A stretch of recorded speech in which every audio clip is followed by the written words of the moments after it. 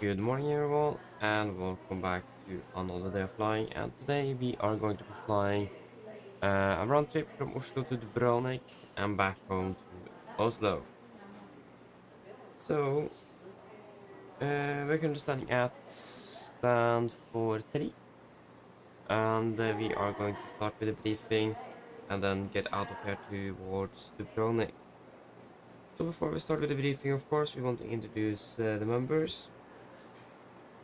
So we have 86 VD, Lars, Miller, and Martin, so shout out to all of you, and as always, thank you for the support, it is really appreciated. Today are we pretty much ready for the briefing then.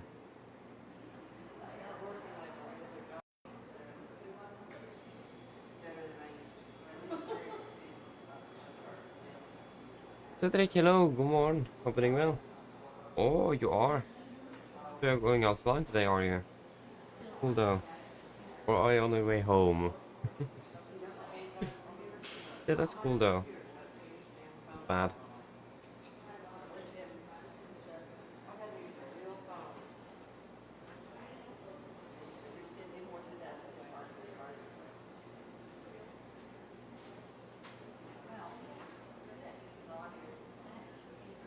Oh, you're flying to Trondheim. Day trip. Okay, I see. Have a great trip though, hope you enjoy it. But yeah, should we probably start with our briefing then? So today, on the 16th of August 2025, we're going to be flying two sectors between Oslo, Gardermoen and Dubrovnik.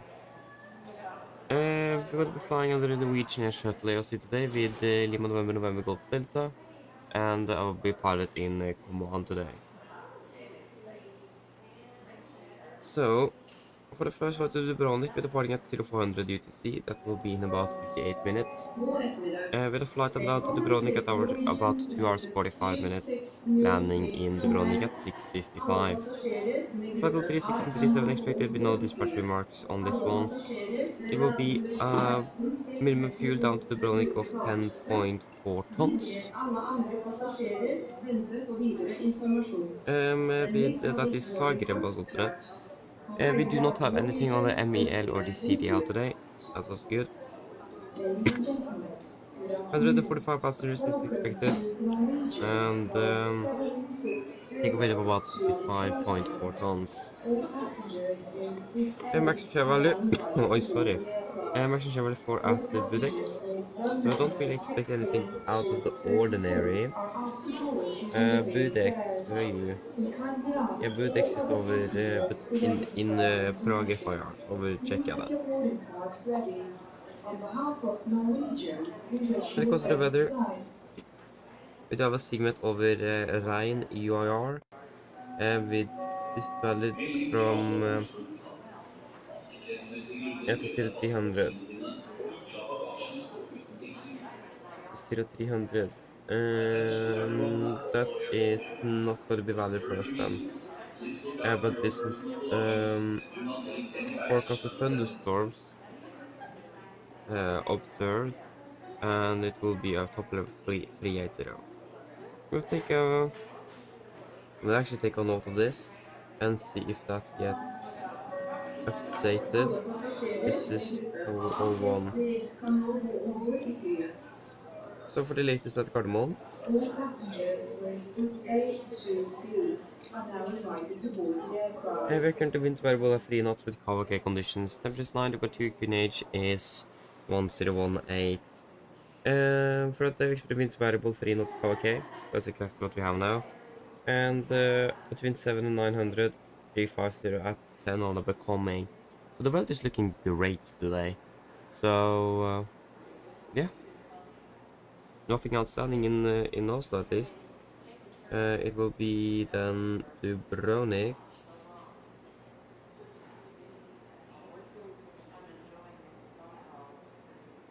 So we currently have winds 080 at 10 knots.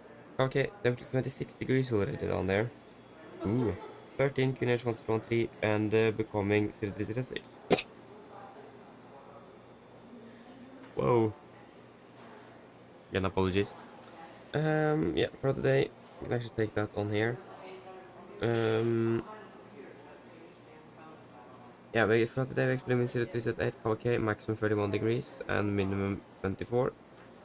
Becoming about when we are departing, I think this is, with 26 at 8. And for the rest down there, it's not valid for us because that's way after we finished today. And then for the weather at Zagreb, I will alternate. It's good looking good with 2604 KVK 17 15101 finally. This is the 30-minute time. For today, we experiment variable 2 knots KVK, maximum 35 degrees and minimum 17. And for the rest, it's not valid for us. You may see that it's forecasted with some probability of thunderstorms and gusts. But again, that's after we finished today. So, yeah, you don't really expect that at all then. So the weather is good in Zagreb. For NOTAMs, it is the 16th today, isn't it? Yeah, it is. So that first one is not valid for us. The second one is also not valid for us. None of them is valid for us. For Dubrovnik, 16, 30, 2300 from 0500. Okay. And my aircraft flight.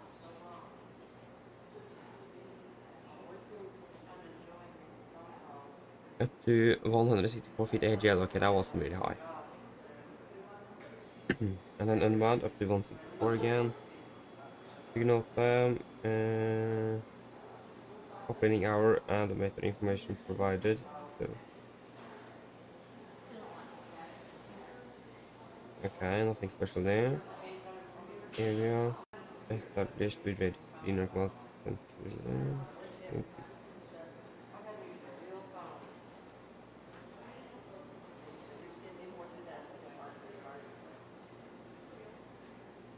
Yeah, we'll take a look at that en route. Okay.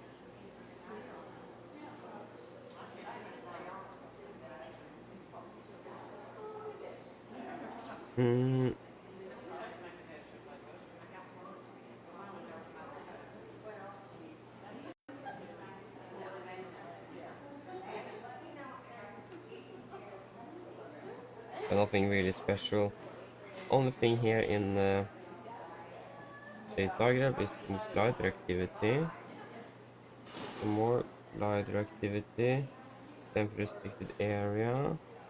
And that's it for us.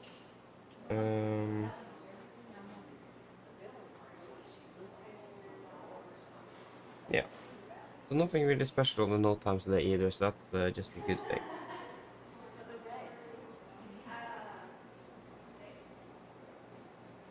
Now for the significant, this is valid 6 UTC on the 16th of August 2025 between 10450 from Washington. We don't really have much en route. We do have the cumulonimbus clouds between 3.5 below 100. And we also have some moderate icing between 2 to 0 and below, between 2 to 0 and 1 to 0 over Dubrovnik. And that's really most of that. The only real thing is the thunderstorm clouds over the southeastern Germany and the southwestern parts of Czechia. And when it comes to the winds, we are for the most part expecting tailwind all the way down in the start, and then a little bit of crosswind, and then a little headwind on the end. And we are just positive closer to the top of descent, so that should be fine. But yeah, again, nothing really outstanding today. So I'm happy with flight plan fuel if you guys are. The flight plan fuel will be 10. Wait, sorry. Flight plan fuel will be at 10.4.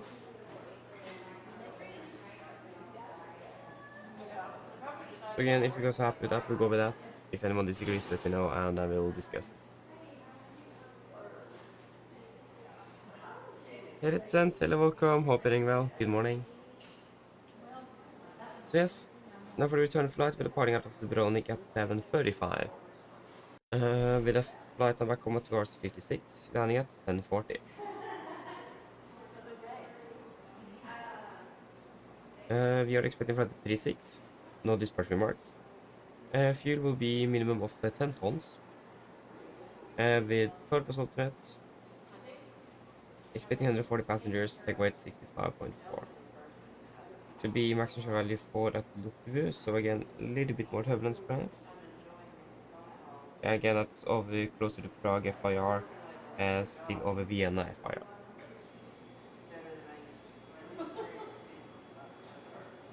And now we also have Sweden FIR. Are we flying over Sweden? But that's also not really valid when we are arriving back to Gardermoen. But again, we will have a, well, again, mark these two to make sure that we have an eye on it. Yeah, NOTAM wise, of course, it is the unmanned aircraft, uh, U,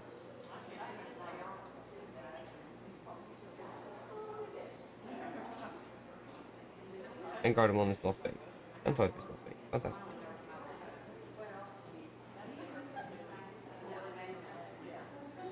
And then for the significant, this is valid, so let's see on the 6th of August 2025 between 104.50 Washington.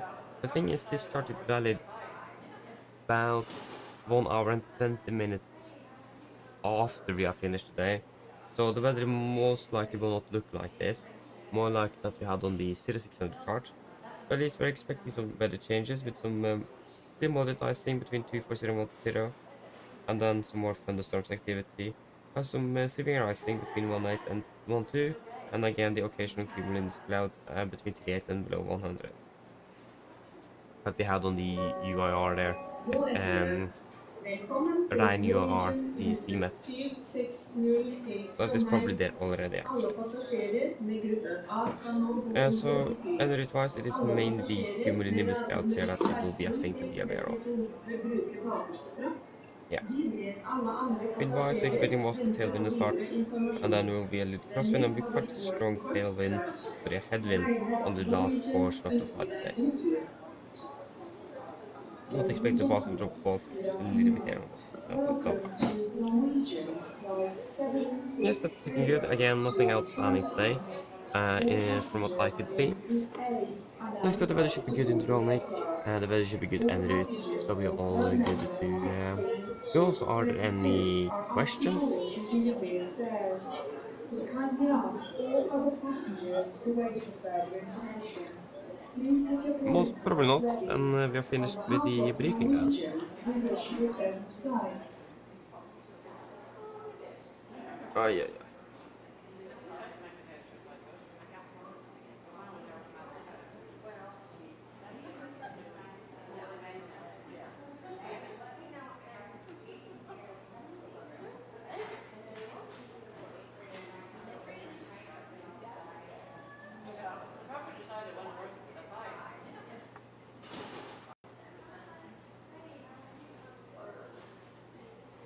Yep. Already ready to walk out? Alle passasjerer med gruppe A til B kan nå gå om bord i flyet. All passengers with group A to B Yep. are now invited to board the I aircraft. mean, it looks like we'll have a really nice sunset departure of the Gardermoen this morning. So that will actually be quite cool to see. This is sunset, I mean sunrise. For security reasons, please look after your personal belongings and do not leave any baggage unattended.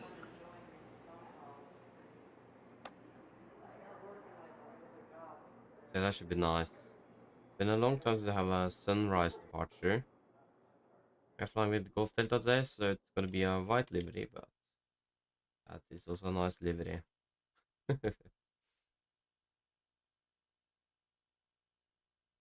Something a little bit more unique, so not really complaining to be honest.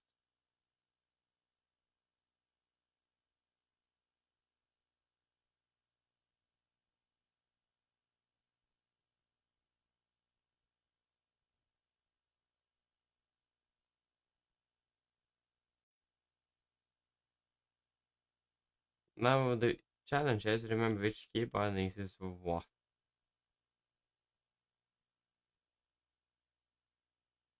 I think you are, yeah, you are for the. Just let me turn on the sound first. Actually, hope you can hear the door open.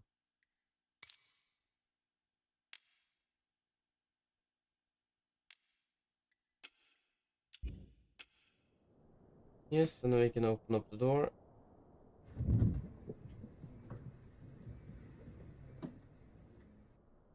Fantastic. What?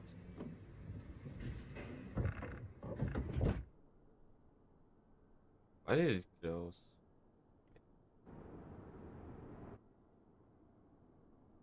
Oh, just the sound that was bugged. Okay, interesting. Yeah, then we can just walk into the flight deck then.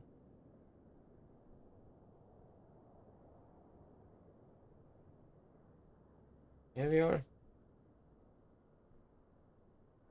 Can do things in here. Yeah, so we are in the correct view. Yeah, just let me go to icon here.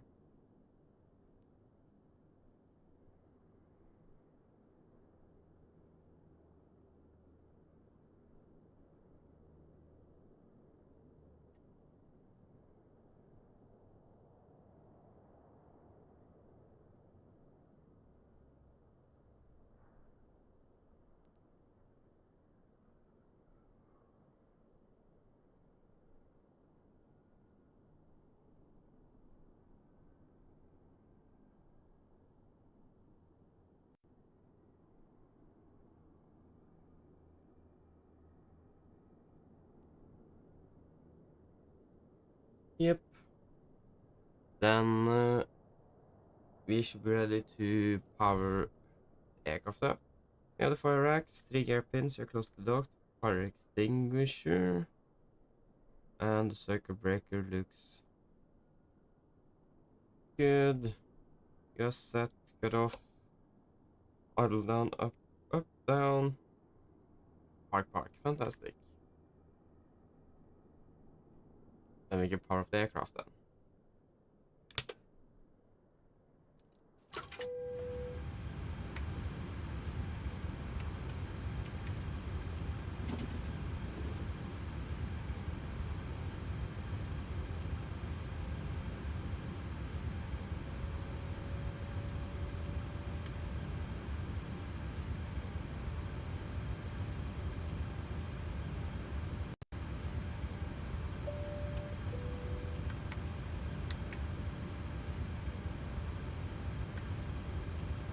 Now we get the air conditioning unit connected.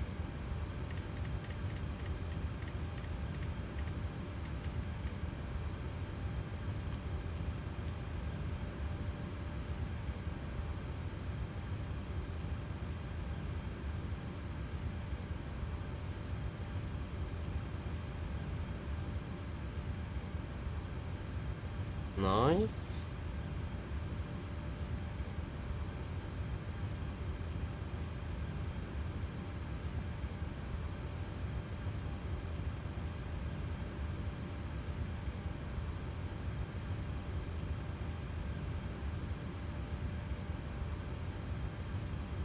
So it's time to power up the displays. I mean that's fine.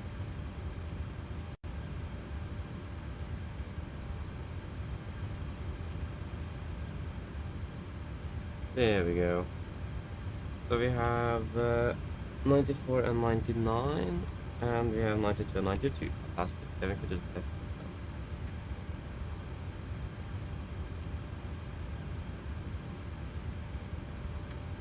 Okay.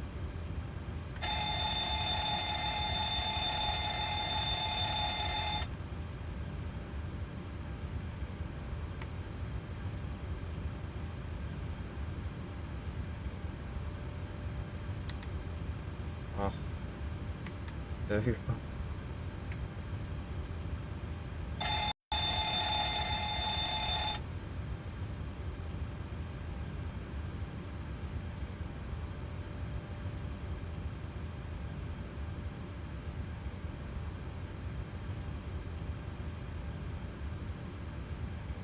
pack slides doesn't work. That's nothing new. Yeah, everything else here at least is working as it should. Fantastic.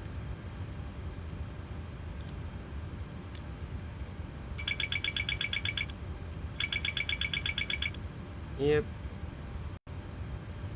Great. Everything here is working.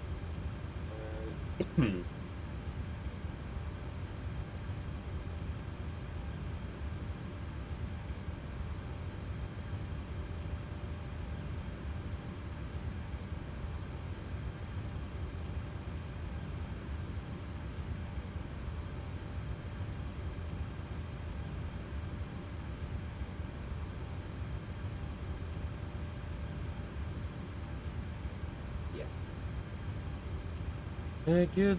Should we get the fuel truck over here then? So we can start the refueling. And we can go ahead and request the air conditioning. Just do it from here. Because we have you off already. Yeah.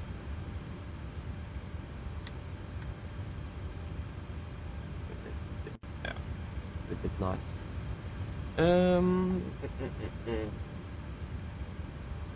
Just want to check.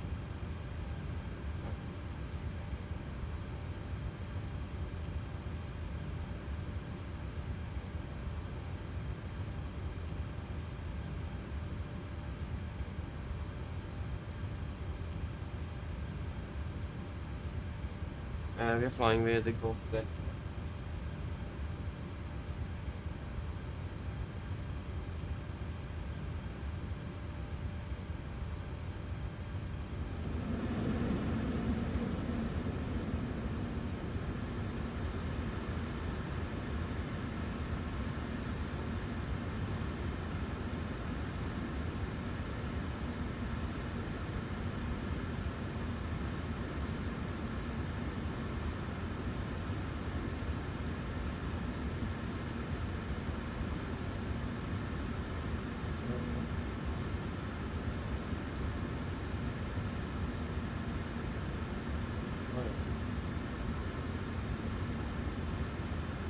We have short field installed and we are at 26k ready there.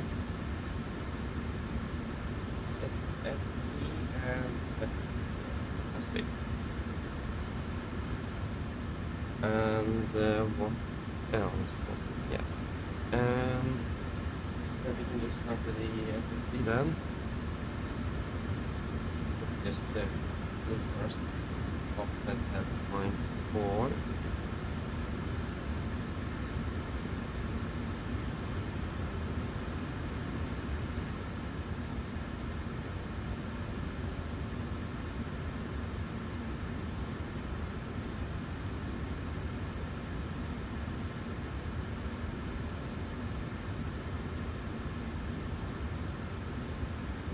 Still free cargo as well.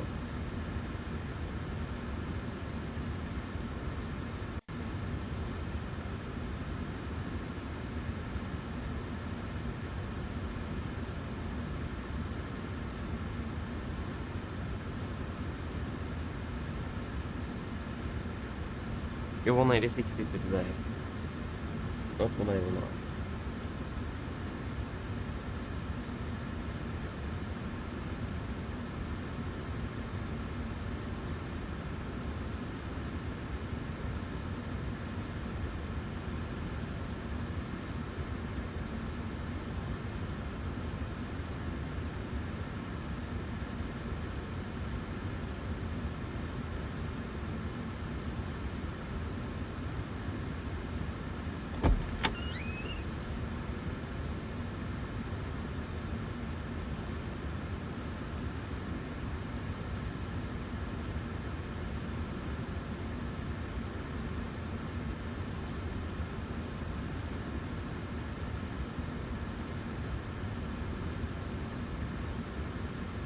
Yes.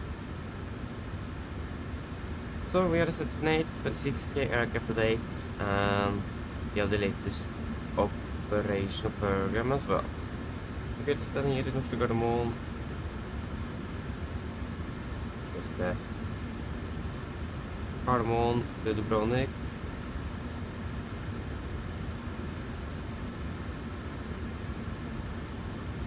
We will be yeah, in order to 1922.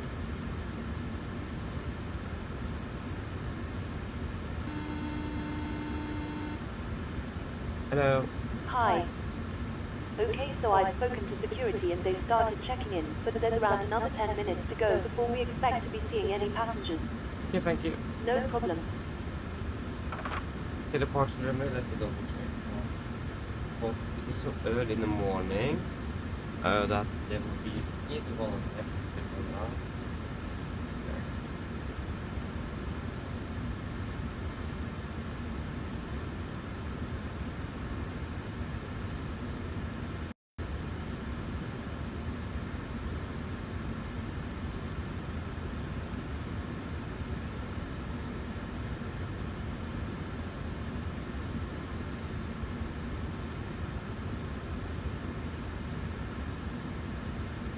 Ja, det är ju things still on left.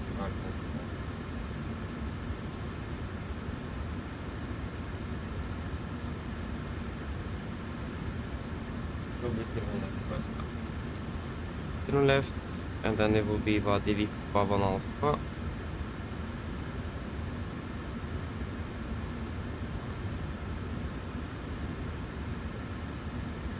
And then Papa 615.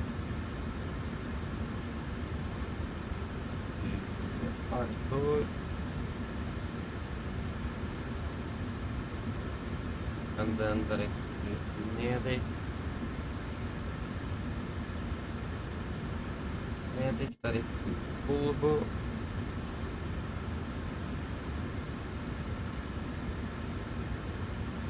Bulbo direct to Marem.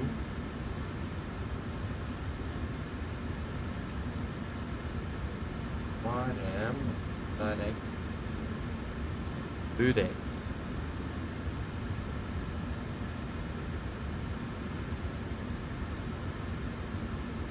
Yeah, direct to Cola. Yeah, cool. After Cola, it will be direct to Bradley.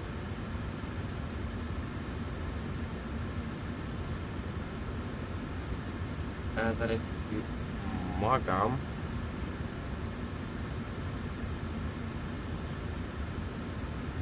Direct to Nipa.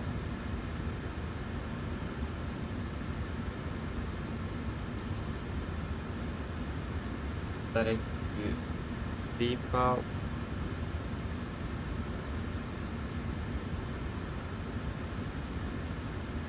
Pima 607.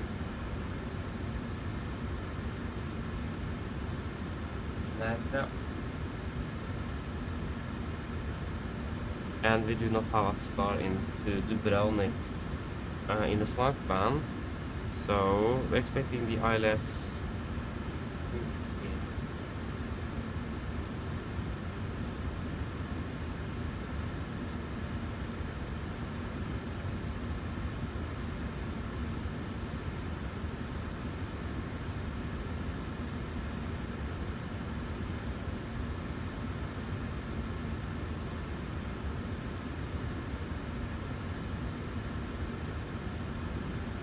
ILS Zulu.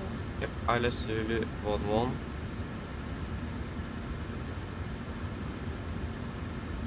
And it will fly now.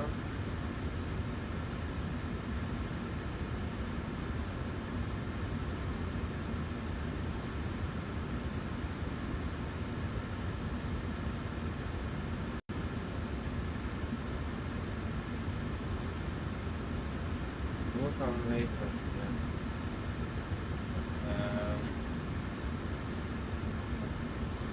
now we need to change the start time. Because star starts early. Yeah.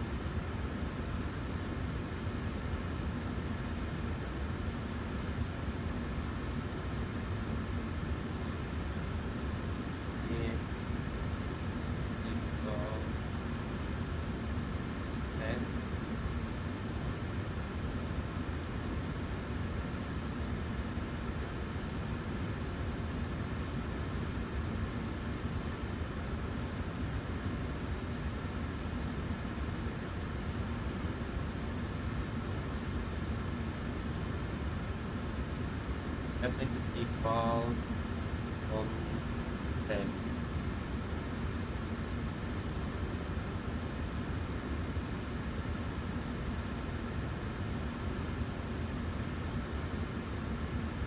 Because then Nera will be inside of the star, so 2 last pay points I will be in the well, this Nera will be in the flight plan.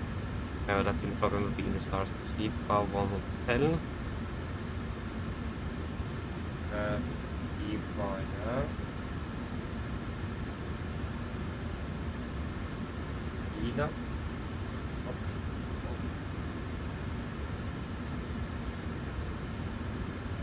Yeah, it is go down there, so yeah, 2 Ida. And then we'll take post is not here.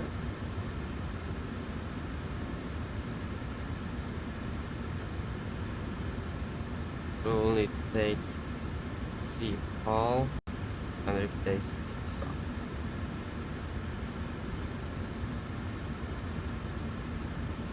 What?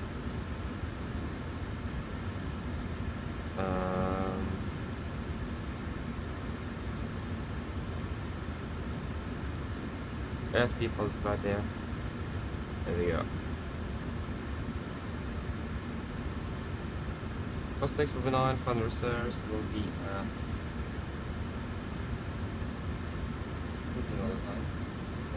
yeah, that will be 3.1. Will be 360 initially. 36 and 9817. I'm really trying to save 2 plus 7, so minus 49.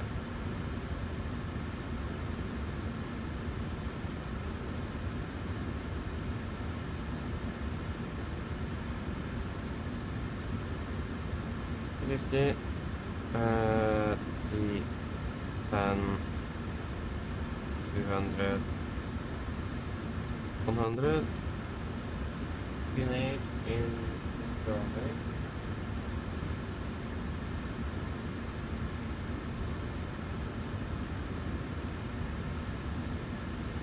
It's standard 1030.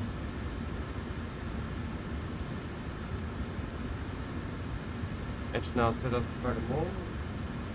Are you It's flying so much out of 1-9ers lately.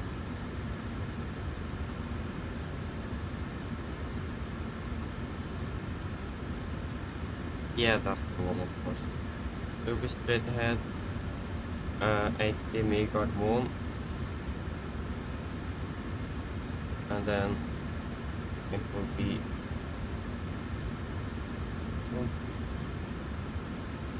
8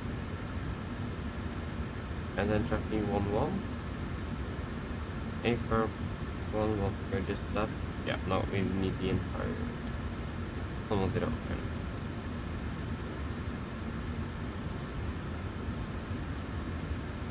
Did you just fly bad enough? Yeah, I did.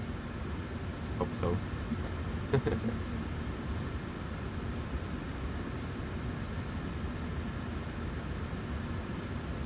We'll find out one way or another. Yep.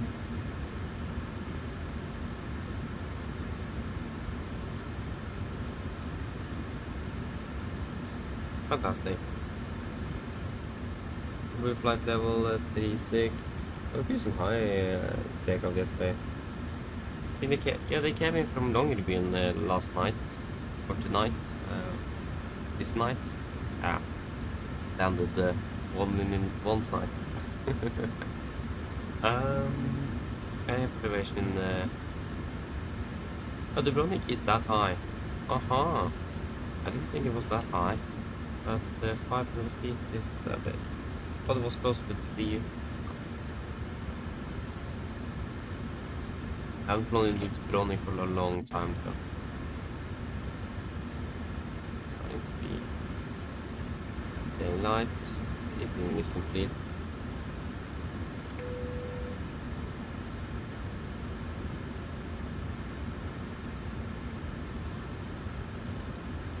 Yeah, what's the age? It is 18.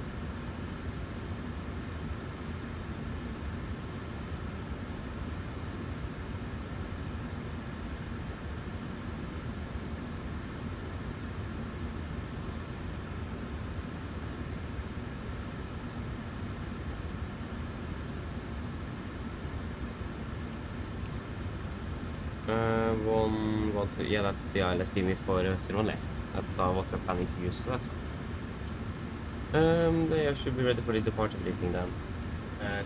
Just the landing calculation and the end of it to the dispatch. I expect 11.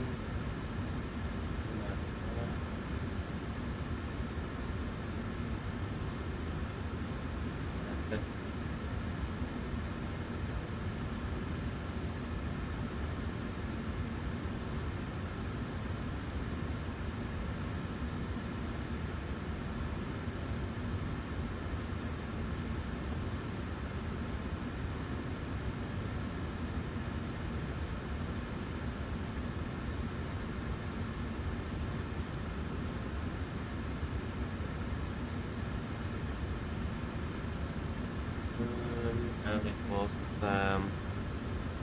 another thing to do here.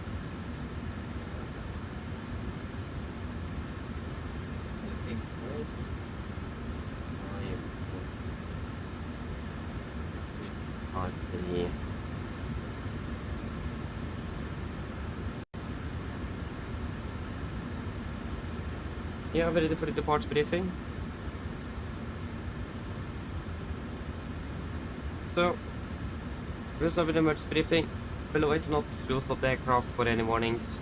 Above 80 knots, prior to V1, we'll stop for fire warning, engine failure, predictive windshield warning, or airplane enabler and safety fly. If we can stop or stop my controls, our cluster restores, disengage the throttle, apply max manual braking or verify RT water brakes. Manual reverse pedal, apply max reverse thrust to stop the aircraft. If vehicle stop, our verify first device closed, auto throttle disengaged, max braking applied. I'll call speed brakes up, speed brakes not up, verify reversers, and call the reverser status. I'll call out any incompleted items, 80 knots, 60 knots, auto brake disarm, and advise agency of the reject. Then once put the complete stop, I will slow down the reversers, lower the speed brakes, we will then identify the problem, and I will call out any necessary memory that may need to be accomplished. I'll assist in identify the problem, and I will accomplish any memory items on your command. Then we will evaluate the situation. If no evacuation is needed, on PA, remain the situation under control. If the situation is unclear on PA, cabin grid stations. If it then decides to evacuate the aircraft, I will order flaps 40. We go to the back of the carriage and read through the evacuation checklist. Okay. Hope so. So below 400 feet, there will be no actions except to cancel any warnings and raise the gate at a positive rate. At 400 feet, we will verify heading select, match the outbound track 012 degrees. 8 DME Gardermoen VR, and then we'll take a right turn to the 0 degrees. Let me just go to maximum bank. Now just straight ahead, 8 DME right turn track 1105. No minimum or maximum banking here. Yes. Weather conditions in Oslo is looking great. It is just some light variable winds around and good visibility. So returning back should not be a problem, and we should be able to land all the runways if necessary. Expecting as well to be departing below the maximum landing weight, so we should also be able to return back straight back in unless if it is necessary, at least to return back immediately. So yeah, nothing outstanding. It should be. There's nothing really stopping us from returning, at least. Weather-wise or practical terrain-wise. So that should mainly be it. Any questions for the emergency briefing?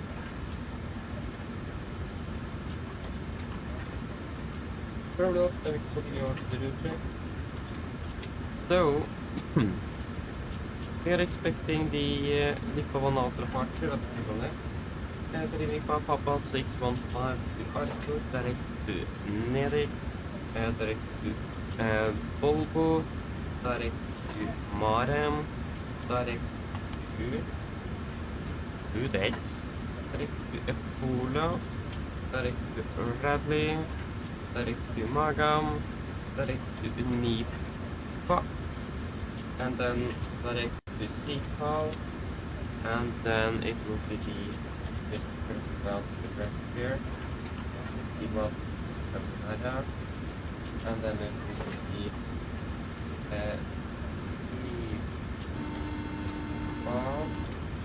this is Sikal on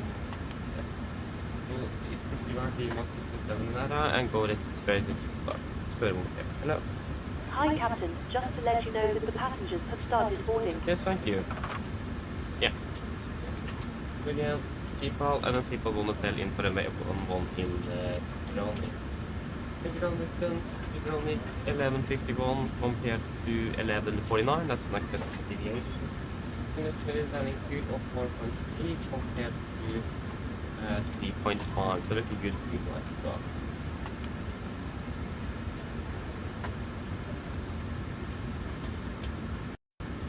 And then for the taxi, Visa Airport Trucks 10-9, effective 20th March 25. Parking stand 40, that will be down about here somewhere. Expecting a push facing east on Lima Orange. Expect the release point, check that of 40, expecting, 40 all the way over there. Expecting release point 3. Yeah, because it is probably, yeah, should be just done 3941, that was release point 4, so we are expecting release point 3. I totally missed that one.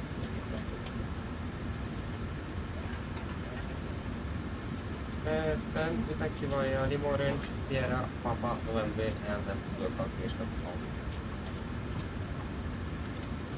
there is no hotspots, taxi stations, and no NOTAMs for Gardermoen this morning. Weather conditions are looking good. Again, just some variable light winds and cover-K conditions. Basically, almost clear skies, from what I've seen. It's not clear skies, so it is looking really good. And running condition is also 666 drive. For the circuit, expecting the Volanta departure. This is in charge of the National Hotel at the 20th of March 25. The departure on the wedding 0.2 degrees to go 5.36, maximum to 30 knots. Continue to go 5.47, then 4.39, 6.14, now on that family. MSA 3050, maximum to 2 knots, 100 in this otherwise constructed. Initial at 37 pounds as usual. Going to be using an ADP2 for this departure, so that means at 1500 feet AGL.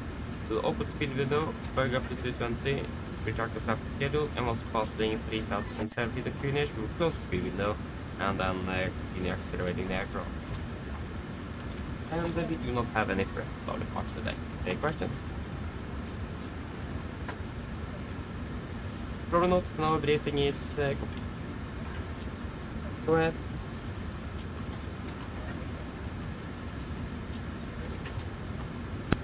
Hi Captain, news Arctic update Thursday let you know that we have started loading. I'll send the final load check up once we are ready. Roger.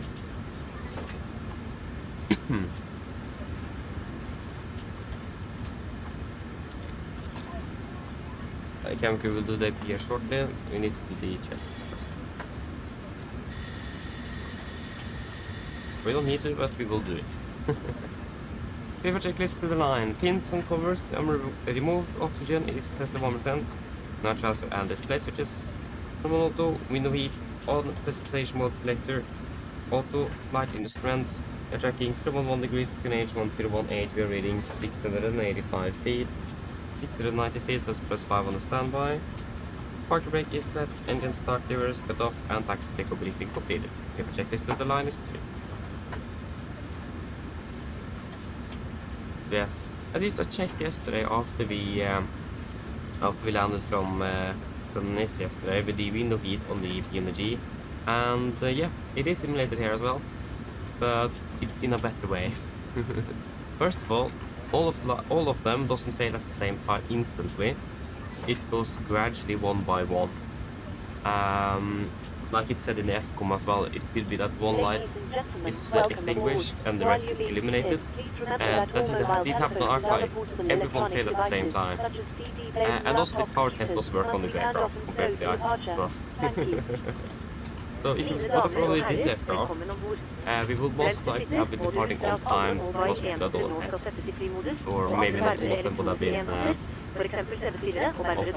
So yeah, it is no doubt that the PMDG is better simulated in system-wise. So yeah. Again, that's just a little bit unfortunate with that happened with IFLY yesterday. But yeah, again, looking forward for the PMDG Max instead. It will be a better system than the aircraft than the IFLY will. That's what really matters most to me is the systems on board, not really the hand flying or the exterior model of the aircraft or the textures. It is mostly the system that really matters in my case. Yes, so 2 hours 45 minutes, 360 and about it. And we may expect a little bit of turbulence over Croatia. Ja. Mine damer og herrer, god morgen. Mitt navn Fabian, jeg kaptein om bord i dag på Oslo Norwegian og resten av besetningen, så ønsker vi dere hjertelig om bord denne flyvningen fra Oslo til Dubrovnik. Flytid til Dubrovnik i dag forventet å bli rundt ca. 2 timer og 45 minutter. Vi begynner straks å være klare for avgang fremme. Vi forventer å dytte på gaten om rundt ca. 5-10 minutter. Hvis du kan være snill, setter ned og ta på sikkerhetsbeltet. Og så for stegens sikkerhet annet ombord, så anbefaler vi det på det sterkeste å følge på den veldig viktige sikkerhetsdemonstrasjonen som kommer fra kabinbesetningen om få straks. Vi skal ta fra den vestre rullebanen på Gardermoen i dag, det vil si rullebanen på venstre side, opp på sørsida, så det betyr at vi må taxe rundt hele flyplassen for å komme oss til rullebanen, så det kommer til å ta litt lengre tid med taxturen enn vanlig. Men når vi da endelig er klar for avgang av rullebanen, så tar vi av først nordover, så tar vi ganske straks og venter en venstresving og fortsetter litt vestover, for vi ganske straks og venter og fortsetter sørover nedover mot Dubrovnik. Vi forventer en marsjhøyde på rundt 36 000 fot. Vi forventer kanskje litt turbulens over Tsjekkia, men det er fortsatt litt usikkert. Utenom det, gode flyforhold forventet, mens vi alltid vil ha på sikkerhetsbeltet på bare sånn til vi kommer bort til noe uventet turbulens. Og været i Dubrovnik for øyeblikket ser ganske bra ut med litt svart vind fra øst. Det er ganske svart allerede med 26 grader, og så er det fint og skyfritt for øyeblikket. Ellers, siden jeg slapp av, så blir det veldig fint flytur med Norwegian. Ladies and gentlemen, good morning. My name is Fabian. I'm the captain on board today, and on behalf of Norwegian and the rest of the crew, we want to wish you very welcome aboard this flight from Oslo Gardermoen towards Dubrovnik. Flight to Dubrovnik today is expected to approximately 2 hours and 45 minutes. Cockpit. We are fairly short of the departure in front there. We expect to push back from the gate in approximately 5 to 10 minutes. If you may, please sit down, take your seatbelts, and for your own safety and others aboard, we do recommend you to pay special attention to the safety demonstration of the cabin crew will show you in just a few moments. We are departing from the westerly runway in Oslo today. That will be the runway to our left and on the south side as well, so that means we will taxi all around the airport, so the taxi will take a little bit longer than you're used to.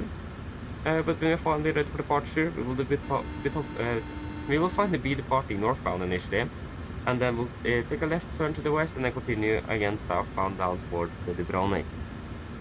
We're expecting to be cruising at approximately 36,000 feet today. We may expect a little bit of turbulence over Czechia, but except for that, good flight conditions are expected. But as always, we do recommend that the sit on just in case you encounter some unexpected turbulence. And today, weather in Dubrovnik at the moment is quite good, with just some light winds from the east. It is quite hot already with 26 degrees centigrade, and it looks like it is nice and clear skies as well. Otherwise, sit down, relax, and hope you enjoy this flight with Norwegian. Thank you. Hello. Hi, Captain. Just to let you know that everyone's on board. Thank you. Can you please use the console to see the load sheet? No problem. I'll bring it to you as soon as they send it up. Hello. Hi, Captain. Okay, here's the load sheet from ground. I've written the passenger count here, the crew count here, and the total number of souls, not including yourself, here. Thank you. Okay, looks like we're all set to go whenever you're ready. Okay, great. We should be ready for a push in about 5 minutes-ish, so just give us pause as we go back there. No problem. Thank you. Go ahead. Loading has been completed. We are sending the load share up Torstai you now. I'll contact you for pushback once you're closed up and the beacon light is switched on. Roger.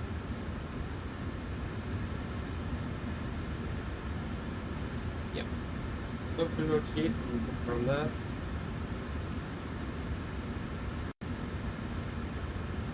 It will be... wait.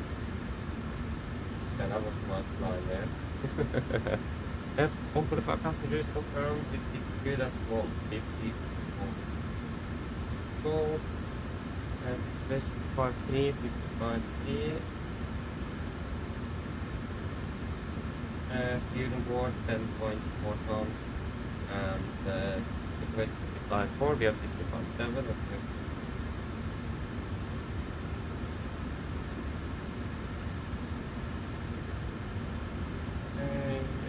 All take off of 2 and drive on the way wings accurately 09. Sorry, that was loading. And then variable 3 knots okay, so we'll take 190 at 3 knots. Temperature is 9, inclination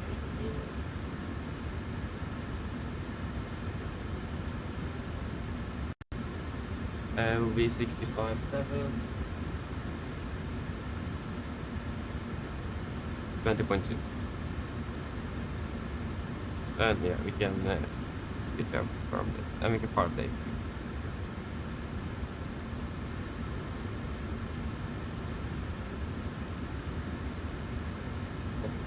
Accidental CG. Yeah.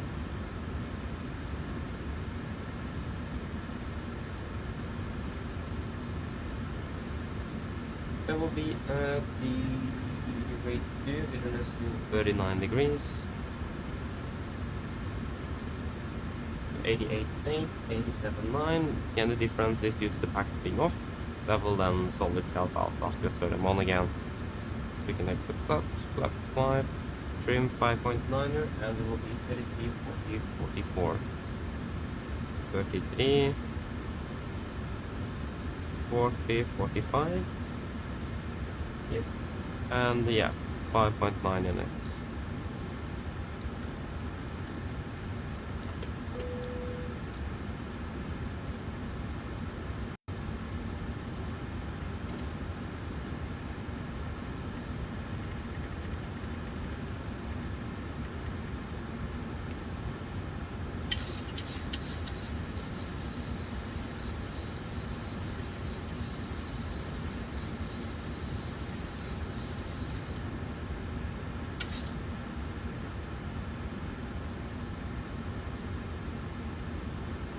Yep, that should mainly be all of that. There's nothing else. No. Then, pretty projected split line fuel. We have 10,400 kilos on board. I should have the center pumps on as well. And then pumps are on. Passenger settings set. Auto brake RTO. Seated neck cars completed. Takeoff speeds. V1 143. VR 140. V2 145. Speed between 145 heading 012 degrees and altitude 7,000 Z. The project is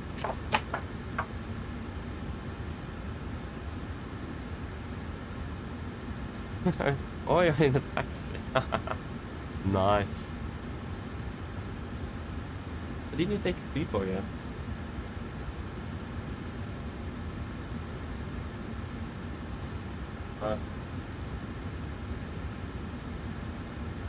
I should probably get ready to push. Cockpit ground.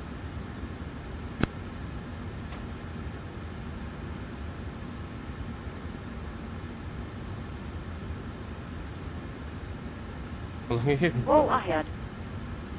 Can you please disconnect and prepare for push? Roger. Stand by.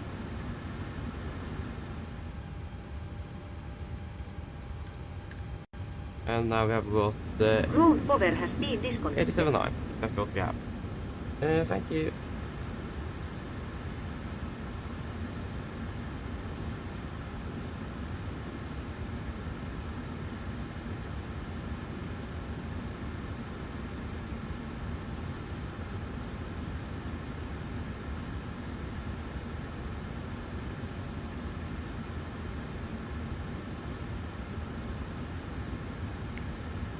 Behind schedule? What?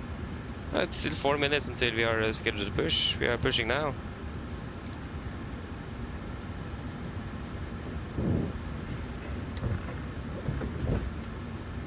Locking gear. Ground torstai cockpit.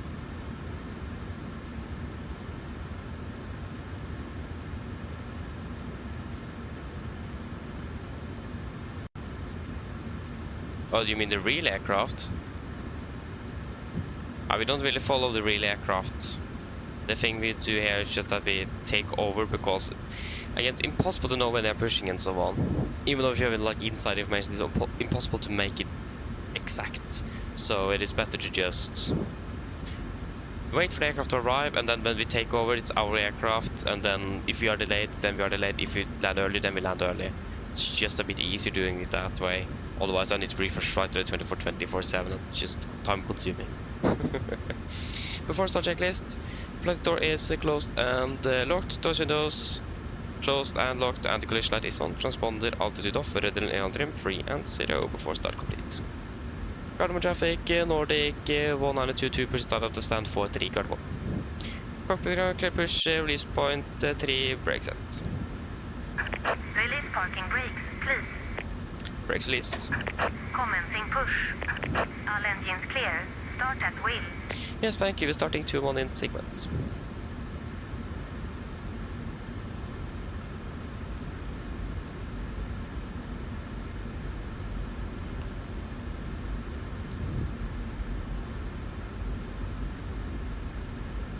Starting number 2.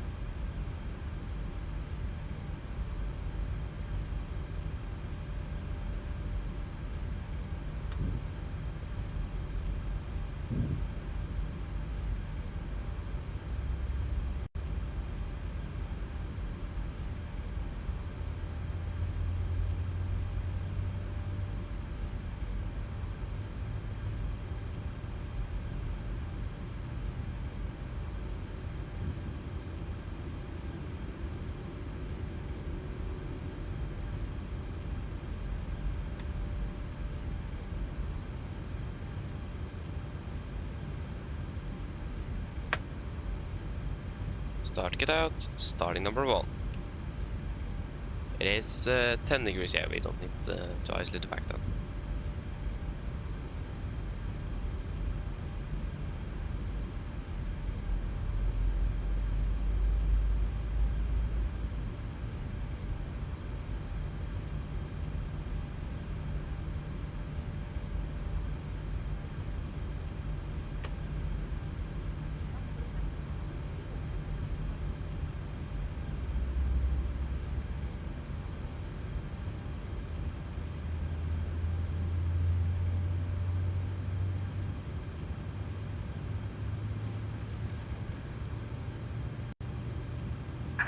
Please set parking brakes.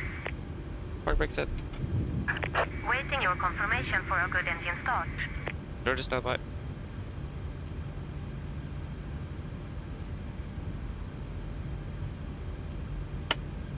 Start the cutout. Cockpit diagram, let 2 good engine start so you can disconnect. Unlocking gear.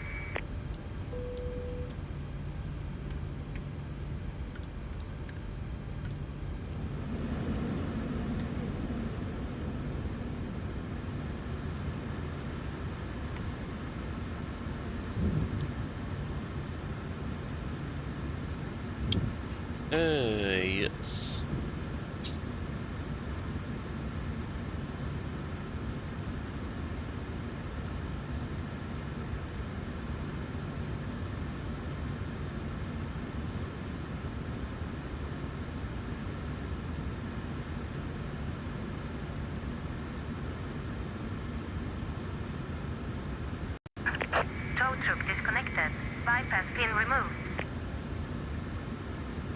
Left is clear. Right is clear.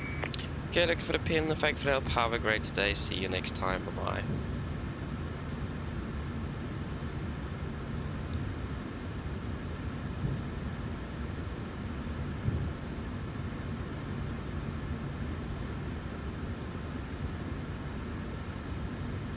There you go to gear pin. Flaps 5. Flat control check.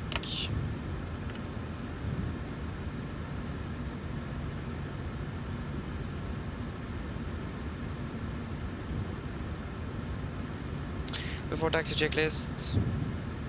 Generators on, probeat on, anti-ice off, aircon and press, packs auto, isolation valve auto. Engine start speed is continuous, recall checked, engine start levers are and flight controls are checked. Ground equipment is clear. Flaps 5 bland, 5 green, AP off before taxi complete.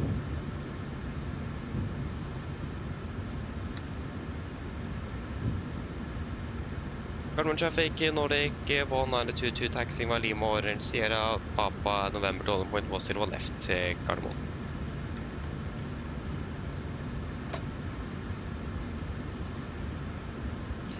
Yep.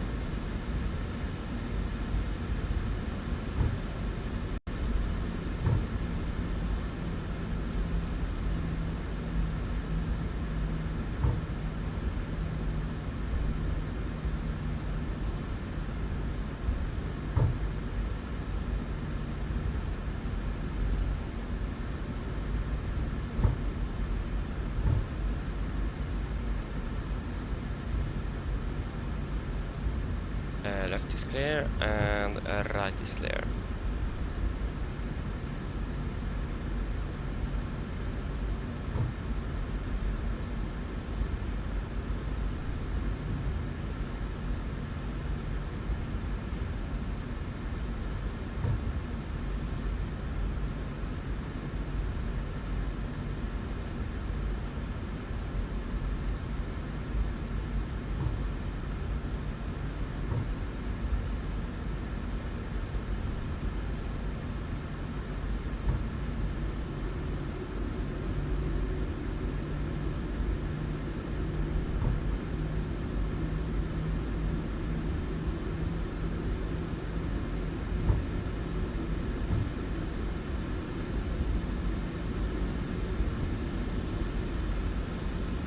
Left is clear, right is clear.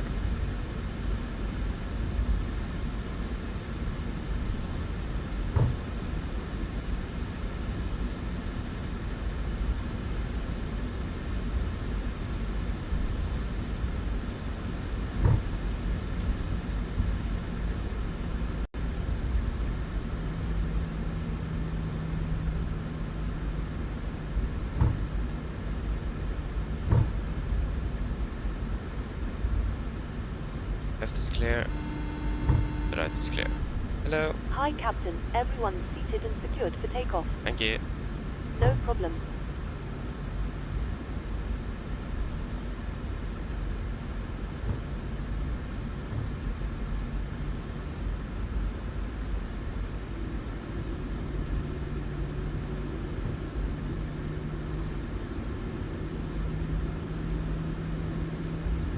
And right is clear.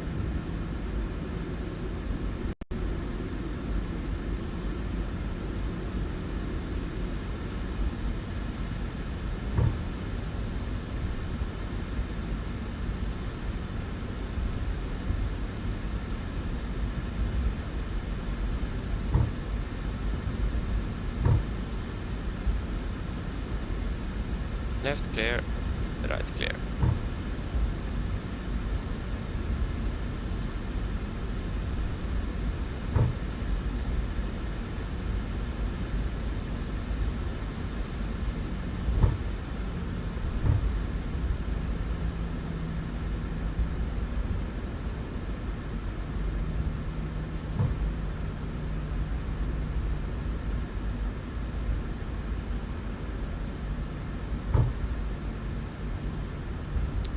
Left clear, and the right clear.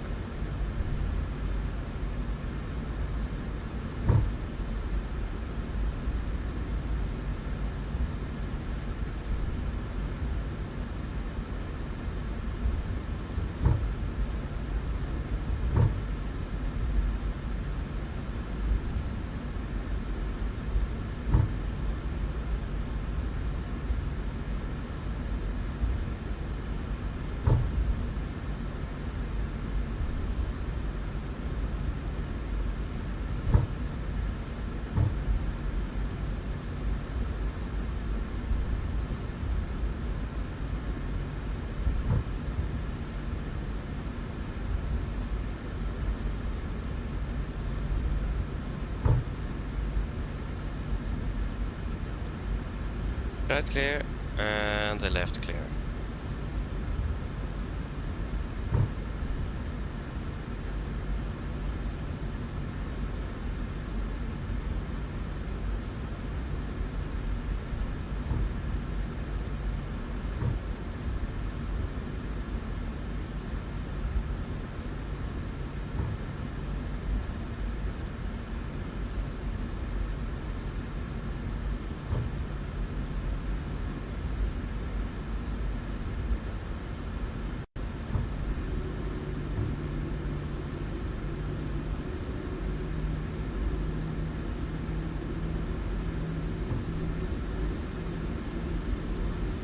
Left is clear, and the right is clear.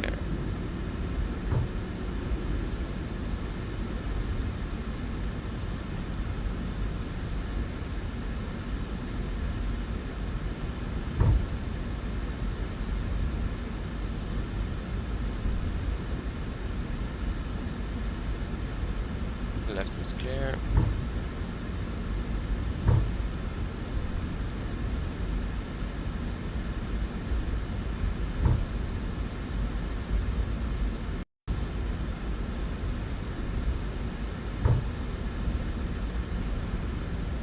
Left is clear, and the right is clear.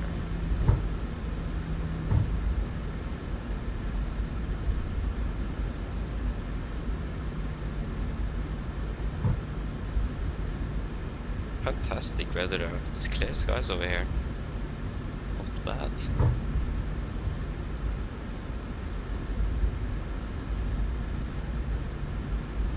And the right is clear.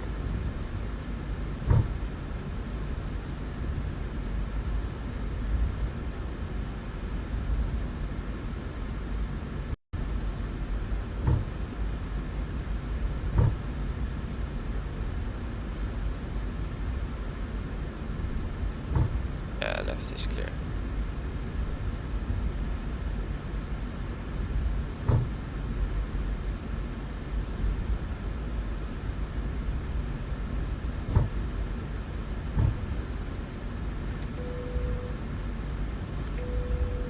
And before takeoff checklist, flaps 5 planned, 5 green, stabilizer trim, 5.9 units, cabin call given before takeoff checklist complete.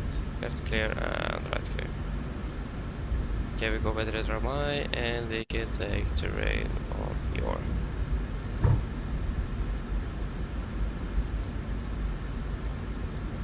Okay, are we ready?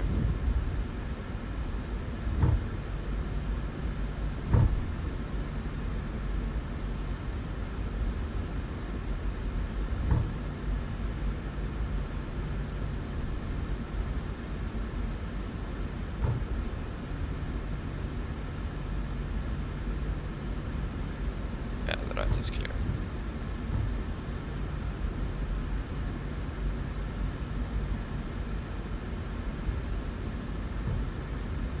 And that is clear.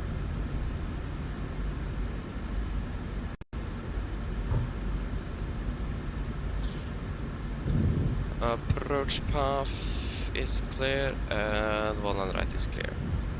Cargo traffic in Nordic 192 landing departing 19 right. Correction 01 left via Alpha to Cardamom.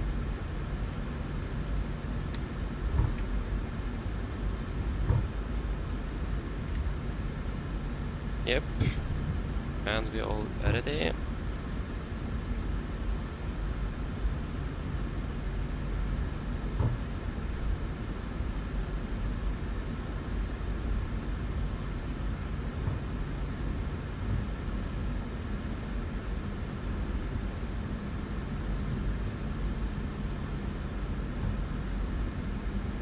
It's ready. Takeoff. Wait, there we go. Stabilized, setting thrusts.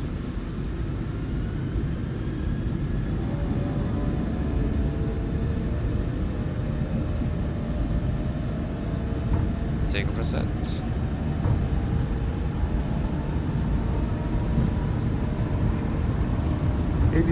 Checked.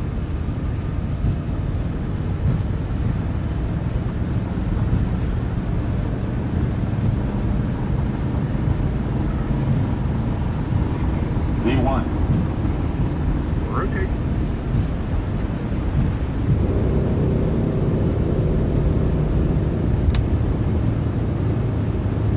To brake. You're up.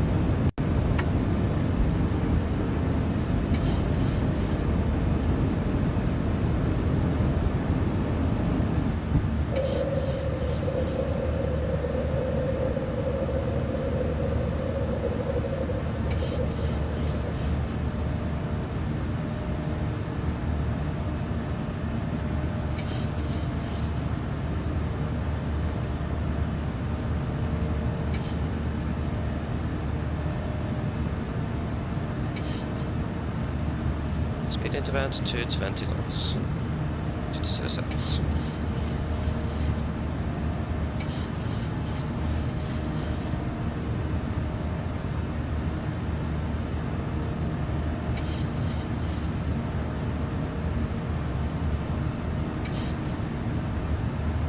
Perhaps 1 speed checked.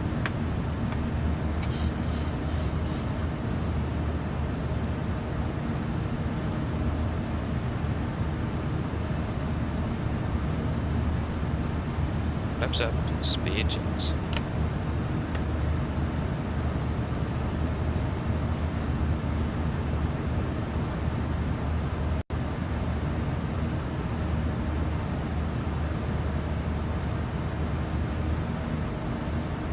Yeah, close speed window.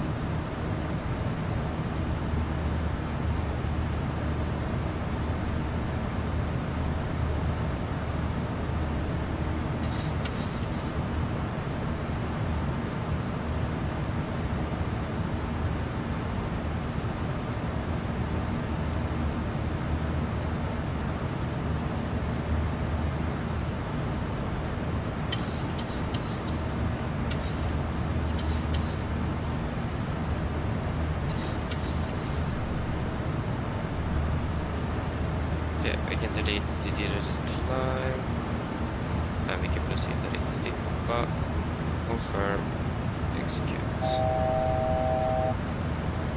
With climbing. In our altitude, tune up to flight level 130, event. We go Vina speed and 1. Standard.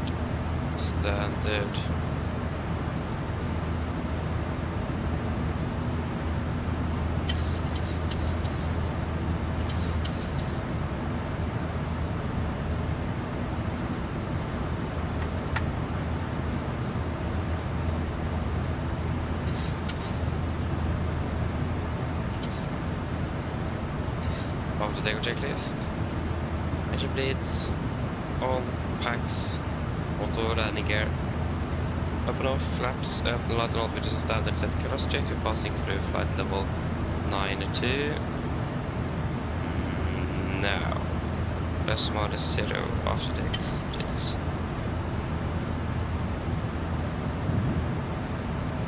Continue climbing up to flight level 210.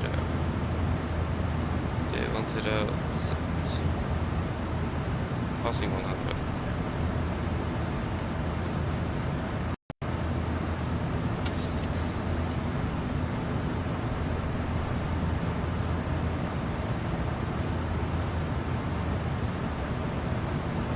Yep.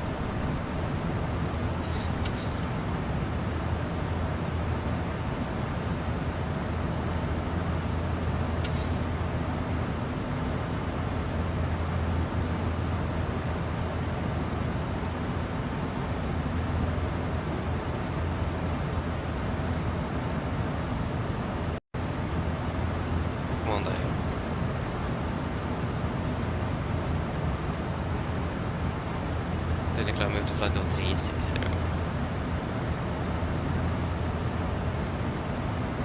360 is set. Yeah. Fantastic. On our way to Dubrovnik then. It's beautiful weather today. Beautiful departure. Not at all.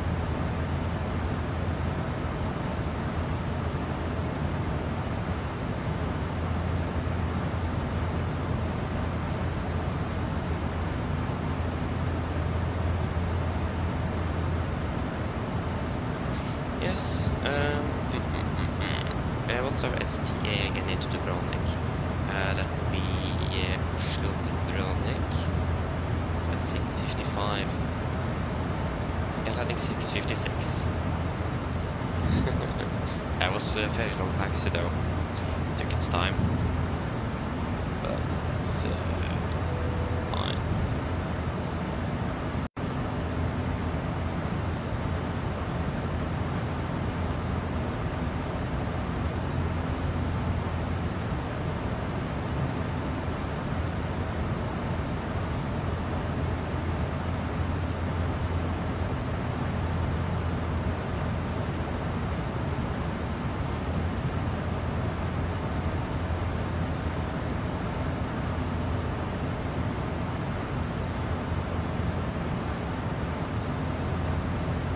Yes.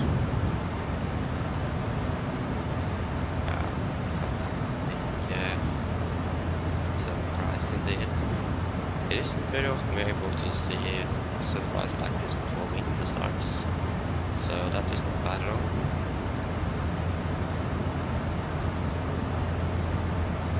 Not bad. And it's beautiful the weather in Dubrovnik as well. That's even better. But yeah, we were going to look at those segments. We had Addons, this en route. Yeah, so the one over UIR, or Ryzen UIR, it is a bit to the west of our route actually. So I don't really think we'll actually be flying through that.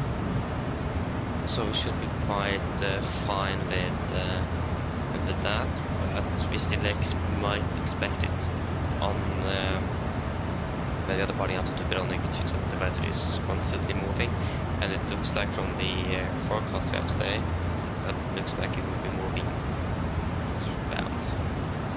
This is Tango 02, have you had Tango 01? Anyway. Yeah. So this is the updated one. It is valid until 4:30, so it is valid in another 9 minutes.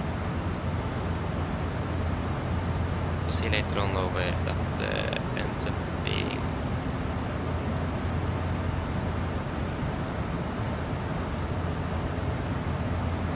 Is this the one over Sweden? Yeah, that seems to be your turbulence, but that's quite a bit north of Oslo, it's closer to Trondheim, so I'm not expecting that.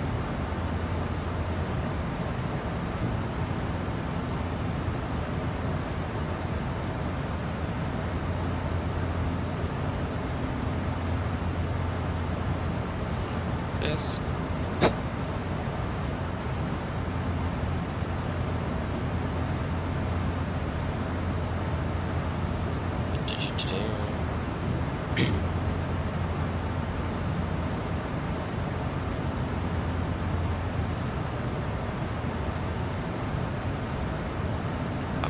So looking forward to moving on to 2024. I'm so looking forward for that. Like, I think this simulator looks fantastic in itself, and this simulator is 5 years old. The new one is even better. And that is not even 1 year old, so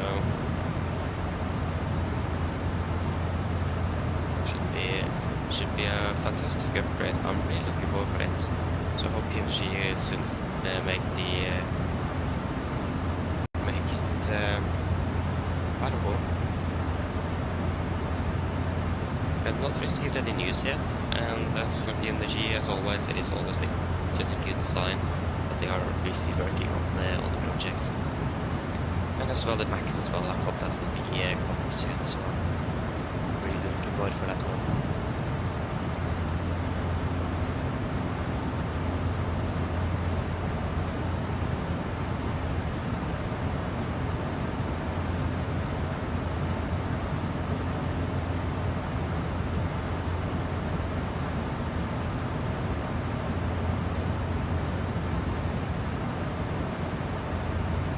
There should be some exciting new things coming soon. Nice. At least from what I think actually PMDG already set an estimated it was a estimated release date, or it was an estimated entry to beta on the upgrade. I don't remember which one of them, but at least they have. Looks like if they have set the estimated for either of them, it's most likely coming quite soon. So yeah.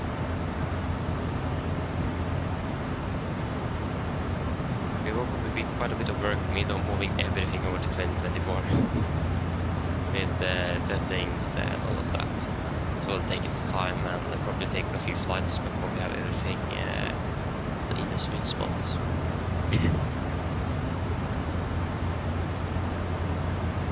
Oh, sorry. So yeah, but it should be fun to switch over though.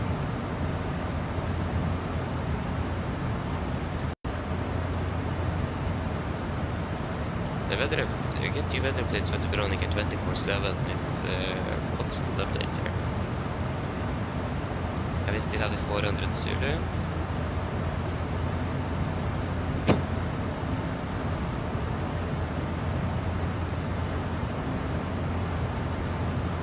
Also cardamom this time, variable 3 knots, 9 degrees, yeah.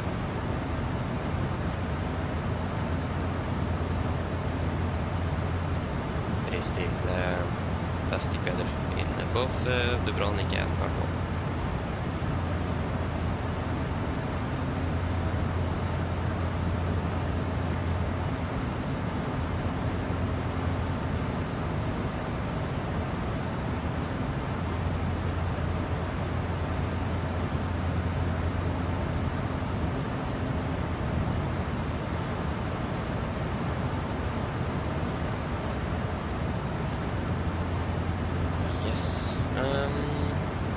Yeah, we'll do a fuel check at Arthur. Is Arthur? Yeah, we'll do a fuel check at Arthur. Looks like it will be its time after Arthur to Nevik. Yeah, it will be exactly 30 minutes. That's perfect. Go to Arthur and at Nevik.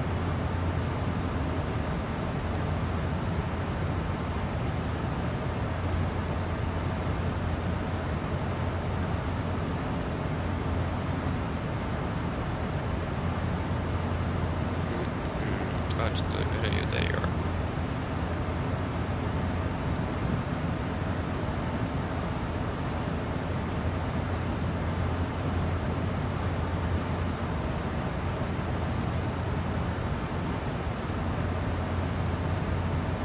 The unfortunate thing is that it's going to be really hot down in Dubrovnik. That's the downside. That's let in the form. Energy recommended out of runway 29. Preferred revenues is runway 11. In entering April, it is meant to stop and hold for follow me. Oh, so we need it's when entering April, it is mandatory to stop at hold for follow me position and wait for a follow me vehicle. So it looks like we'll have a follow me vehicle at this time today. Start a push. A burst in vicinity. Warning. Gust, wind shear and turbulence can be expected on final approach. And on the runway in condition of strong northeast wind.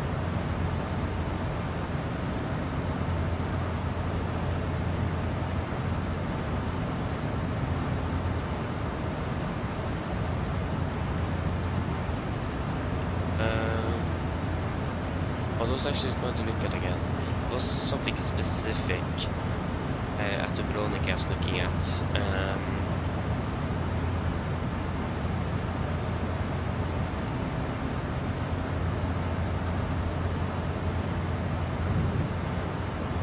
I do not remember what it is.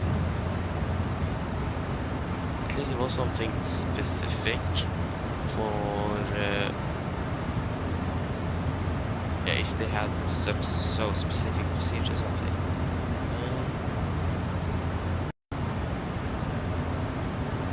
I do not remember what it is. Yeah. I totally forgot about the name. That's good. At least thankfully we did not have an FMC failure.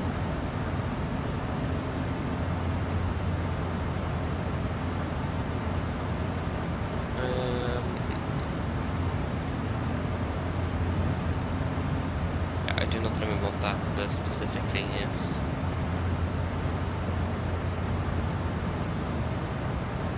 But I just wonder why you're required to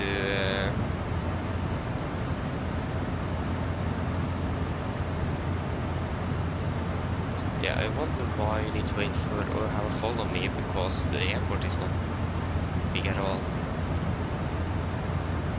I mean, they have the same in Split, so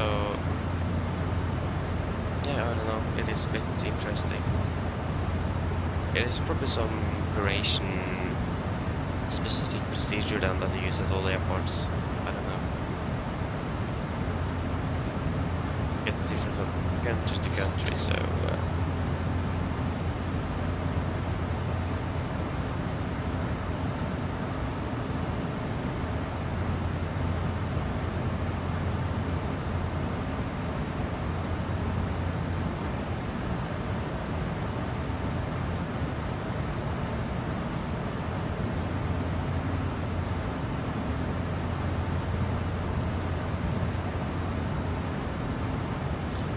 again, I don't really remember what I was looking at, but yeah. Fast to go. Jag vet något vi borde look at as well, some restricted area or segregated area, whatever it said. They said gave a link or something to some more information about it, and that's something I wonder about. How in the world do they know these restricted areas and so on? They probably have like an app or something that can show the area, so you can actually see where it's located, because on the both if you just the coordinates, that doesn't really help too much if you don't have it visually compared to the routing. So I have no clue if you actually will be flying through such areas. So I wonder if what they have used real life for that. And VNAP half FFC speed, fantastic. We're closing into Addons as well, so I do the fuel check shortly.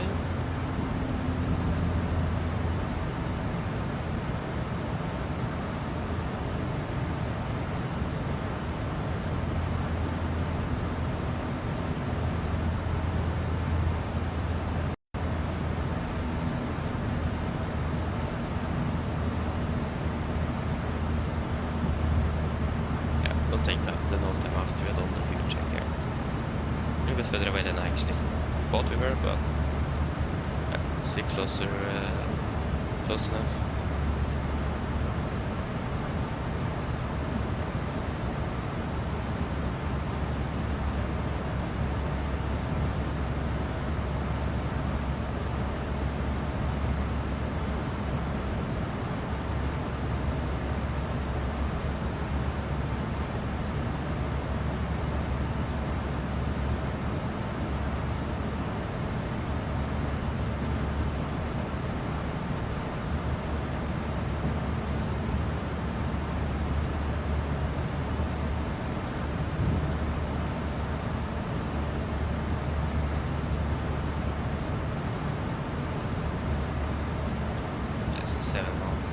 Yeah, but a little crosswind 40 knots. It's quite windy up here in Norway at the moment, and the North Sea. Generally, Scandinavia is quite windy. That would be a nice one on the return flights.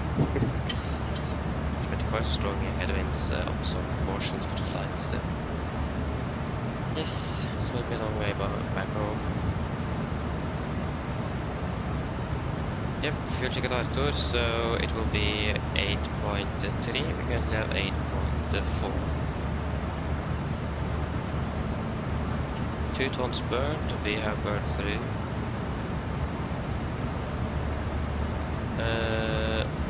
Yeah, 2 tons. And 20 minutes between flight for 21, it says here. But yeah, that's with the takeoff also, it is. To subtract like between 30 and 30 seconds and a minute. Just really depend a little bit on the length of the takeoff. That's a really cool thing with the MAX aircraft, because it starts elapsed time the second the weight on wheels sensor or the aircraft goes from ground to air mode.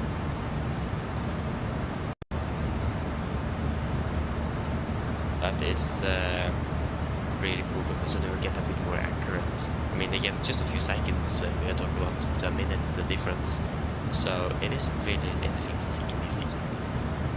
But it looks like we're actually running 1 minute behind, but it looks like we're actually running right on time. So, just something to have in mind.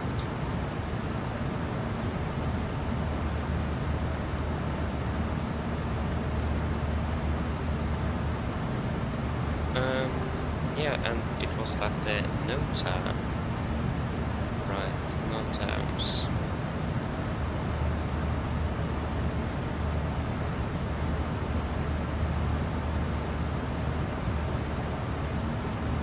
Yeah, so temporary segregated area, Lima Delta Alpha Tango Sierra 86, established with radius 31 nautical center on due to military activity.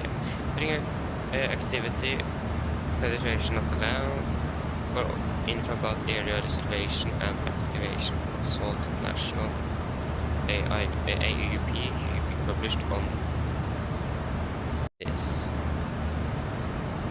Yeah, so what was centralized coordinate and then the radius around, so that's something we can set in the FMC actually. Yeah, but I can't speak this language, I need it in English.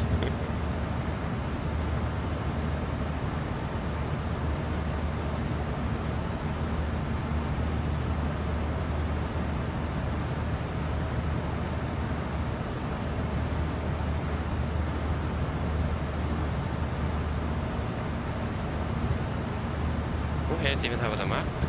Ooh. Naval Croatia.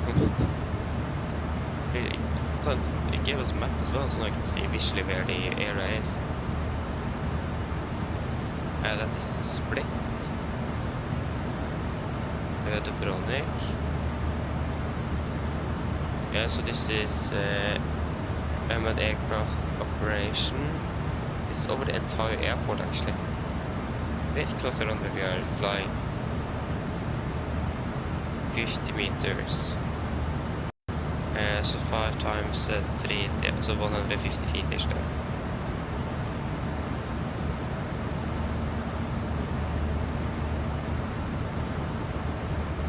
And we have this area here. Lima Delta Room active. So we did not have any NOTAMs. I have not found anything about that military.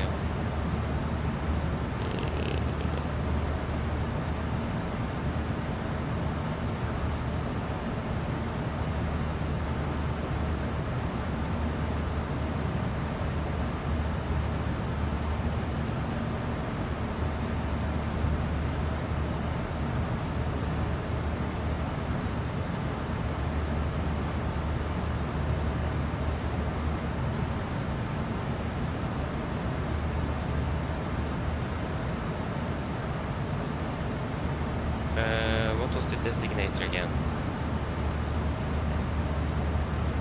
The designator is Lima Delta Alpha Tango Sierra 86. Lima Delta Alpha Tango Sierra 86.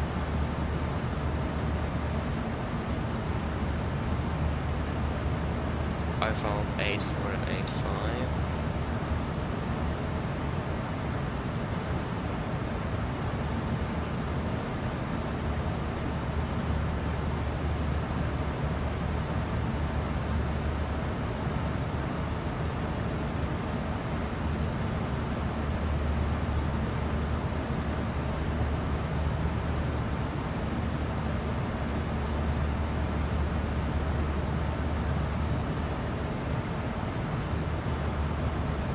I don't even find it anywhere.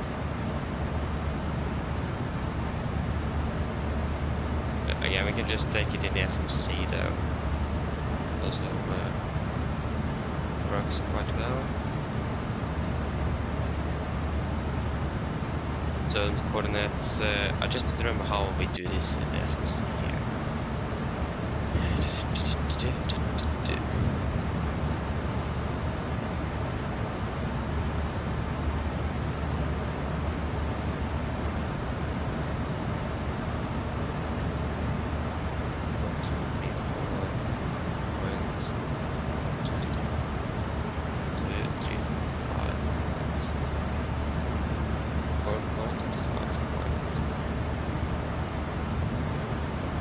North 430 3.4 east 0172 0172 5.48 valid entry to take it invalid entry what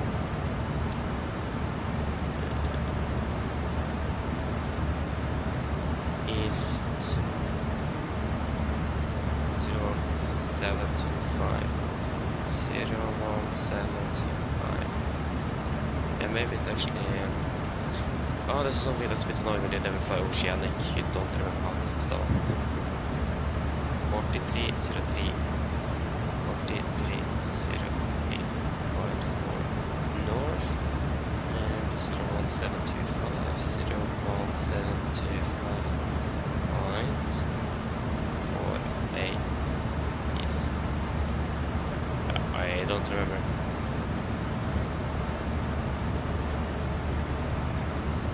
That is the annoying part.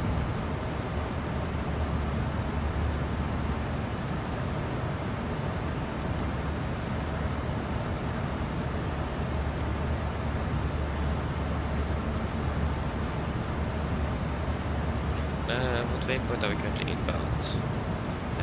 Nedic, of course. Boris for Nedic and see if we can that. North 54 54 29.2 east 01203 01203 0.9 and that worked.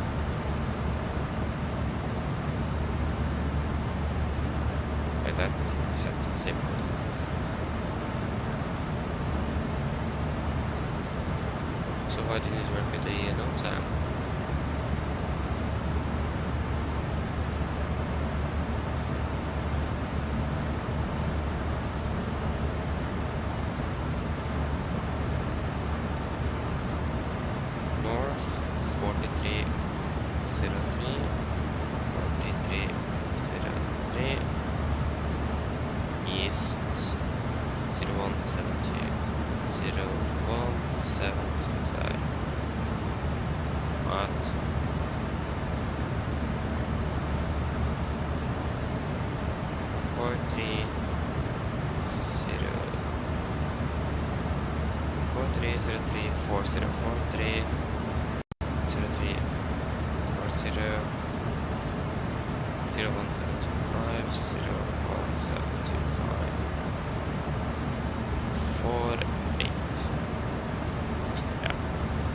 I'm still gonna live with this. That is for sure.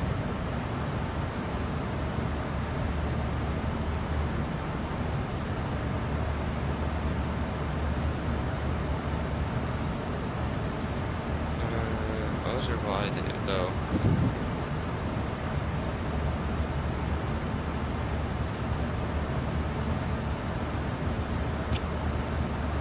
Yeah, it's 4.40.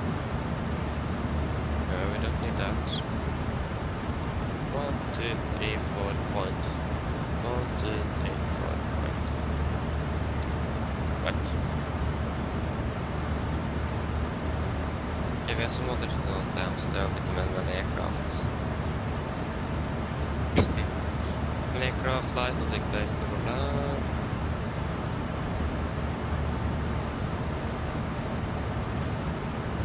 Now we are north 42.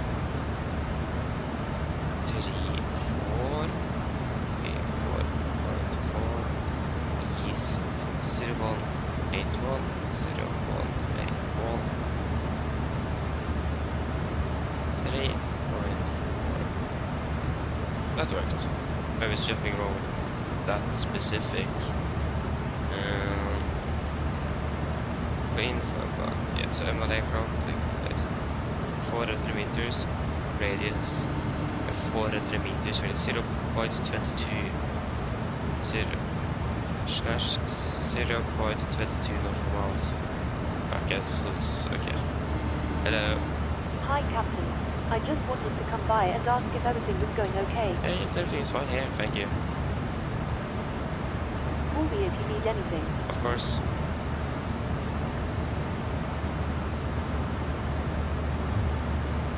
So that one is quite small. This one has a radius of 0.11 or miles, yeah, that's also nothing. Why do you not want to work?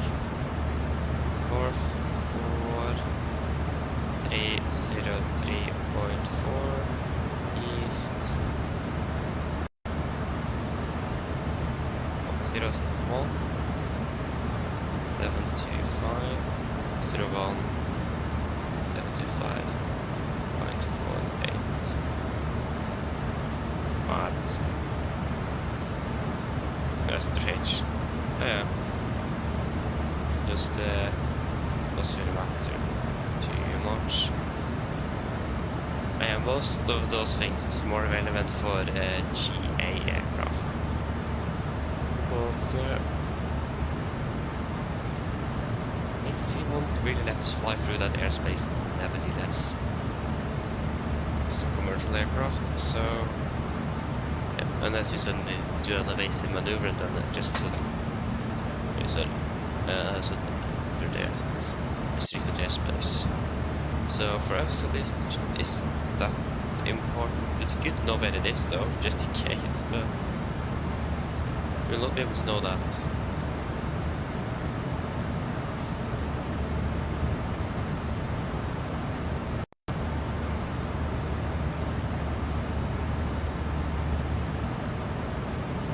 Yes, the segment have now expanded a little bit in general size, but it haven't moved that much.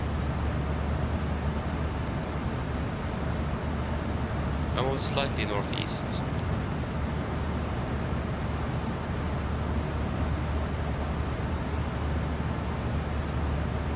This is valid until 0601. So it is valid until we are passing by it. It is forecast a thunderstorm hail.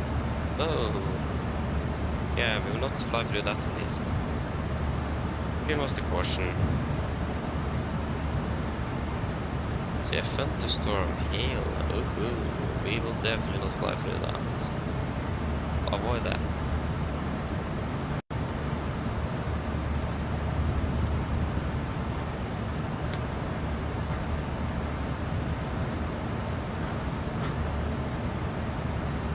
Yeah, that's interesting. But it's still like at a few miles west forward, so it should be fun.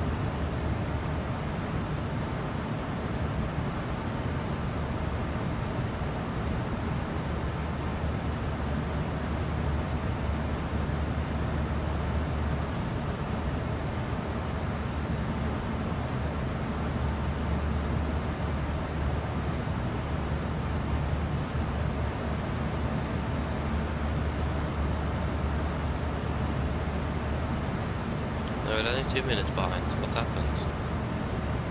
Maybe we got more tailwind. In that we didn't change direction of the speed. We actually got less speed. But more tailwind. Yeah.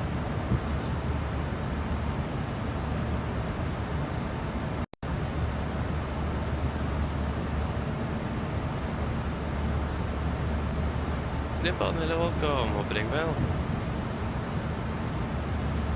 Oh, you're doing a split rotation from Göteborg. Aha.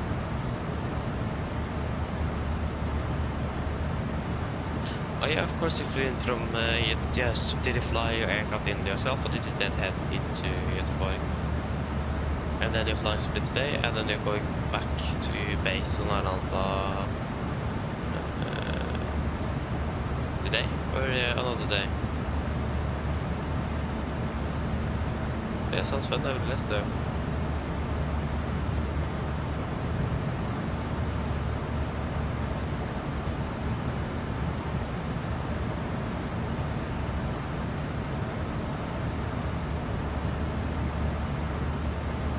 Yeah, so coming back today to nice. Flying with SAS then. Flying the 20 Neo or the 20 CEO? I imagine the Neo. SAS doesn't really have much of the CEO anymore.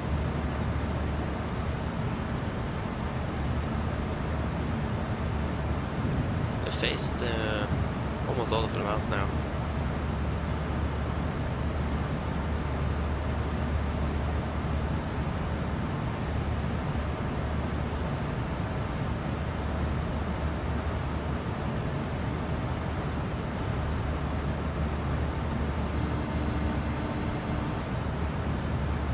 Hello. Sorry to bother you, Captain. I was just wondering if you'd like a drink. Do you guys want anything to drink?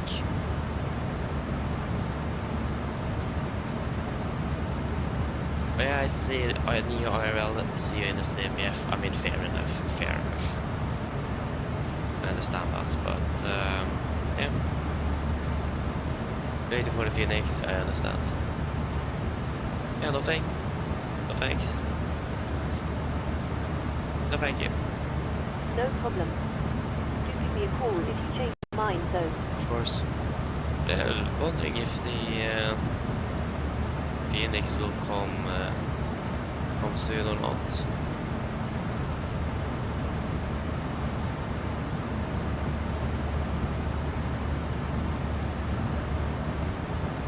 So we'll just wait and see on that.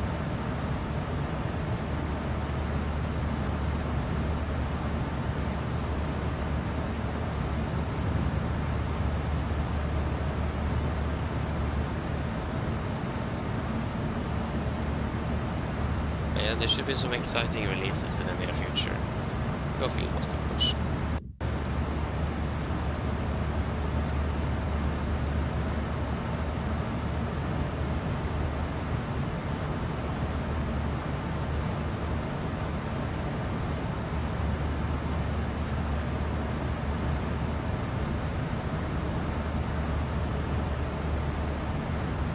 Oh yeah.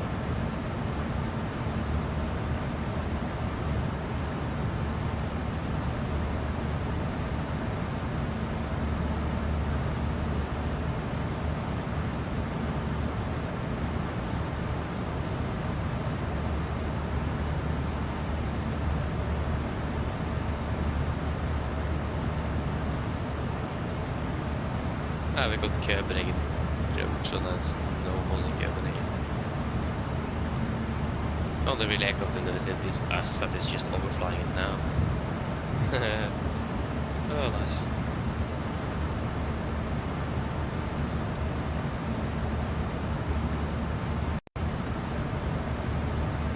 Probably call some aircraft online in the near future.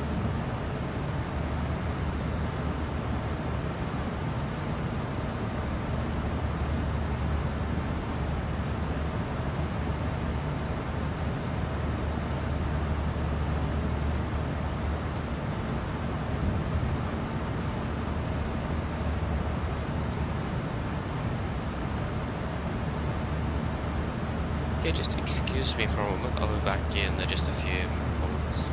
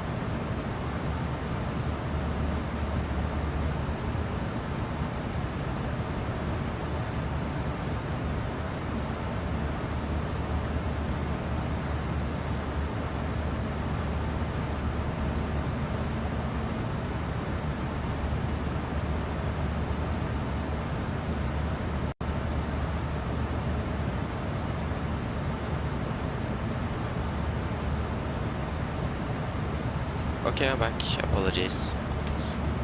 It's the cat.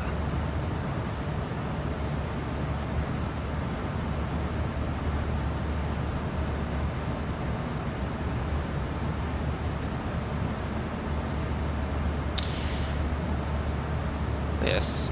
What was the winds again? That was not the winds. The winds are in here. Yeah, it's a 060 at 6. 27 degrees. No, thank you.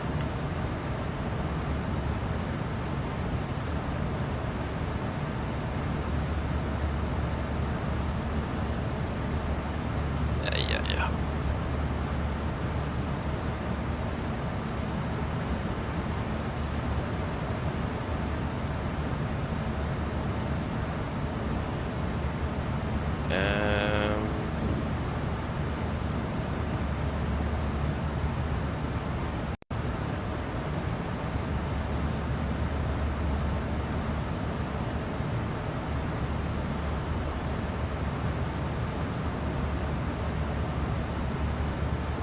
Because we have a 40-minute turnaround, don't we? We're landing at 55 and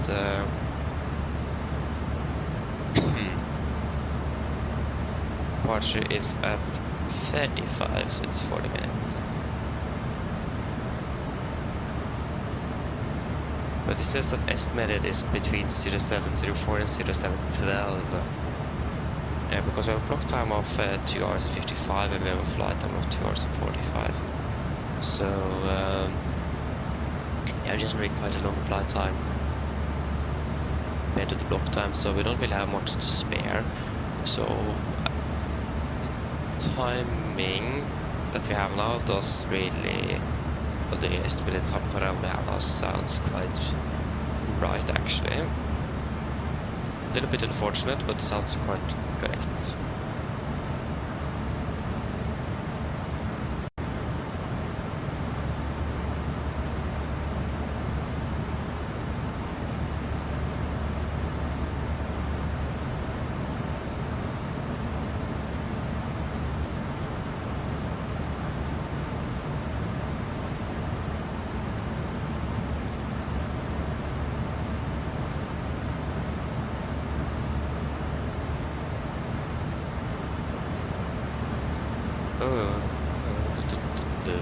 It's 6:29, the clock is 5, so it's another 1 hour and 29 minutes until descent.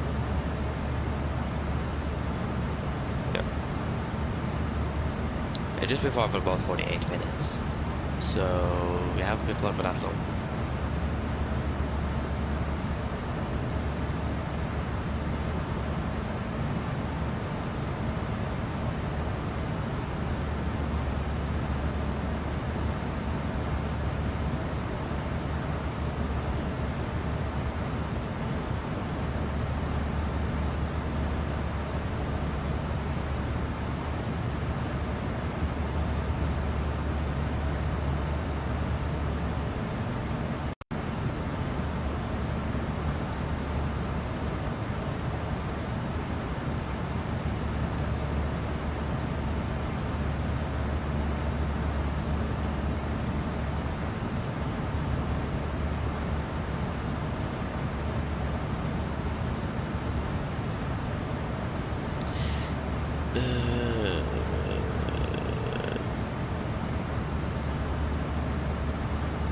Kinetic, 20 miles, yeah. Kinetic is right there though. We are at Kinetic at 04, so do a full check at Mare, and we'll be there at 35. That sounds good.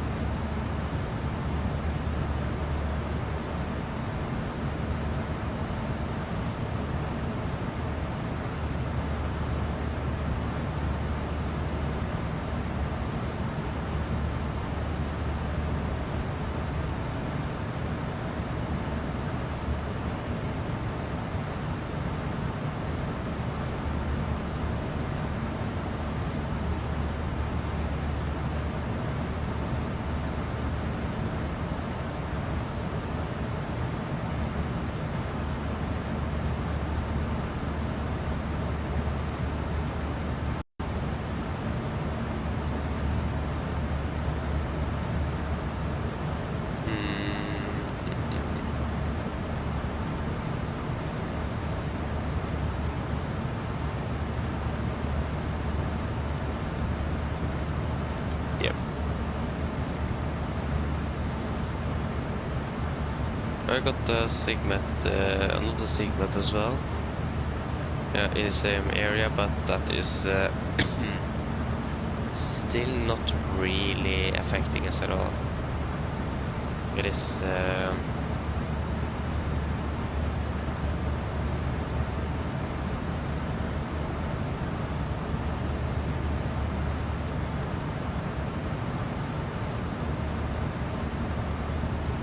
there you go, fuel check, NEDEC. So 7.2, we have 7.3. 3.1, we have burned 3.1. At 51, we move over 53. And we're going to change altitude. Yeah, NEDEC to 370, so change it to 37. 370 set. 1, 2. On the events, there you go. Lead speed and 1 again. 1, 2, and 3. We'll save a little bit of fuel and also some time. Most importantly, time.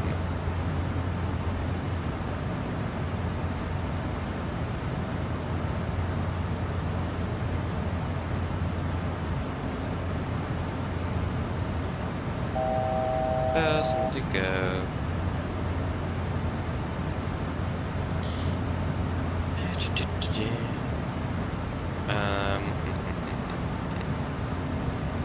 There was something I was thinking about saying, but I forgot. Yeah. What's the clock? 7:05.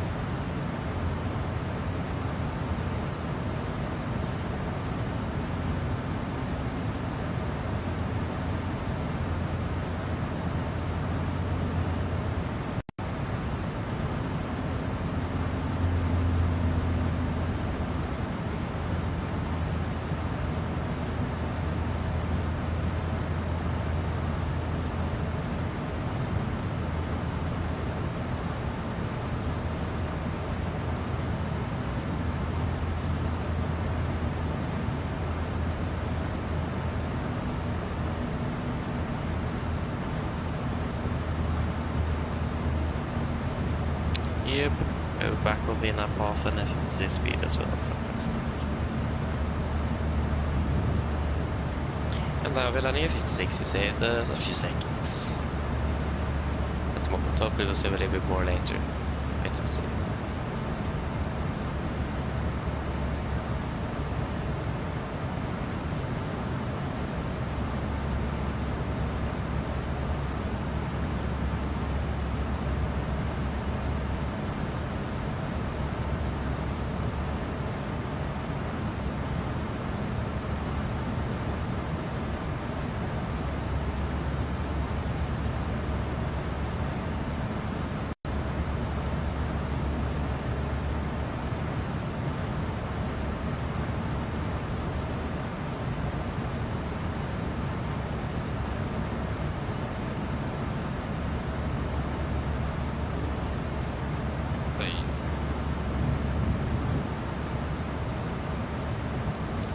Yes, nothing en route, ATC wise. How is the traffic into Dubrovnik this morning? Looks quite good. There is one arrival, and that's all. No traffic at all. So, yeah.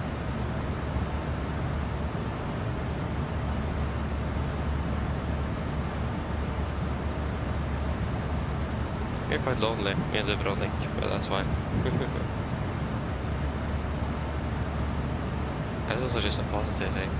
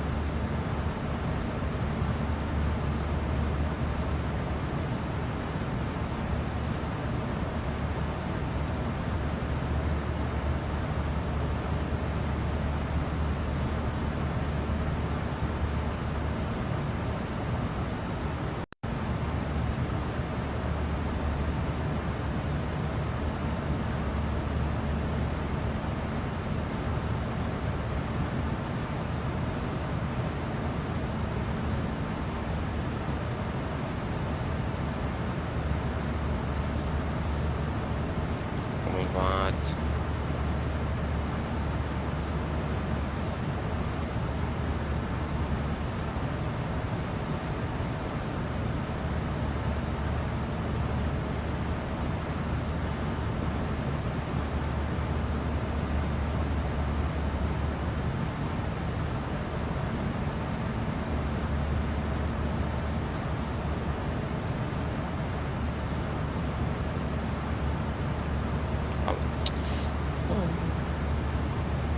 Ah.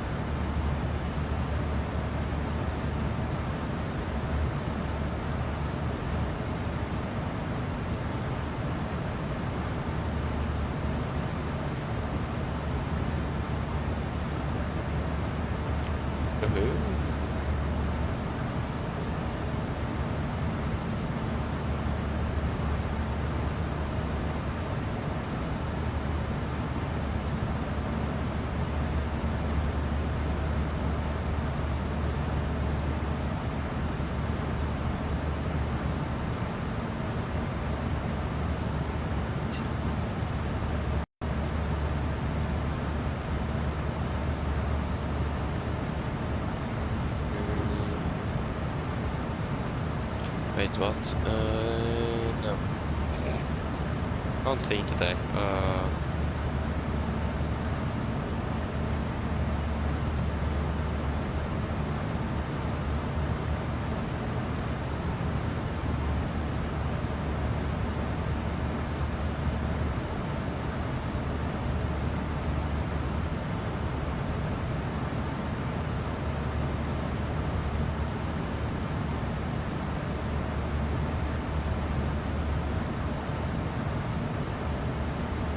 Oh, forget it. Ay, ay, ay. Yeah,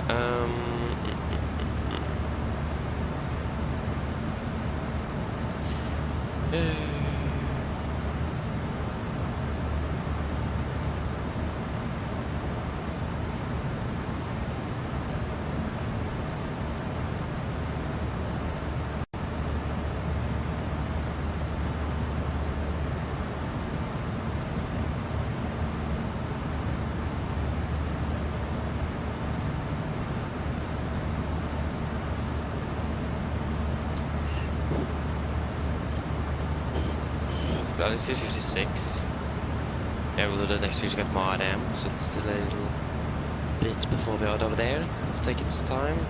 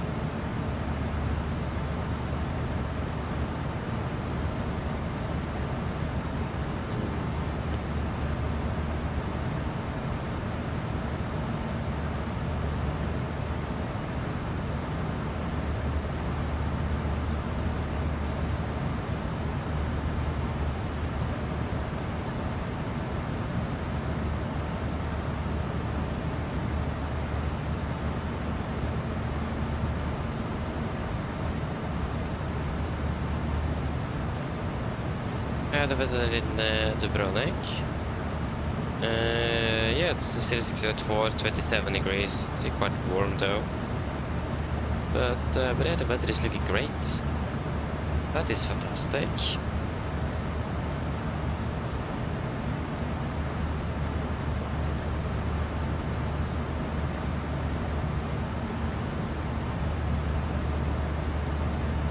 And we still do not have an ATC and route.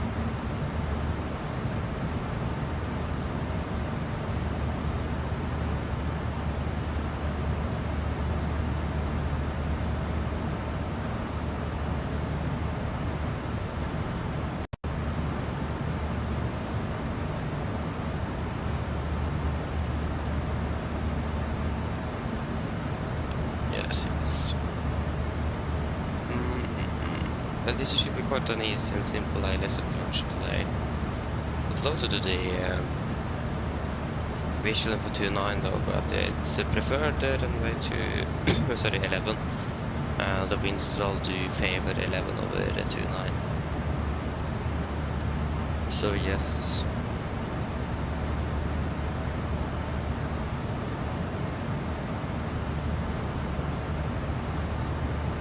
Yeah, they do actually have an RMP AR approach as well.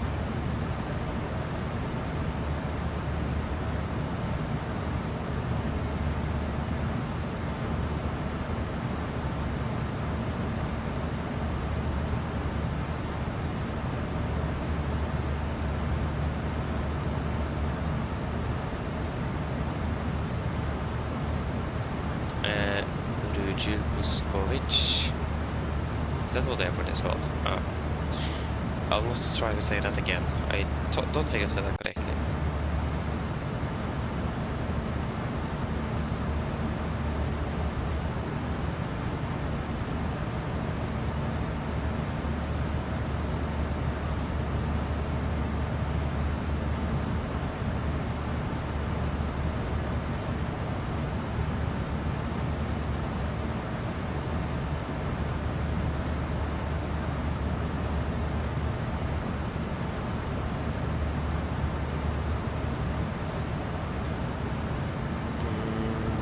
The Dubrovnik view or DME. I don't need that though.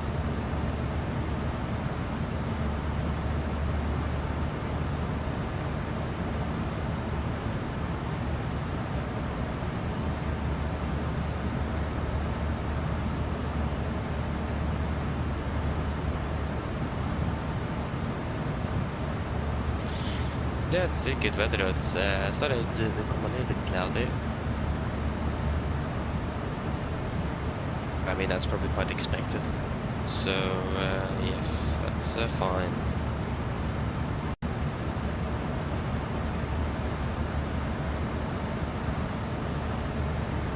I could have also if we flight level 39 though.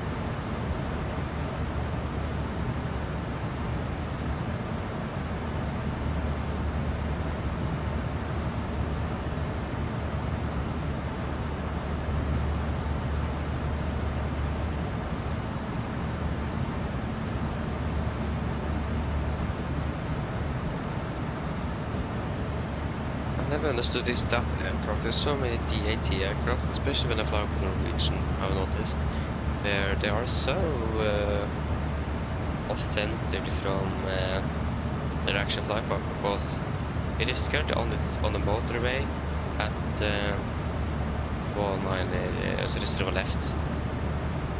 So I imagine it's actually supposed to be at Alpha 2.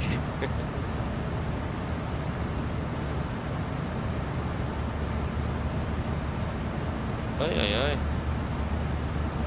Oslo Norwegian, they pushed taxi down to the runway, and then they turned around at the de-icing pad and returned to the parking stand. So I imagine they probably got a technical fault or something. Interesting.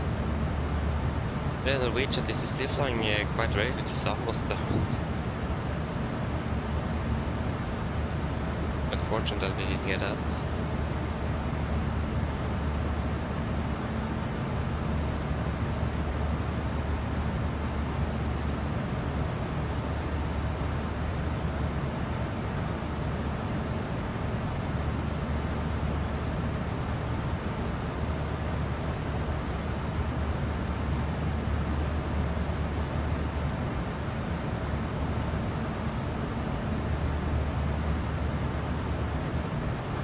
we're flying with November Golf Delta.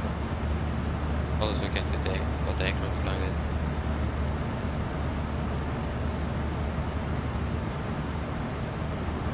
They're landing at 41.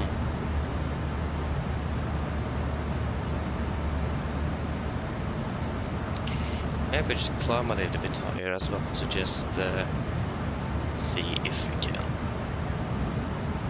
How does this trick work here? This water bottle wasn't really...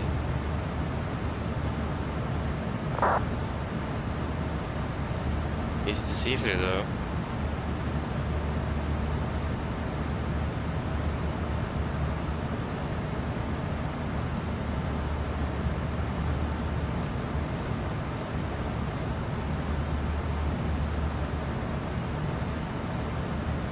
We actually will climb the 390 and hopefully save a little bit more time. 390.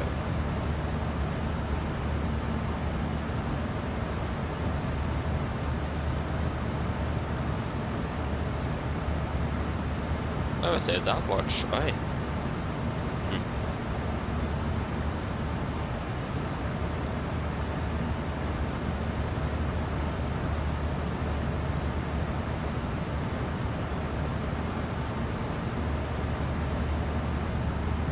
Yeah, it's starting to change the crosswind and should be headwind soon, so might as well later. So you can climb the 390 then.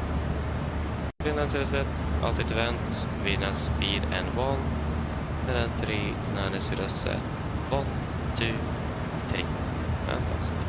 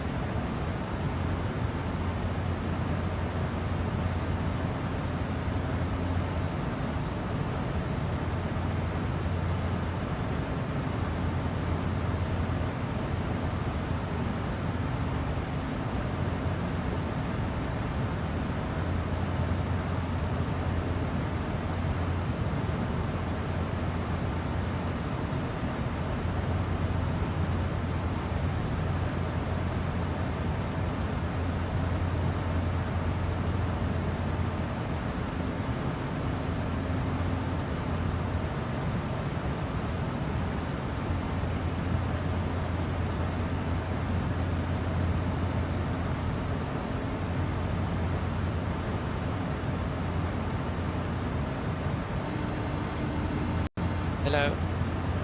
Hi, Captain. Sorry to bother you. Would you like something to eat? Do you guys want anything to eat?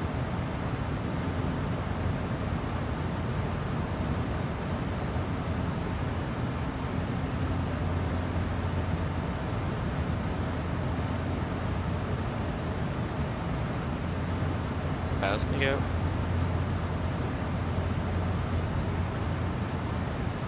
Nothing?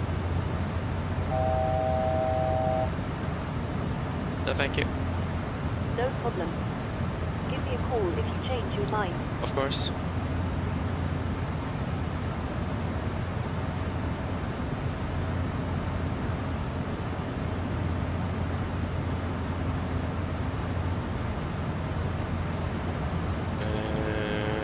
Yeah.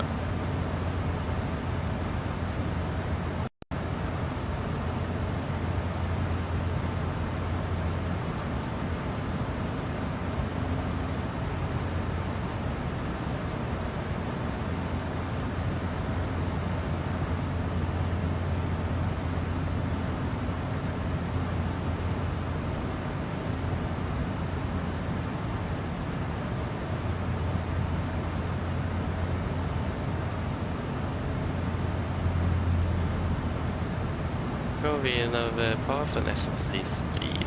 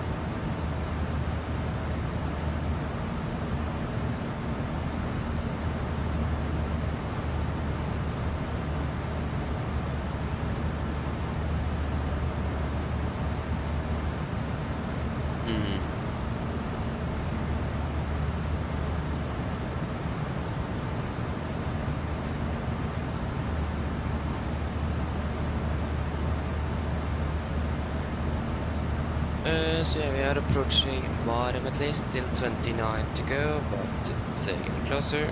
Yeah, that was not the DOFP. Det är Marem. Det är Marem.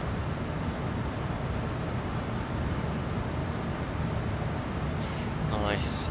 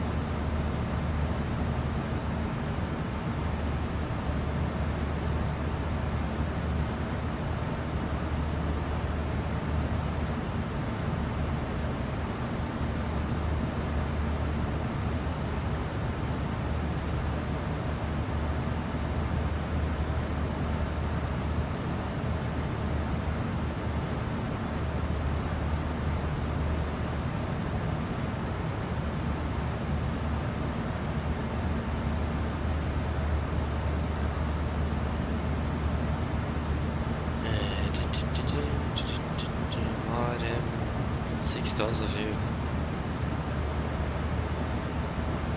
I expect to be there at 6.2, so yeah, it's looking good at least. And now as well we are flying above the clouds, so yeah.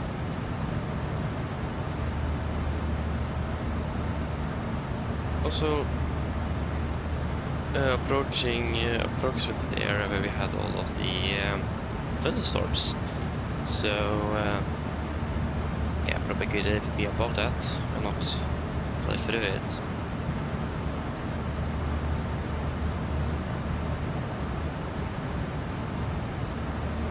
I think that sounds like a good idea, doesn't it? Stay above but not in between.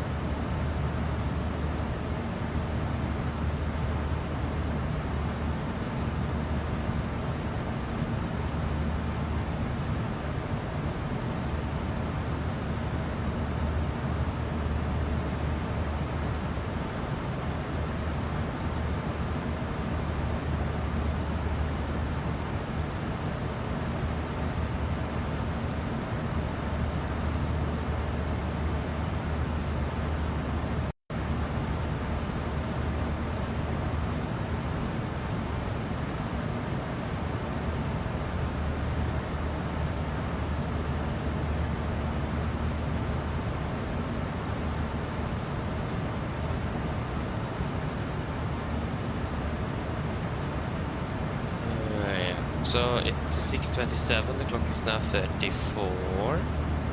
So we're getting closer to top of the sun as well. Project at Marem, so 6 tons, we have 6.2. 4.3, we have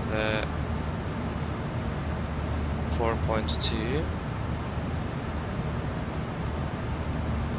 And 1 hour 21, 1 hour 23.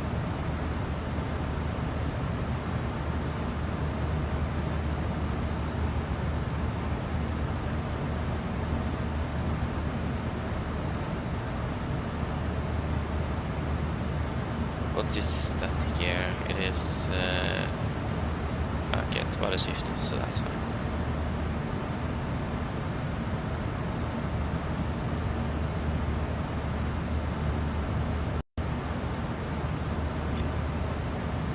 Then we do not need any anti-ice or anything. That is good.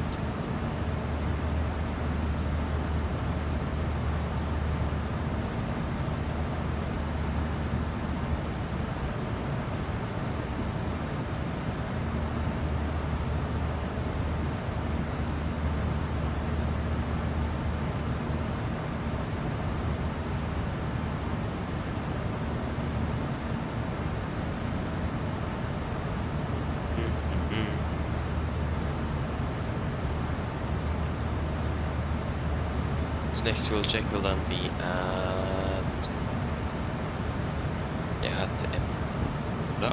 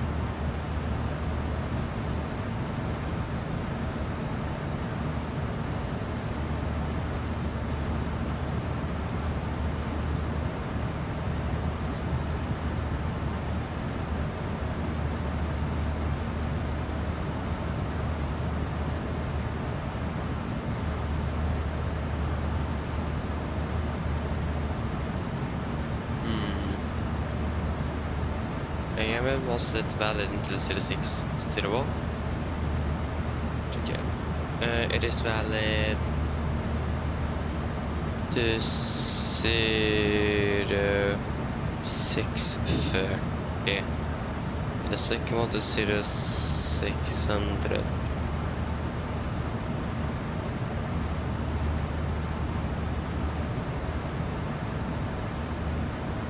Yeah.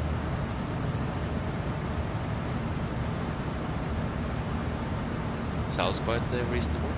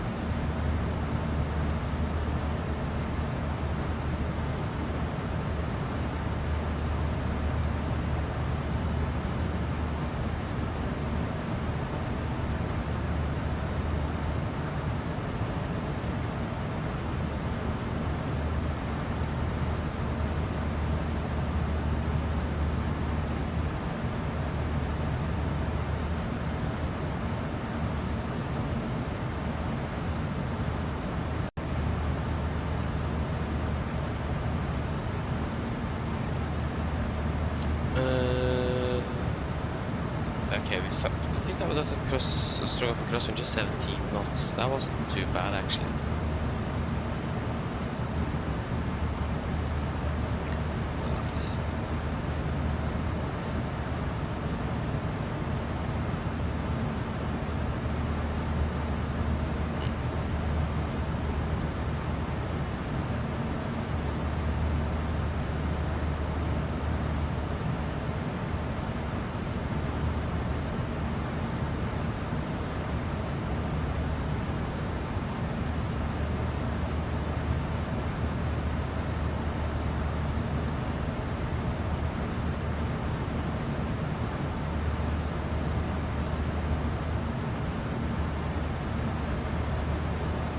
Still 27, so 350 miles to go.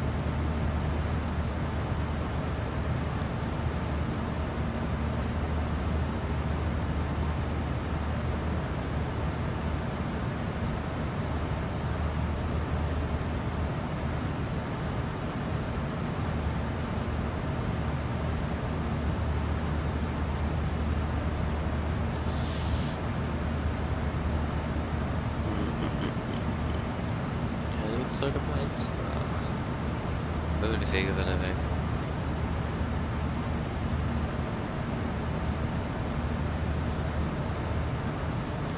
Just need to let time go.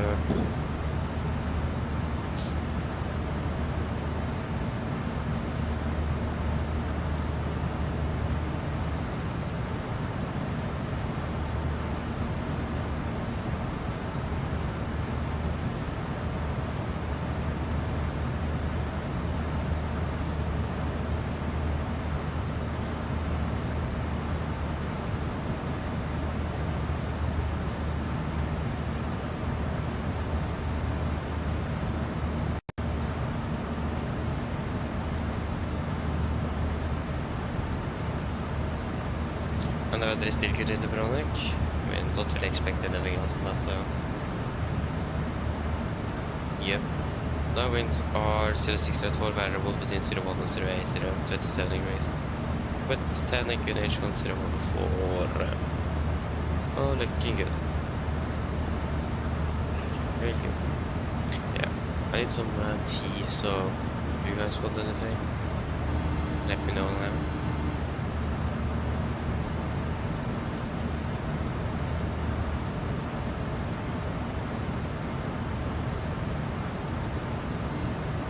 Hi.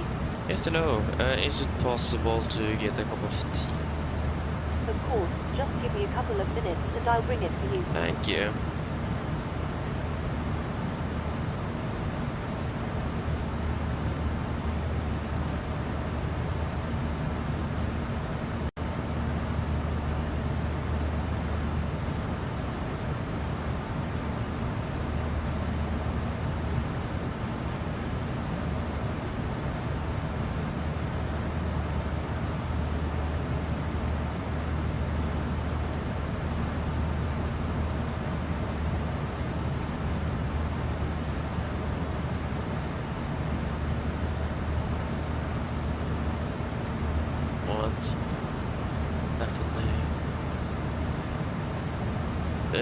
Refueling is still online.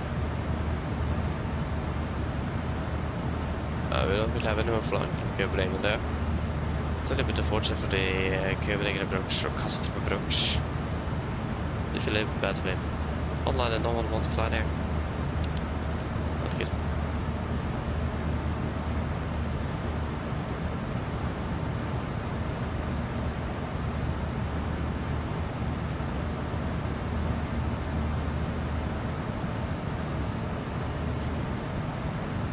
Yes.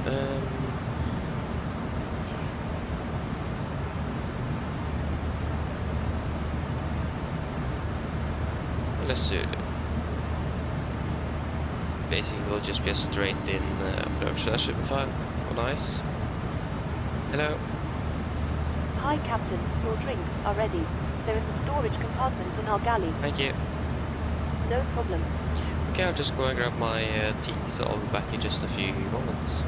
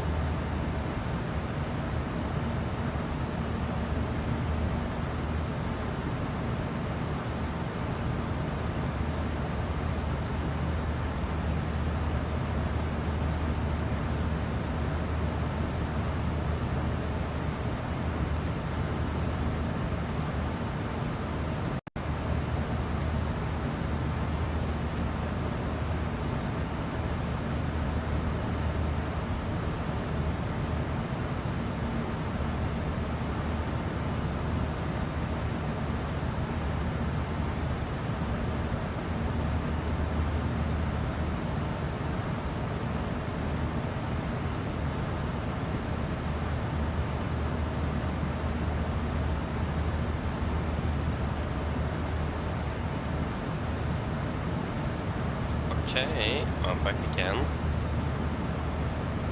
Yay, we can finally see the top descent marker.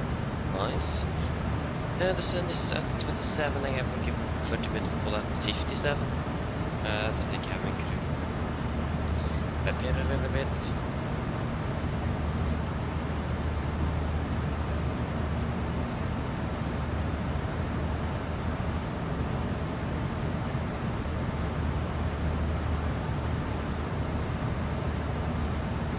That is good.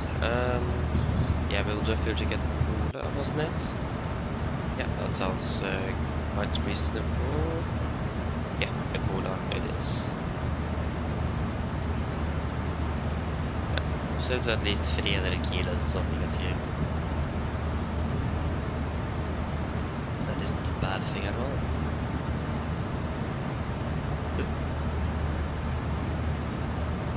Surprisingly, all this morning. Not bad though, not bad.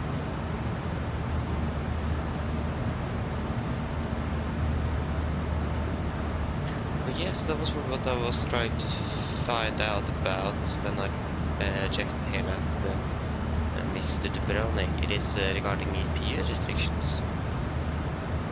Doesn't look like we have any APU restrictions. That means if it's even necessary, we definitely need air conditioning, that's for sure. But I'm not sure if we have an air conditioning unit available.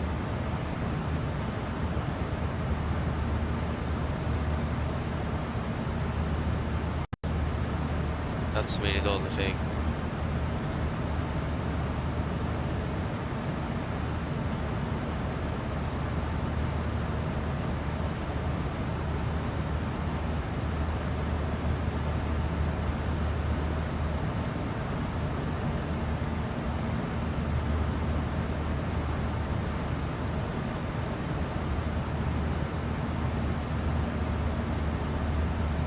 Oh yay, wait. Oh, no way. No way. AMD Radar just went online. That means we were ATC all the way into Dubrovnik. Whoa. Fantastic.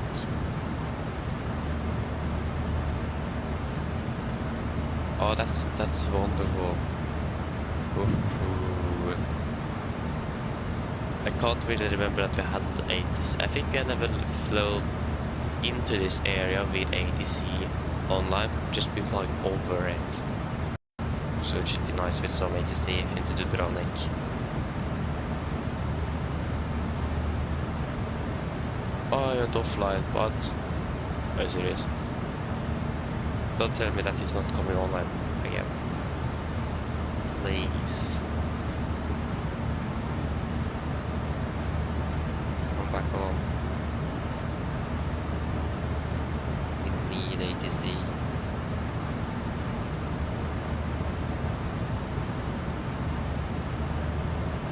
We don't really need it, but we're really nice with it. Always nice with ATC. I go 30 minutes.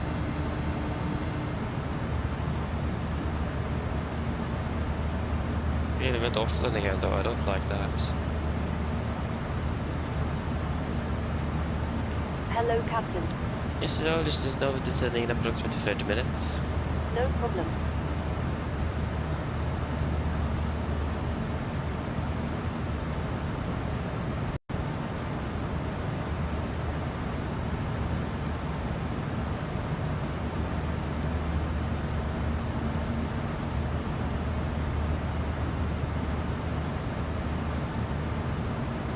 And again, good morning.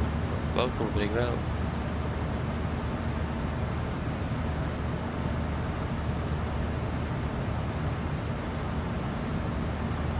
It looked like they are not coming back online again. Oh. Flying it was like fall so fake to see.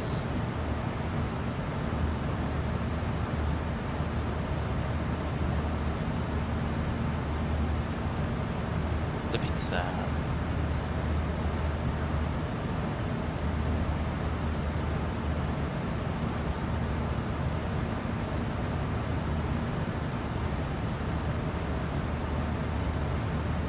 we thought this would only have like a few seconds and then disconnect again.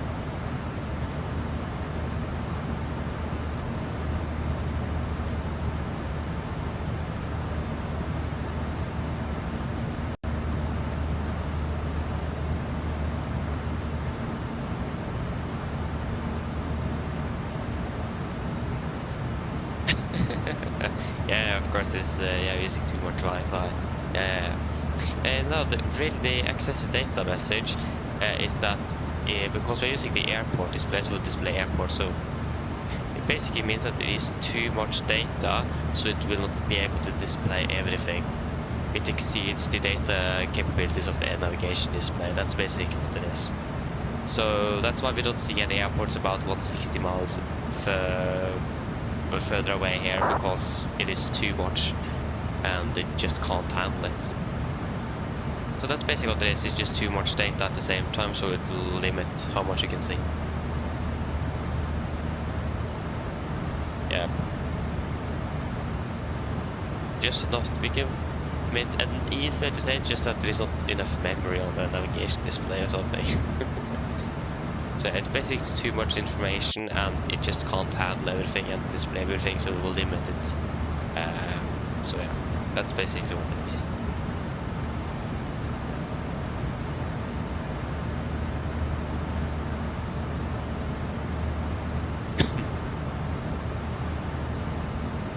But please come back online, please.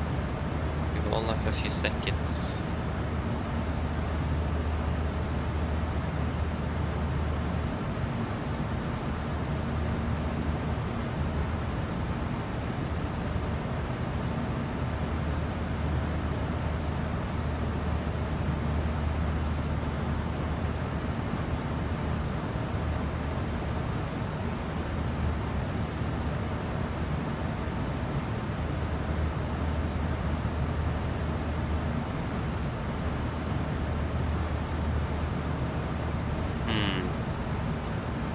It doesn't look like he will come back online again. That would have been unfortunate. It looked like we had to see into Dubrovnik, but he disconnected quite quickly.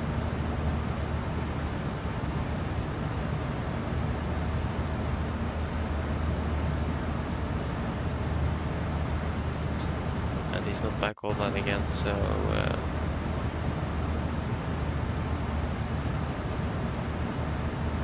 yep. Okay, okay, don't forget Ebola, so 5 tons, we have 5.3. 5.3, we have burned through. For 5.1. And 1 hour 48, we booked up 1 hour 50.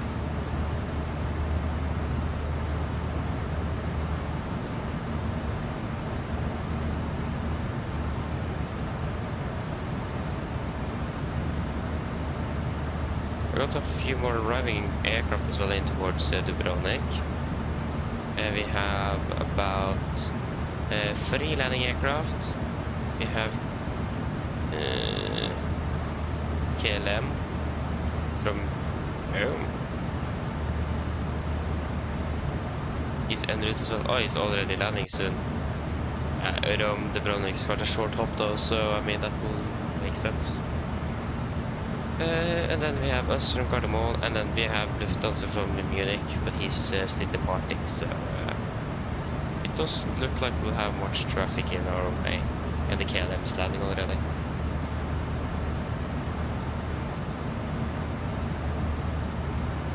So yeah,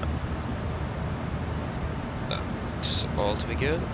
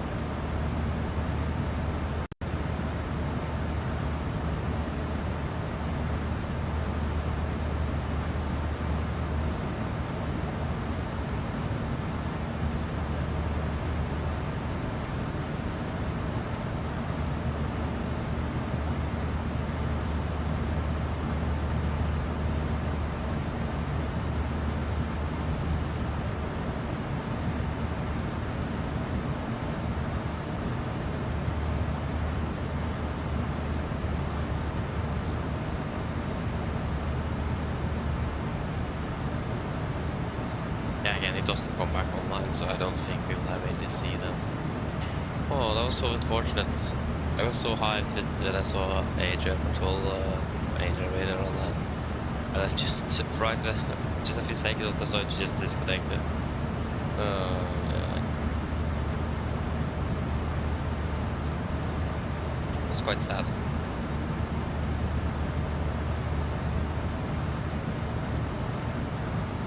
Again, we don't need it. There is not much traffic into Dubrovnik and it's quite a simple and easy approach and nothing really outstanding, so yeah, it is just a good thing to have. Just generally nice.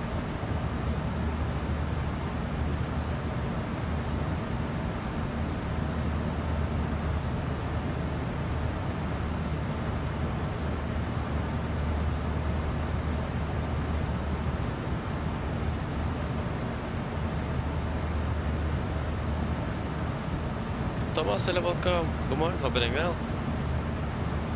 Okay, nice though. Did a question. Oh yeah, slot. Yeah, so how should you try to explain this in an easy way? So basically the slot time is the assigned time that the aircraft have to depart out of an airport. So if you don't meet the slot time, then you have lost. It's basically, if you have like when you go to pharmacies, for example, and get like this ticket for the queue and the numbers, it is basically like that.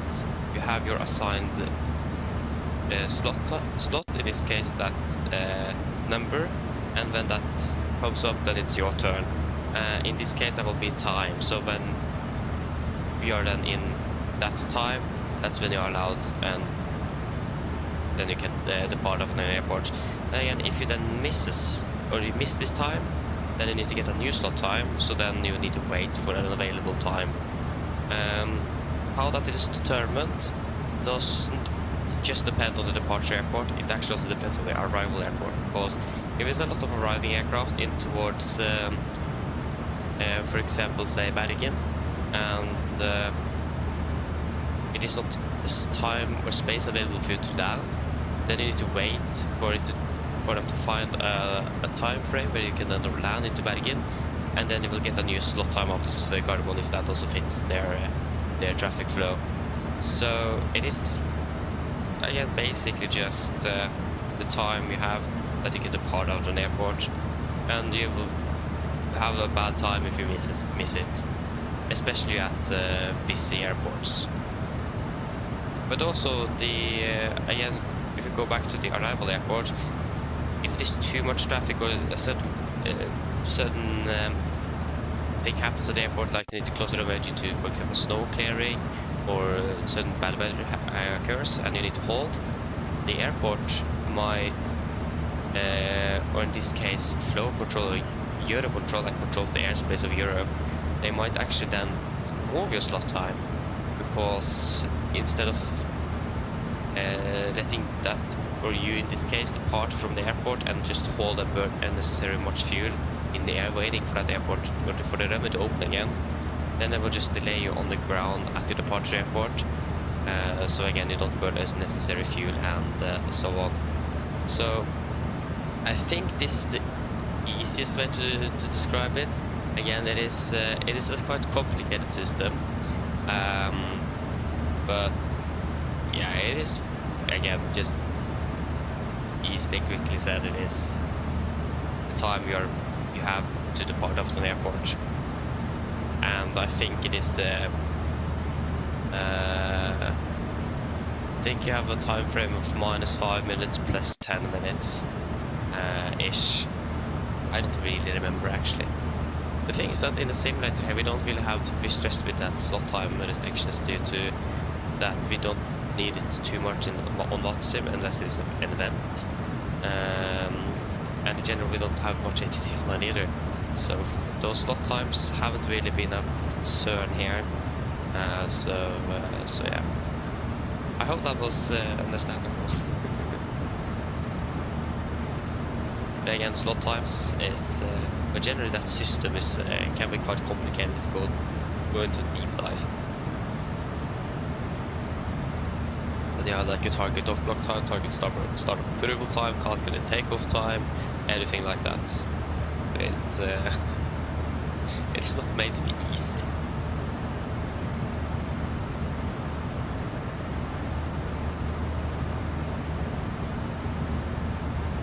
And again, it's many factors that can decide on everything here.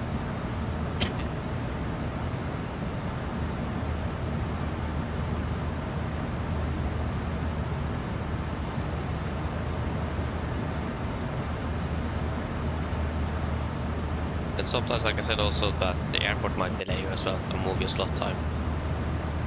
And if you're ready, then you just need to sit and wait.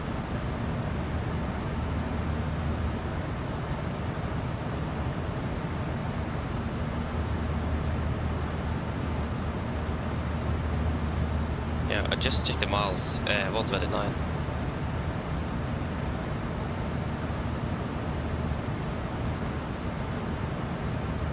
Hei Jonas, hello, god morgen, håper det går väl.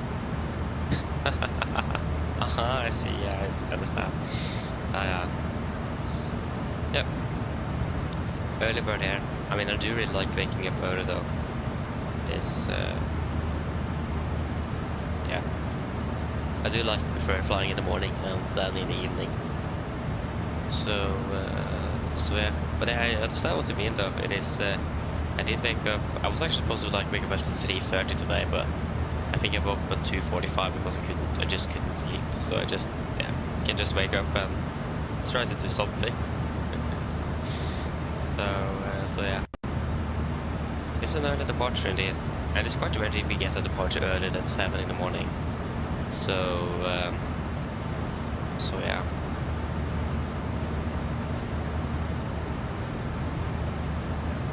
I mean, I wouldn't really say that an experience like this, waking up early, is not really a bad thing to have, is it? Especially when you start working. You say 8 is early enough. So yeah.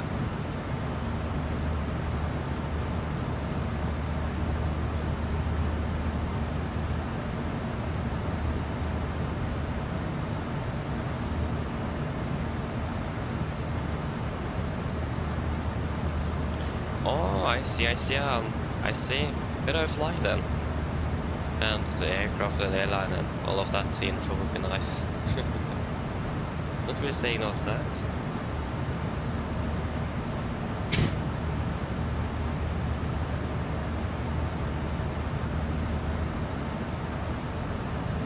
Yeah, that sounds fun though.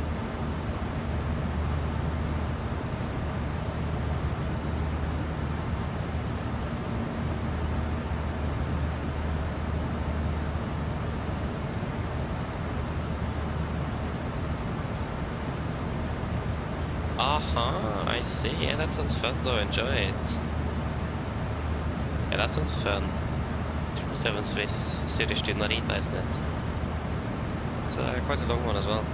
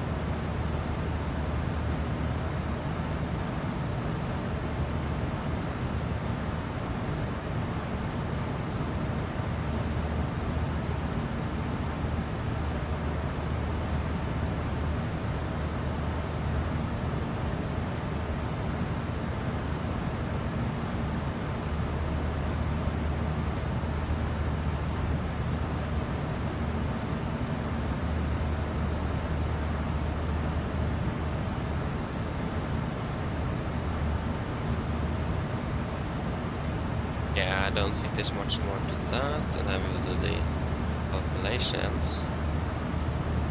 So winds are currently 08 at 6, variable 0311. Take 30 at 6. Temperature will be 27, QNH 14. I still think it is too hot, to be honest. 27 degrees is enough for me. Oh, there you go. That was a bit slow. Yes, 3.9, 4.8, 8 plus 1 is 9. Yes, that's going to be 58.2 then.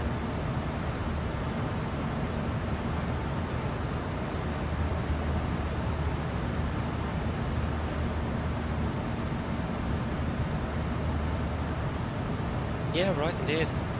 Remember that. How is actually going with the training on the 777? How does that go?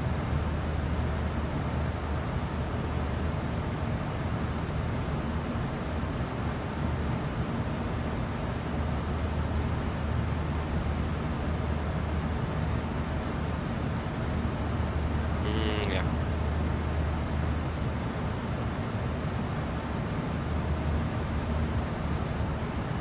Flaps 30 plus 5, 143, yeah, that would be 138. Flaps 30, 138. And we will go manual braking and normal reverse thrust. I would wish I had a throttle quadrant with all the detents that we have on the 7.3, because all the time it changes between, I think it changed between first detent, second detent, or his first it is probably at least second to the full reverse or max reverse. That's a bit annoying.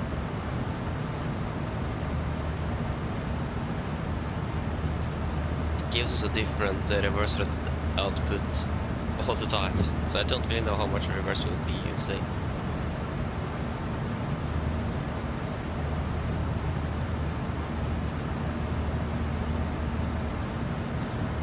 Yes, are we ready for the approach briefing?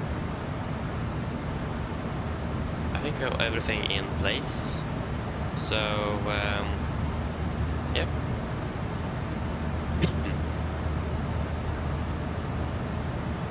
Yeah, the only thing I don't really know is parking info. Yeah, the parking stat trucks, there we go.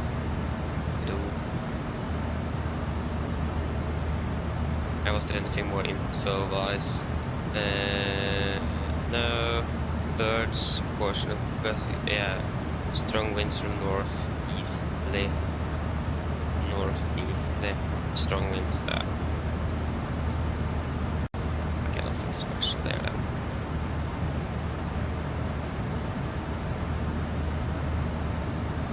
Okay, approach briefing. Of course you have disappeared. Thank you for that. And I managed to just connect you again.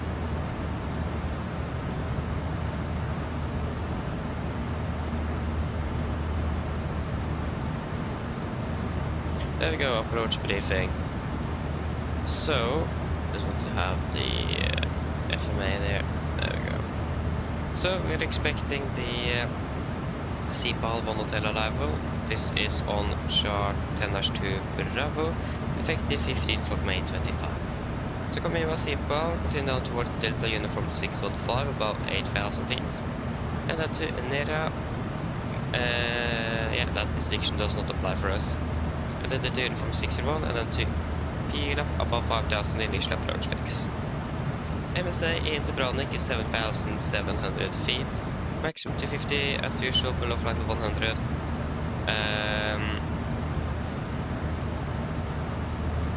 Yeah, and we have at least a caution here. During northeastern wind above 50 knots, turbulence expected.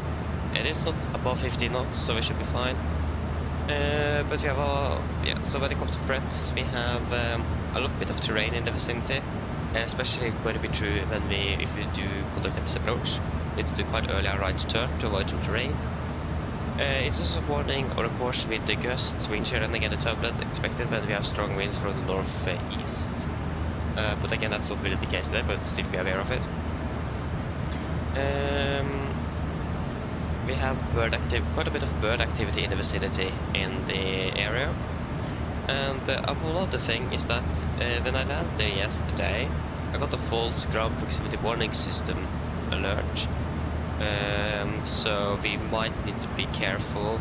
I did land in quite a strong tailwind, so that could probably explain why I didn't get it. But still be aware that we might get a GPWS warning, and the thing is that we are then all good on the visual-wise, so you can just disregard it, okay, unless it is actually... You can disregard it at least if you are stable and visual with the runway. But again, it might be just a false positive, so we will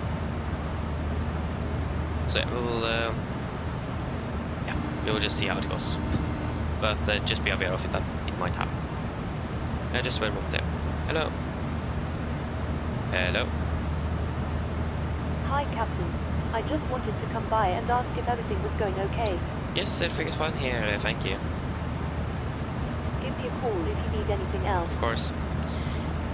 So yes, for the approach itself, expecting the ILS for the ILS Zulu for the 11, charter 11-1, effective 20th March 25.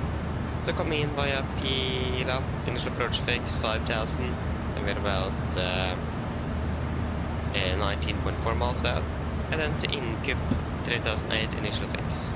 Weather heading is 114 degrees, ILS speed is 110.1 India Delta uniform. So 114 is set triple, and 1101 is also set triple, and we also have Dubrovnik VR set to standby ready number 1. It will be a standard 3-degree glide, minimums at 721 feet. Transition level, flight level 110 and from east. Just climb straight ahead. Straight ahead. At 1000 feet, turn right, maximum level final direct to Fellero, and then climb to 4000 and hold. Quite easy, just straight ahead, 1000 right. We have that ILS approach mode, ILS approach mode, we armed immediately after Incup. So remember that, immediately after Incup we need arm the approach mode.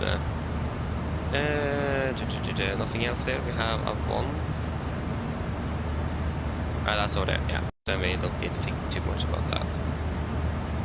Yes, so we're landing with flaps 30, 130, late to the video, think correction 5, final 143 with manual braking and normal reverse thrust today. We taxi, so airport charts 10-9 from 20 for June 25. We're landing 11, we'll vacate Echo, most likely, and then taxi into our parking stand. Yeah, and no hotspots, tax restrictions, and NOTAM-wise today we have a lot of unmanned aircraft flying in the vicinity, up to about 160 feet or something maximum, so not really that high, so should be clear of that. Sorry.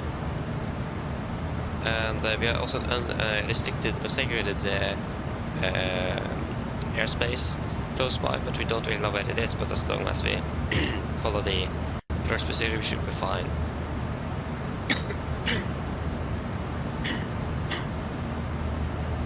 Excuse me again. And yeah, that's mainly for the NOTAM buys. Yeah, and the parking stand charts, this is 10-9 Alpha, 24 June 25. We are expected to be holding here at Golf, and then we're expecting a follow me car to take us into the stand. That's at least what it says. Not really sure we're parking yet, but I imagine it's going to be at the terminal or something. We'll find out soon.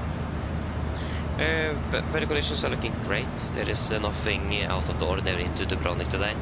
Just some light winds from the northeast, And the weather conditions as well is, runway condition is 666 dry. So nothing really outstanding today. So are there any questions then?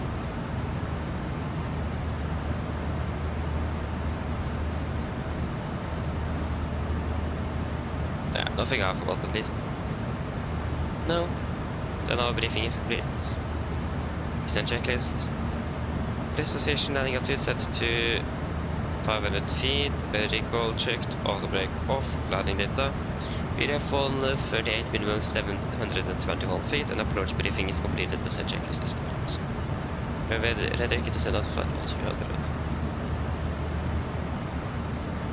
200 set.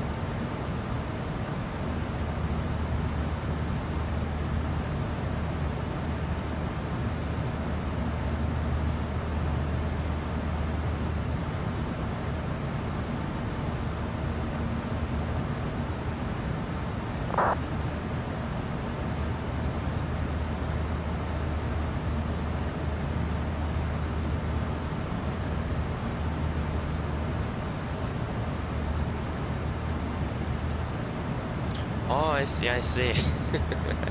yeah, but again, you will be able to learn it quite quickly. It's, especially modern aircraft like that is generally quite easy to learn in basic flying wise. So yeah, we'll be able to learn that one quite quickly with the procedures and so on. It's mostly the FPC that will be the hardest to learn, because there is more you can do in there than you can do individual other steps in our procedures. So yeah, you'll be able to learn it quite quickly, I imagine. Thomas, yes, I did. I think I answered it as well, but maybe didn't get it or didn't hear it, unfortunately. So I can answer it again if you are here. So I can answer it again. Just let me know that you actually are here then this time. So no worries with that. I can happily answer again. Oi. Not good.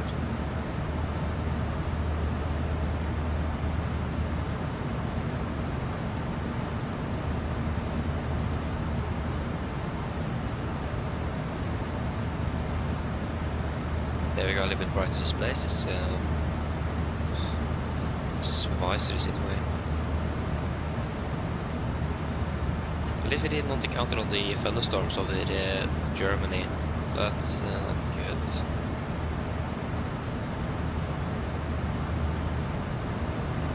We can just disregard that side.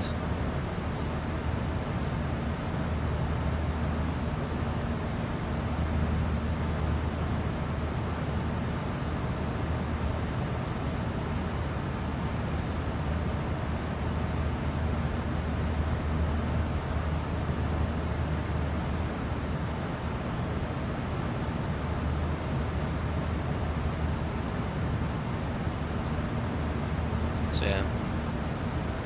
Oh, they're still working. Yeah. Okay, good. Positive thing.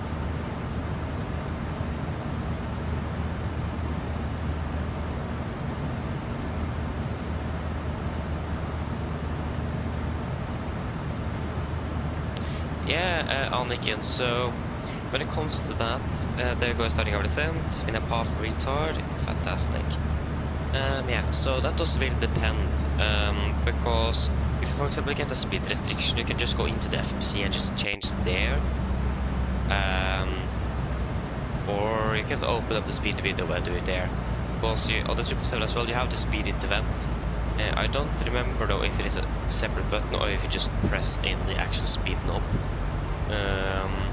That's what you will be able to find out. But normally, at least when you on the 737, when you capture glide slope, the aircraft will change automatically to MCP speed, and that's when you have manual control. But I always open up the speed window and take manual control of the airspeed a little bit before, because when you start extending your flaps, then it will then reduce down to that specific speed for the flap setting. So if you extend flaps 5, it will then reduce the speed down to flap 5 speed. So instead of slowing down so early and so quickly, I'm opening the speed window and then just reducing gradually. So that does really depend on personal preference, procedures into the airport, so if it is any speed restrictions, and ATC as well. Yeah, that's a very good question though. But for the most part, you will have VNAV will manage the speed for you. Again, how the autopilot system and everything works in 777 is very similar to the 73. At least to the NG. I mean, the 777 was made in the 90s and same with the 737 NG as well. Both developed in the 90s.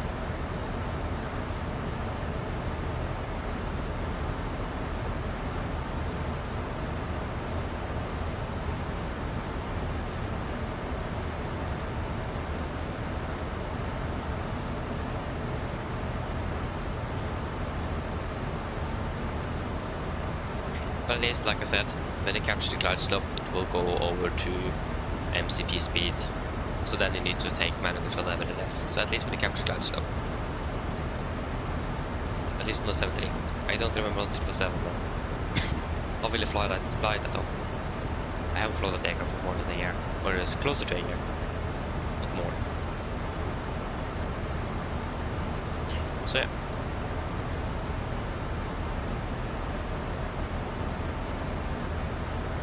Again, after you've flown the aircraft ready in while, you will eventually get a feeling of it, how it behaves at different situations, and then you will be able to make such decisions and make your like own standard. So you'll find out yourself after you've flown it a little bit.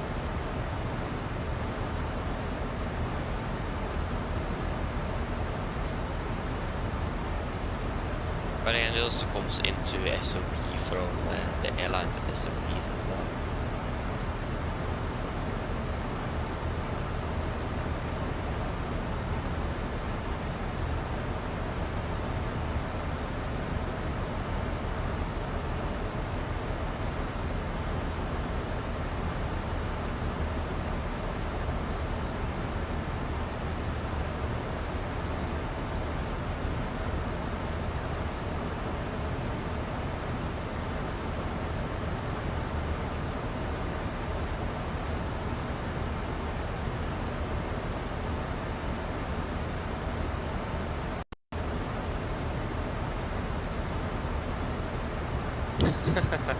Yeah, I understand that.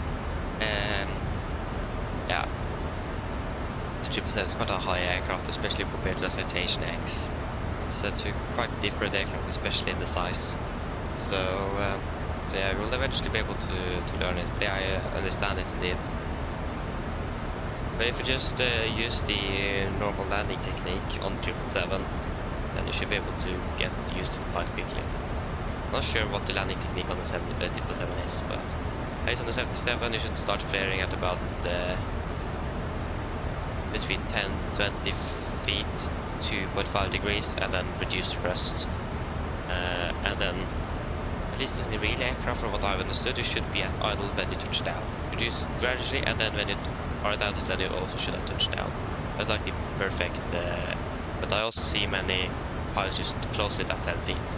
And the good thing with that is that it is a less chance that you will flare there or float on the runway. That's something you don't really want to do.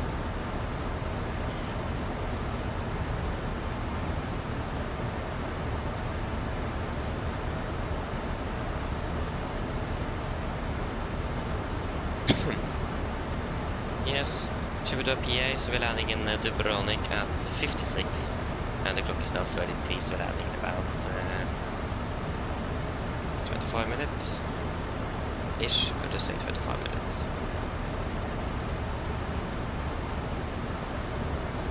Ooh, now the winds are just variable 1 knot. Fantastic. Still 28 still 28 degrees though. It's still way too warm. Mine damer og herrer, dette kaptein som snakker. Som dere kanskje lagt merke til, så holder vi til nedstigningen vår ned mot Dubrovnik, og vi forventet til å lande om rundt ca. 25 minutter.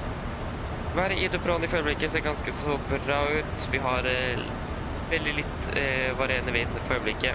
Det er fortsatt ganske svart med 28 grader, og så ser det ut som det blir ganske så fint og nesten skyfritt.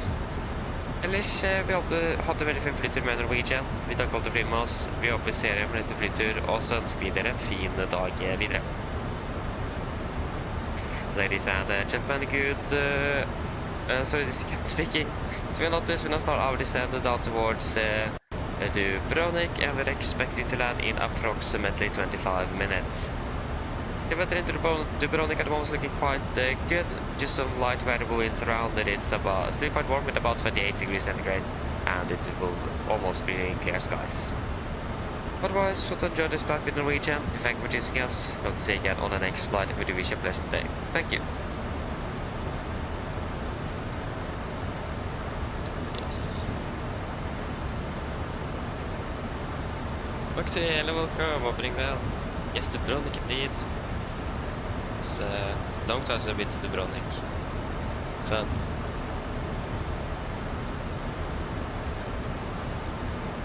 Yeah, nice to see you back again though. Always nice. It is. Good morning. Hope I'm doing well. Yes, indeed. Already descending. It's early departure today. Part at 6, so yeah, we're flying for 2 hours and 20 minutes already. So yeah. And we did actually get AMD Radar online for just a few seconds earlier, but he went offline again quite quickly, so that was a bit unfortunate. We almost got ATC into Dubrovnik, unless it just comes online and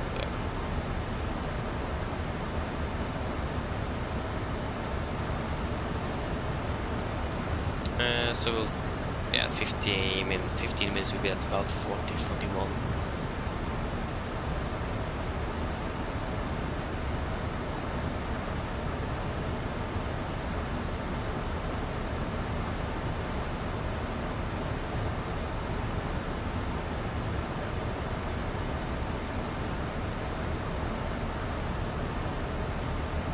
ESC fan 1020, good morning, I'm doing well. Yes, indeed. Up early. It's, yeah. Departure was 6 in the morning today. It is not very often we get any departures earlier than 7. So the departure was about the time we actually normally meet up for the briefing is a bit unusual.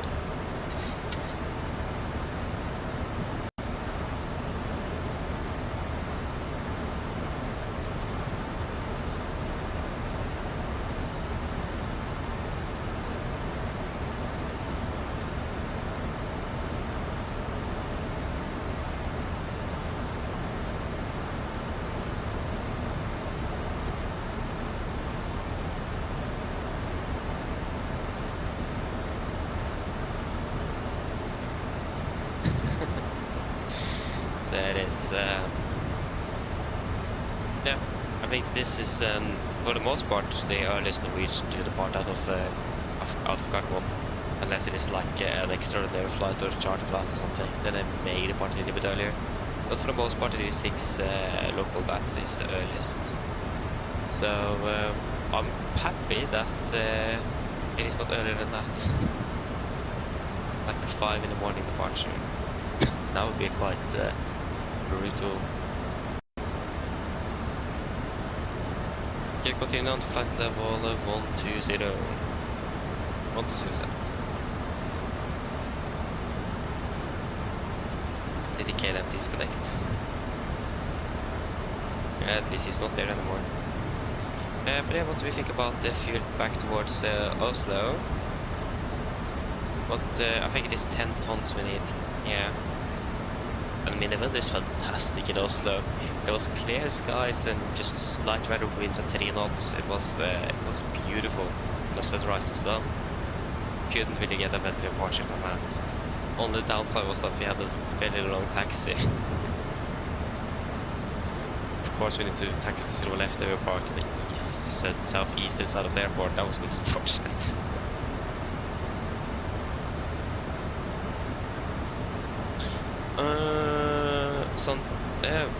Maybe it is that a scheduled or is that a chartered flight? That's the thing though.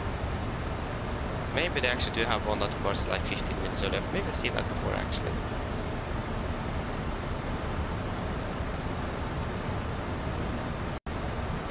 Yeah, at least they didn't have that today. You know, the departure time.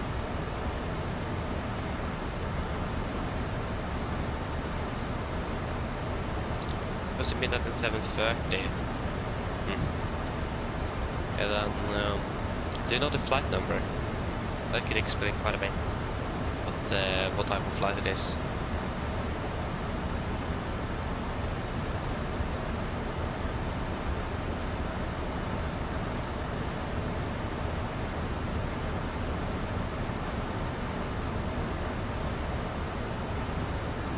If it flies the whole night, then it is most likely a charter flight. Then if you know the flight number, then it is easier to know.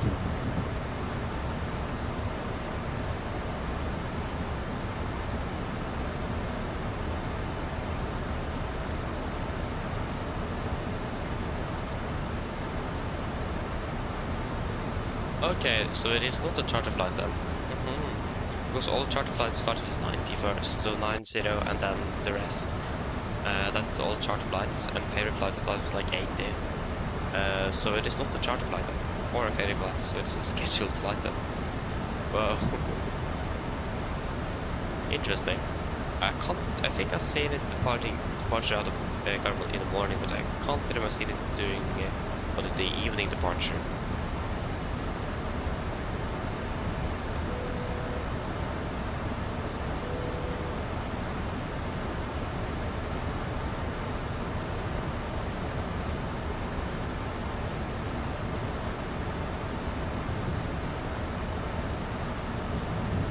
But yeah, regarding the fuel, can say 10 tons for now, and we'll check the weather after landing and see if anything changes.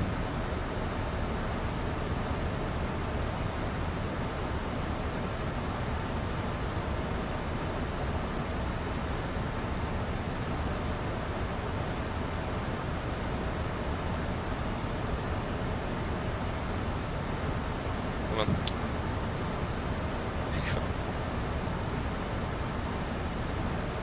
There you go, start, yeah, in the star.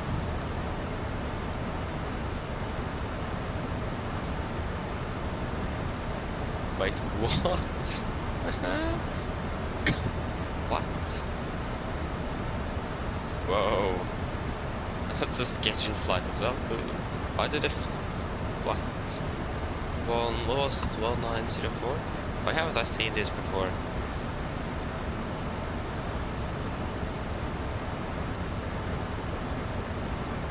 And now I have mine at the last flight I did down there was yesterday. So if it just fly that with now. There I have my iPad on UTC time. So it landed. Yeah, they departed at 22:45 Norwegian time, and they landed 02:45 Norwegian time. And they departed at 03:35 and landed at 07:30. What?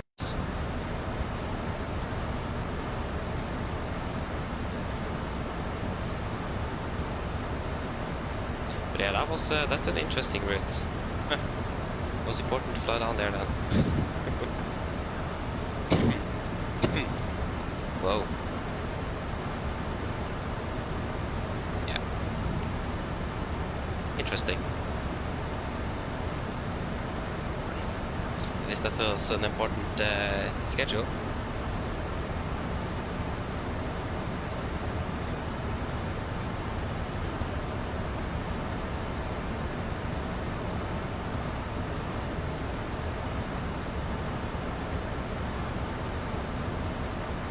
And unfortunately we didn't get that one. That would be so fun to fly that one though.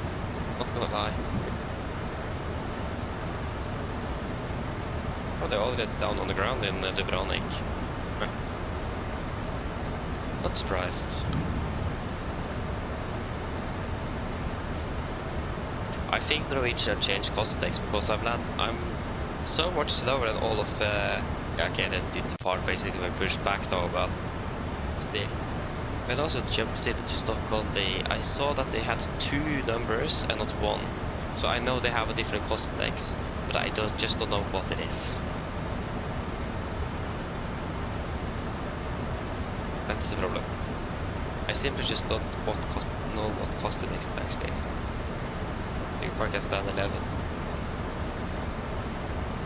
I don't need to open it, I can just restart it from here. Passningar.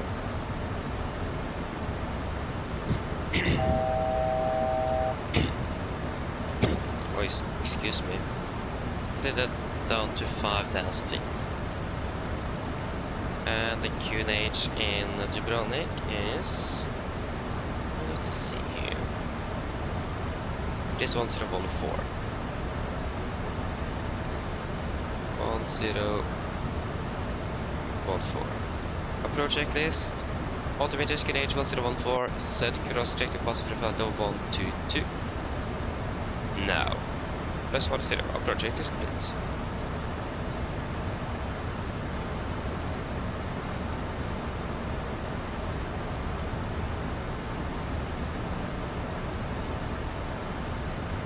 Aha, because I heard 9 before and then 40 to 60 on the lanes in Norwegian. And I didn't really see what cost they used, but it could have looked like 15, 18, 10. It looked like it was a circle in the bottom at least, so one of those maybe 16. So yeah, I actually don't really know exactly the cost index, but it looks like they don't have 9 anymore. It looks like Norwegian changing cost index like 24/7 here. It doesn't change it quite often. They do at least. And where is it? At.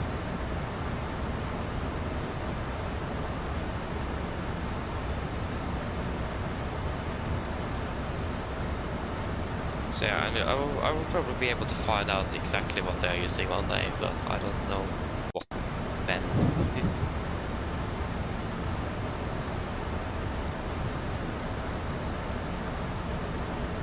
Even Ryanair has faster set speed.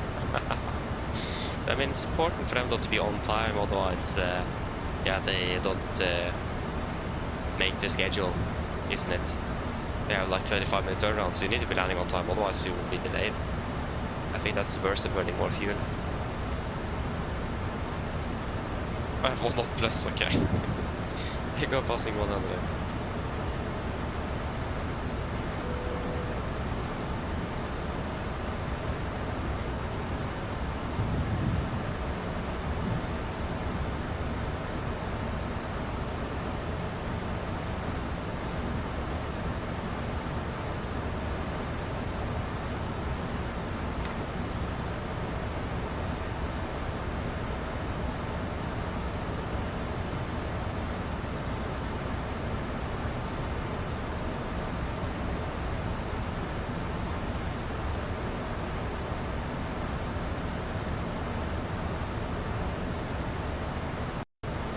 Yep, and we are parking at stand 11. Just set that up here so we don't need to jump to a taxi. It's enough just doing the after landing flow and taxiing at the same time, that's enough. Main terminal, and we're parking at stand 11.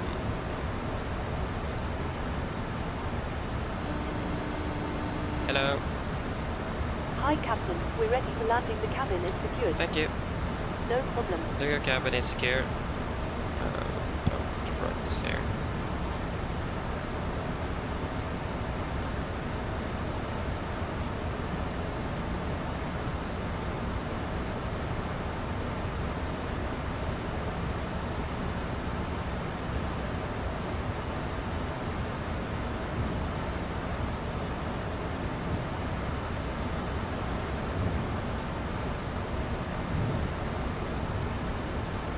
So at P-Lab 5000 And then we should be at 3008 at the incup. So then we'll descend to... because we should capture 3008 or 2006.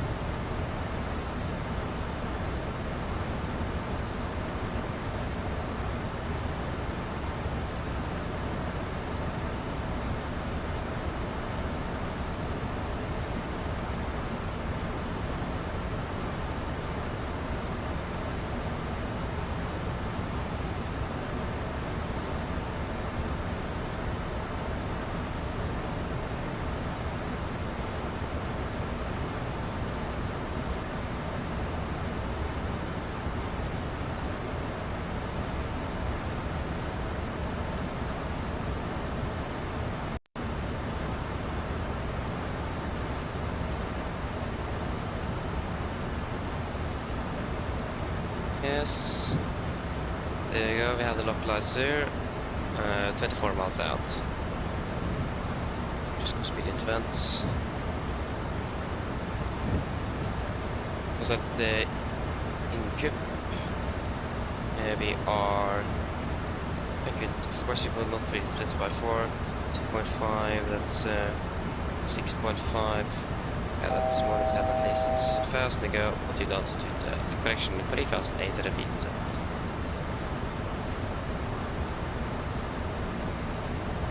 Okay, I'll switch over to terrain editor as well. Weather is good, so not necessary with that one.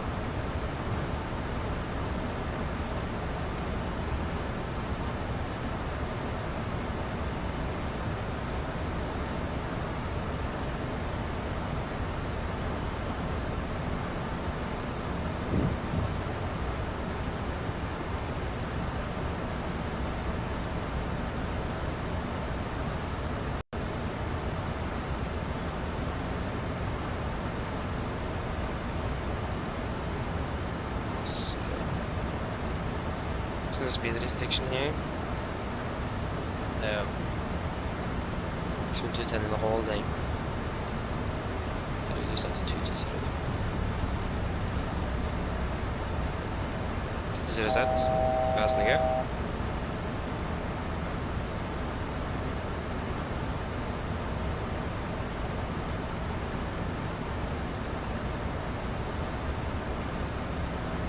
And we're going to go, it's fantastic.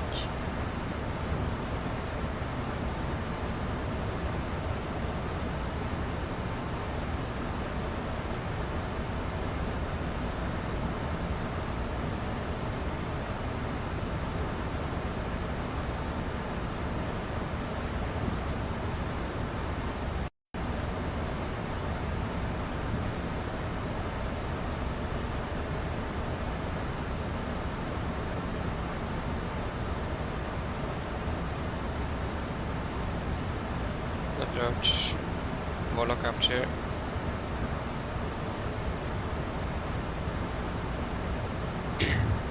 Auto require, correction with a buff.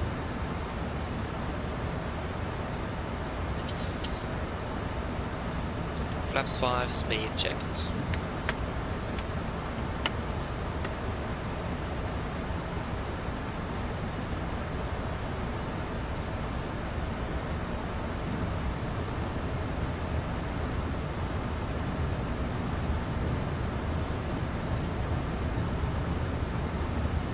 Take the light slope capture, with approach altitude 4,000 feet set.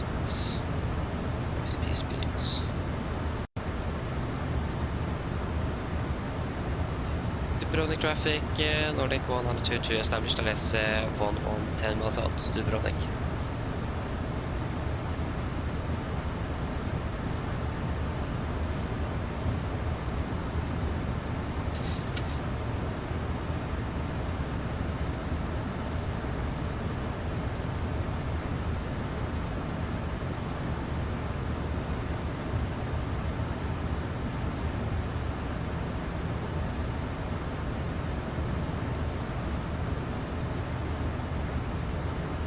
Get down, flaps 15, and speed checked.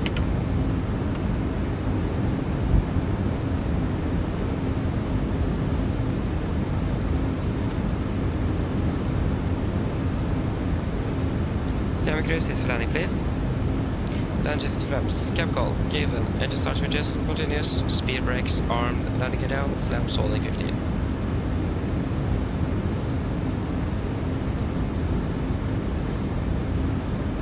And still no winds.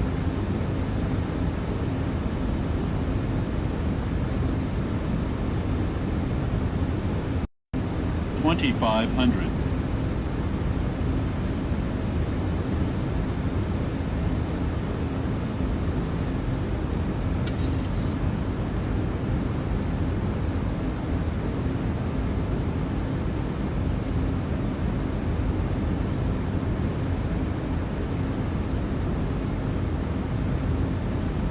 Flaps 30, speed checked.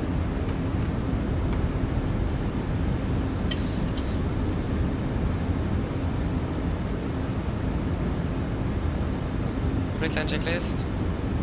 Flaps 30 planned, 30 green light, land checks complete. Dubrovnik traffic, Nordic 122, short final 11 Dubrovnik. Yes, we approach fast, we are stable, runway clear to land. And still no winds.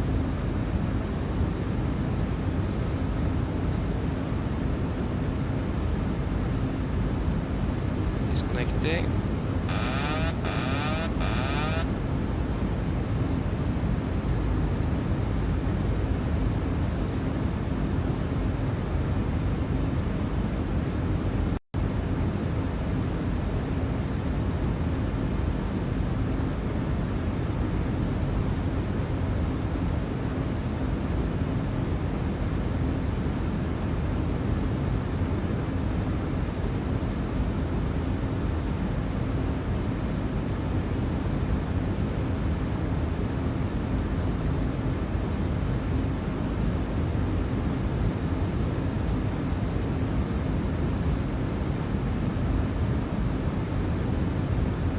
$1,000.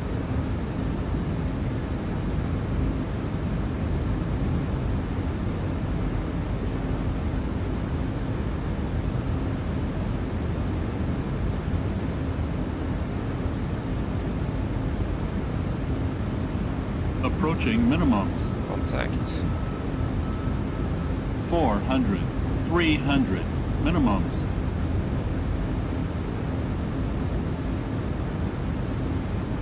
100, 50, 40, 30, 20, 10. Speed brakes up. To reversers.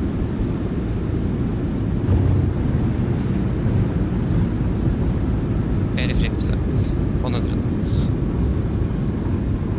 80 knots. 60 knots. There, welcome to Dubrovnik. Flight time 2 hours 45. Wait.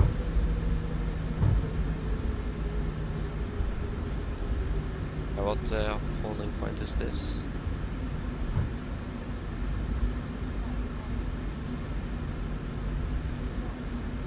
Oh, taking it here. Okay, nice though. Delta. Why do we have a Lufthansa A380 here? What? How are we supposed to get past him? Left is clear. Left clear.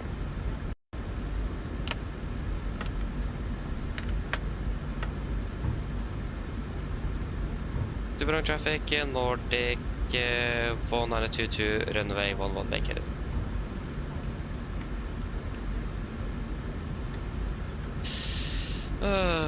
It's a little bit firm. Typical. So nice approach as well.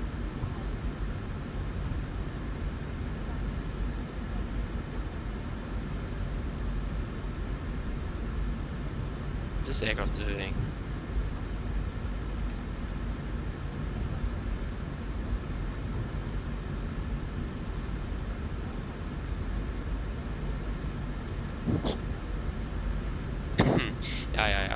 Yeah, at least we have our stand is here, so yeah, that will work.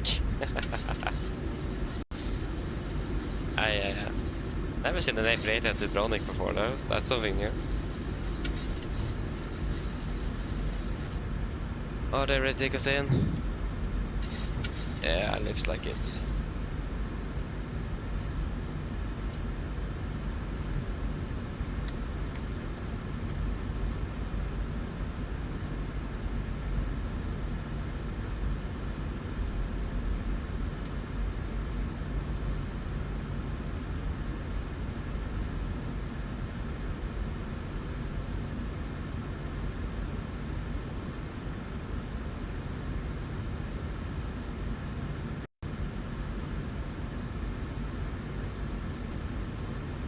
too far. What? Didn't even say stop. Okay, there we go. AP is available. Shut out. Let the...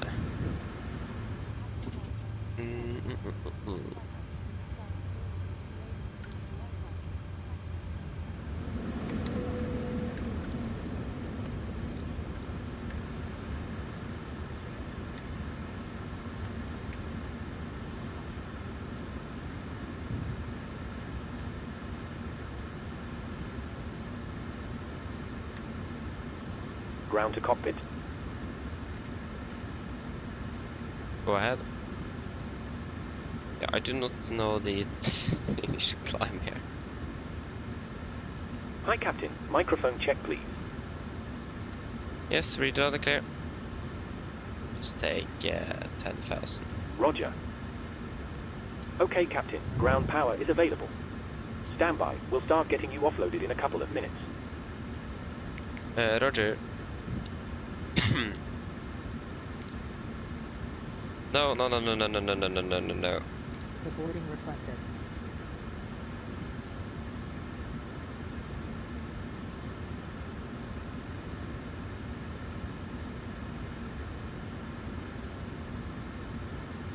Okay, show the checklist to the line. Fuel pumps, all fixed one for APU, ProBeat, all for Opal is set. Flaps, up no light, parking brake, set engine start levers cut off, and the weather radar off. Shouldn't checklist to the line is complete.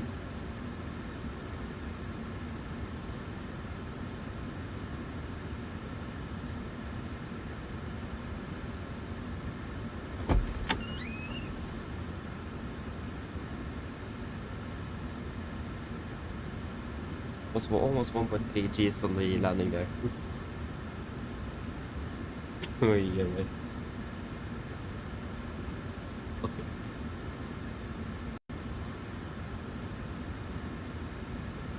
Hours 44.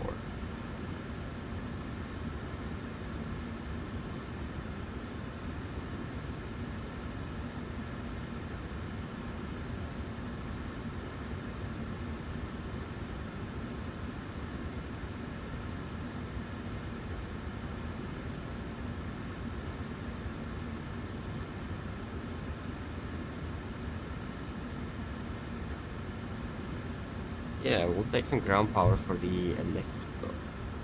There we go.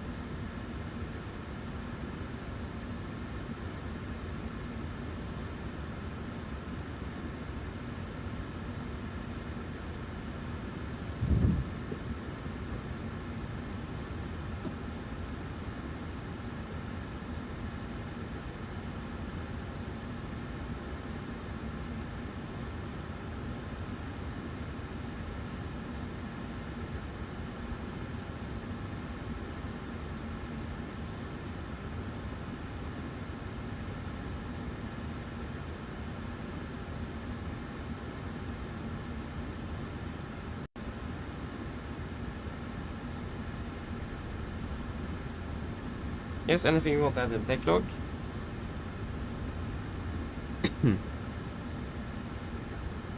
I don't really have anything.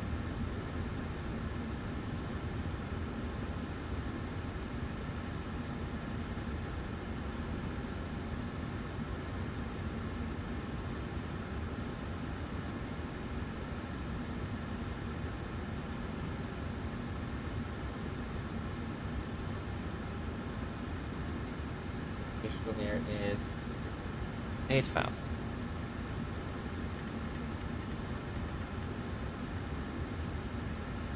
Nothing. And the shutdown checklist below the line, technical log completed, EFB completed, shutdown checklist is complete. Fantastic. Started deboarding, yeah they have. Yeah.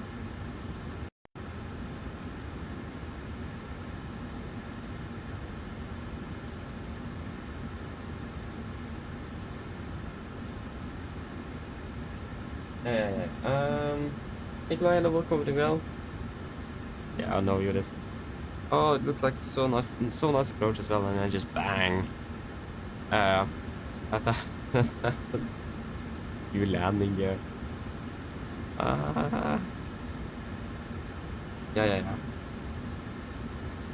Can't have good landings all the time. Oh, Voxy, so you're the AFLY. I see. I wouldn't really get past you if you stood right beside 11 there. Right, hello, good morning, hope you're doing well. We are 19, 20.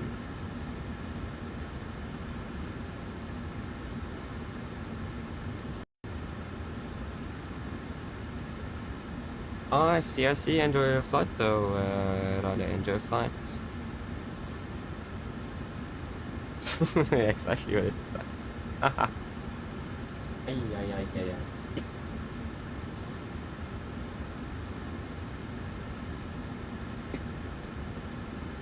Yeah, so we need to decide on the fuel, of course. So 10 tons, I'll be happy with that. Weather is good in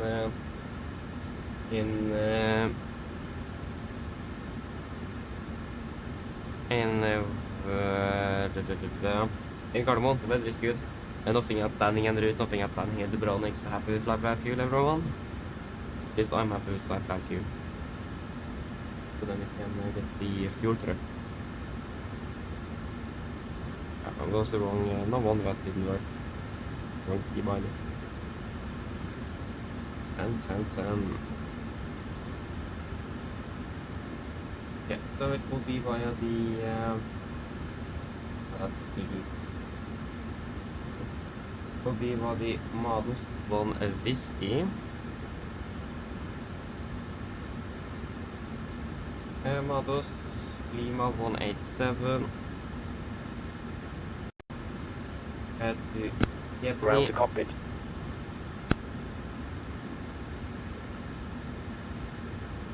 And then it will be direct to Uti.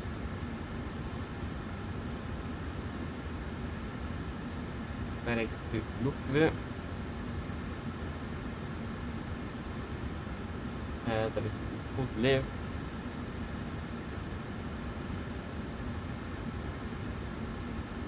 Direct Hotel Delta Oscar.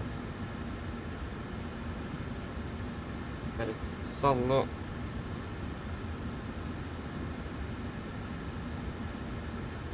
And then direct to Sabak. Lima 997 unit.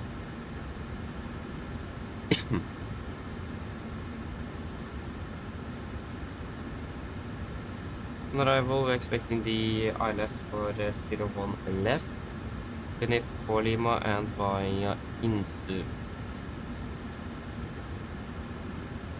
9 final at 2.3. We'll be using at B6.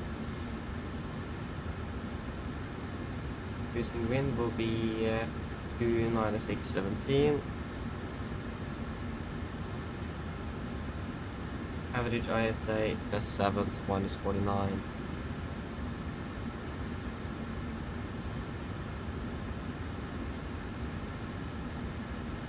Um, 200 and 100. Start refueling. And what's the temperature? It's 30 degrees in the cockpit. That's too hot. It is a little bit cooler in the cabin, but I could even further. QNH in Gardermoen.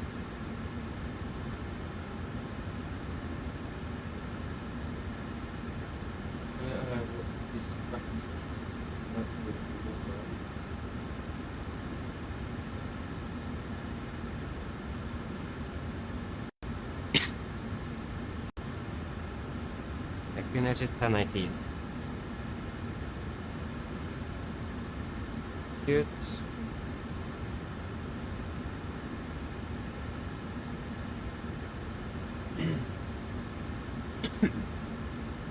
With the party, also with the party back with the party with the roller.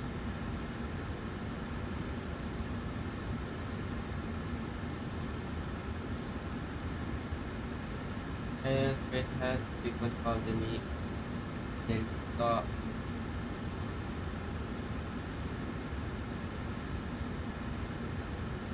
Delta Bravo Kilo. Delta Bravo Kilo. Dubrovnik. And 2.5 DME. 2.5. And then we will take right turn like 15 degrees. And then track 1.8. Dubrovnik. 114. 2.5, not 25, 2.5.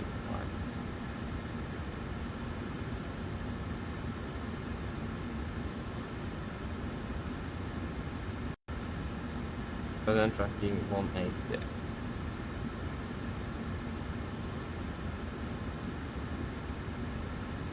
Maximum 1.5.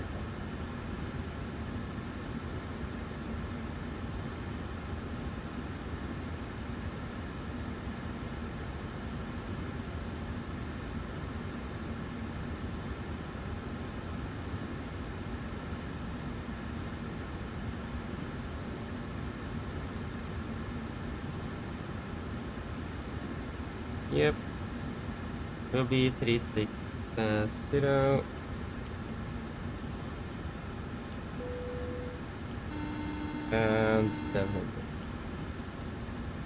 Hello. Hi, Captain. All passengers have left the aircraft. Thank you. Call me if you need anything. Of course.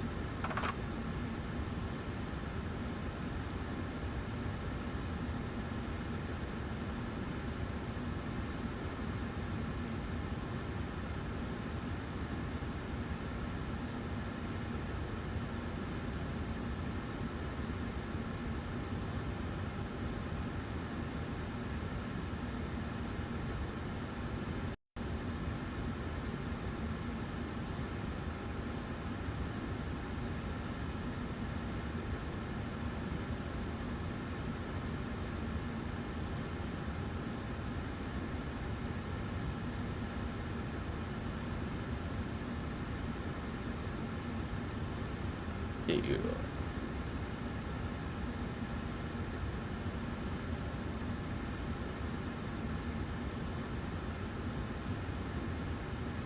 Off of the ground, yeah, it's 12-hour flight, yeah, exactly, it's a long one.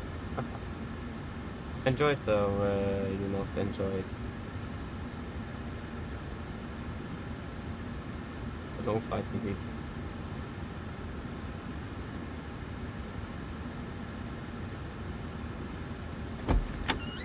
Still fueling up. I can just check here though. Yep. And we will set what's, yeah, it's 516 done.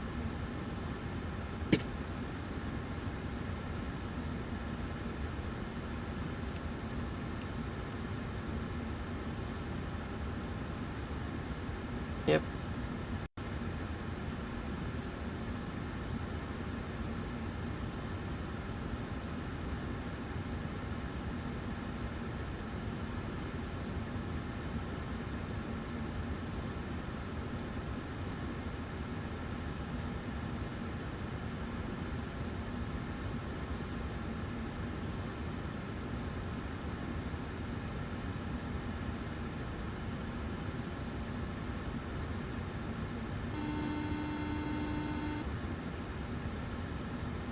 Hello. Hi. Okay, I've spoken to security, and I'm told they'll be ready to send the passengers down to us in a few minutes. Yeah, thank you. No problem.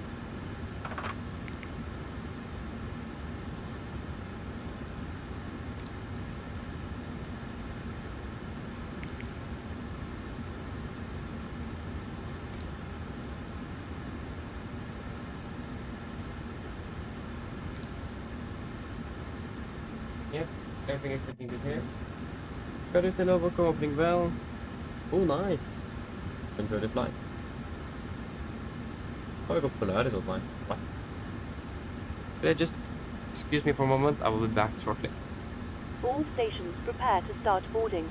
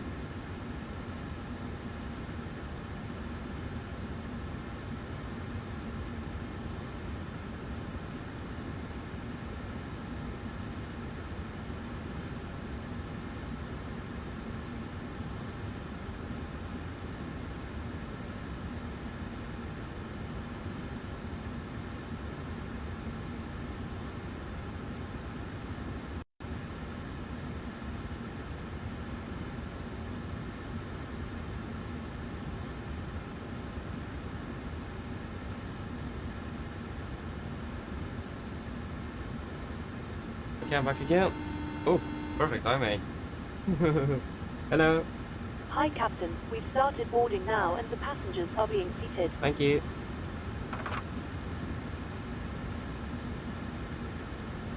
Yep, finished with refueling as well. And are we ready for the departure briefing? Okay, to park.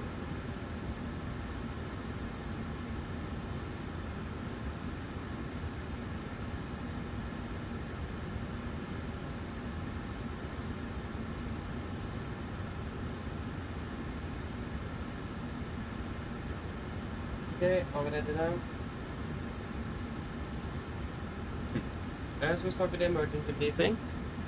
So the procedure, of course, will be the same as we discussed in Oslo, but the engine outage will be slightly different. So with the engine outage, just climbing 2.5 miles from Dubrovnik VR, then take a right turn back in 15 degrees to a track of 180, and then continue climbing up to 8,000 feet. There is nothing really outstanding. The only real thing is that we have some terrain, especially in the northeast side of the airport. That's why we do this quite early right turn. And the main thing here again is going to be the terrain. The weather is fantastic. There should really be a bad or be hard or be any problems returning back to Dubrovnik at least. And we are expected as well to be departing with 65.4, yeah. So expect to be departing below the maximum landing weight. So we should also be able to return back without any issues regarding our weight of the aircraft at least. Any questions for the engine outside? Probably not. Then continue to do check and just stand by momentarily. Okay, go ahead.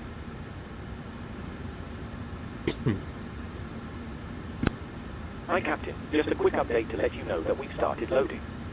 We'll send the final load sheet up once we're ready. Roger.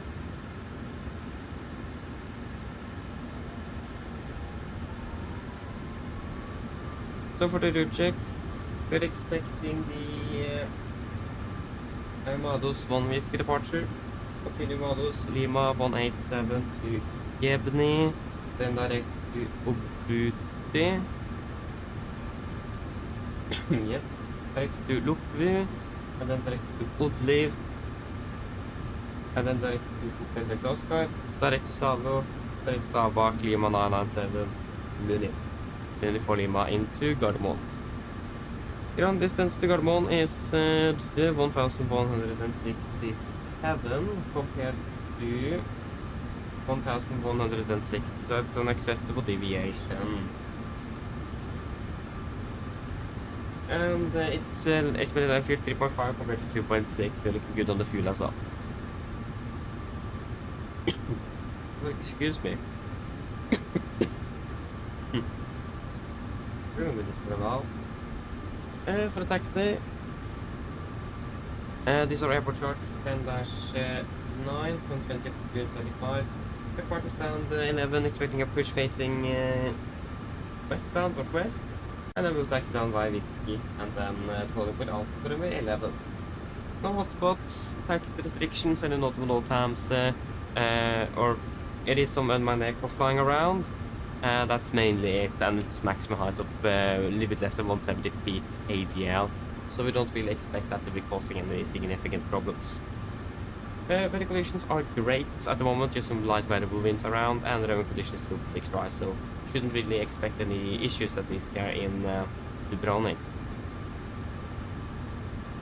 For the SID, we are expecting the Modus 1 Whiskey. This is on chart 10-3 per hour, effective 20th of March 25. Welcome aboard. Departing initially under the weather 104 degrees to Delta Uniform 80, and then we'll continue out to take a right turn outbound to Riga, and then click a right turn again, continue up to Modus. MSA in Dubrovnik is 8,300 feet, maximum 250 below flight level 100, usual or 10,000 feet in this case. Initial clock is also up to 8,000 feet. Noise abatement number 1 to be, no, that was out of runway 29, forget about it. we don't need to use any nose weight bins on this one. And when it comes to threats, first of all, we could expect cross in obstacles. The trees and buildings right of the center line up to 150 above departure, up to 1.3 or plus from departure. And when it comes to terrain, we have quite a bit as you may see here in the northeast of the airport. So right to our left and in front of us on the departure before the first turn. But other than that, we also have quite some bird activity in the vicinity of the airport as well. So it's going to be some birds there. And we have also possibility of some strong winds, turbulence and gusts if there is some strong winds from the northeast, but that's not really the case at the moment. Other than that, we should all be fine. So any Ground to cockpit. or at least there's nothing else, so any questions?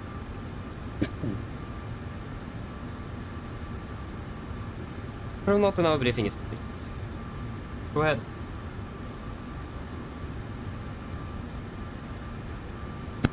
Loading has been completed. We're sending the load sheet up to you now. We'll contact you for pushback once you're closed up and the beacon light is switched on. Roger. Hello. Hi, Captain. Okay, we've received the load sheet from ground. There's the passenger count, the crew count and the total souls count. Plus yourself, of course. Thank you. Okay, looks like we're all set to go whenever you're ready. Okay, great. We should be ready for push in about 10 minutes. Just use it once we're ready back there. No problem. Thank you.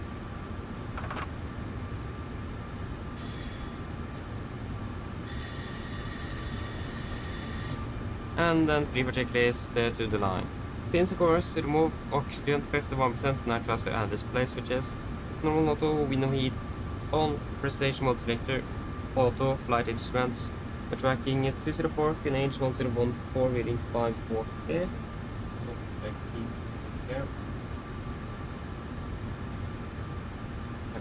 We're reading then 538. That's 538, so plus 1 is 0. Park brake is set, engine start gear is cut off, and taxi takeoff briefing is completed. Pre-for checklist to the line is complete.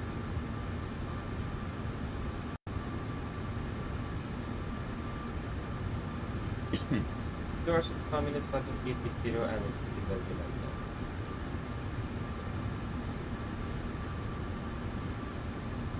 Just bad winds from the north, 15 degrees and test.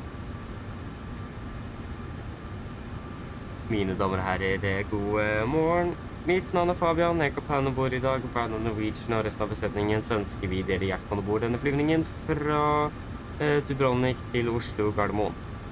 Flyttet til Oslo i dag er forventet til å bli rundt ca. 2 timer og 55 minutter. Vi begynner straks å bli klar for avgang fremme. Vi forventer å dytte ut av gaten om rundt ca. 10 minutter. Hvis dere kan være så snill, sette ned, ta på sikkerhetsbeltet. Også for egen sikkerhet og andre som bor, så anbefaler vi dere på det sterkeste å følge på den veldig viktige sikkerhetsdemonstrasjonen som kan fra kabinbesetningen og straks. Vi venter ikke så veldig lange takster i dag før vi er klare for avgang med rullebanen.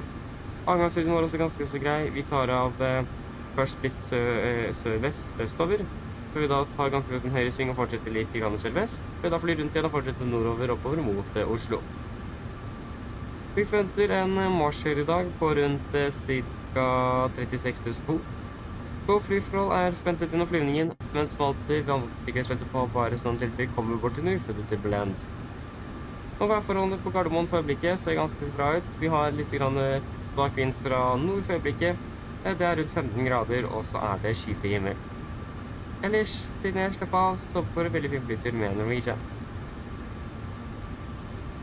Ladies and gentlemen, good morning. My name is Fabian, I'm the captain on board today, and on behalf of Norwegian and the rest of the crew, we want to wish you a warm welcome aboard this flight from Dubrovnik towards Oslo Gardermoen. The flight of the Oslo today is expected approximately 2 hours and 55 minutes. We are fairly short of departure in front there. We expect to push back in approximately 10 minutes. If you may please sit out and your seatbelts, I will recommend you strongly to follow the very important test safety demonstration that the cabin crew will show you in just a few moments. We don't really anticipate a very long taxi today before we're ready for departure at the runway. Our departure doing is well looking good today. We're departing a bit southeast initially, before expecting a right to a bit southwest. before the next with a right turn again and then continue northbound up towards Oslo. Expected to be cruising at approximately 36,000 feet today. Good flight conditions are expected, but as always, we do recommend that the seatbelt on just in case encountering unexpected turbulence. And the weather in Oslo at the moment is looking quite good with just some light winds from the north. It's about 15 degrees centigrade and clear skies. Otherwise, sit down, relax, and we're gonna enjoy this flight with Norwegian. Thank you.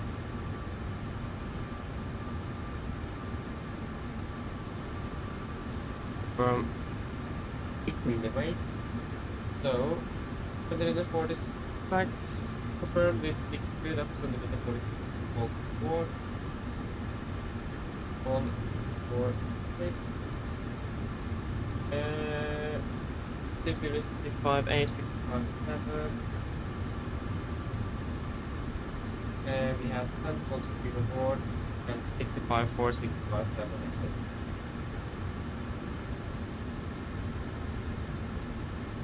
And then we can execute.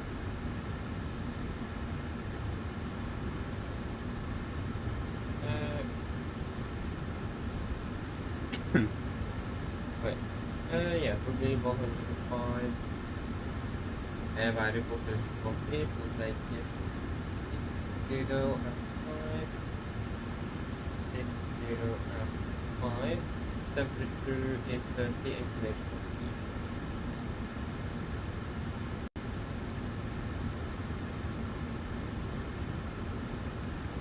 And then it will be 65.7. And 20.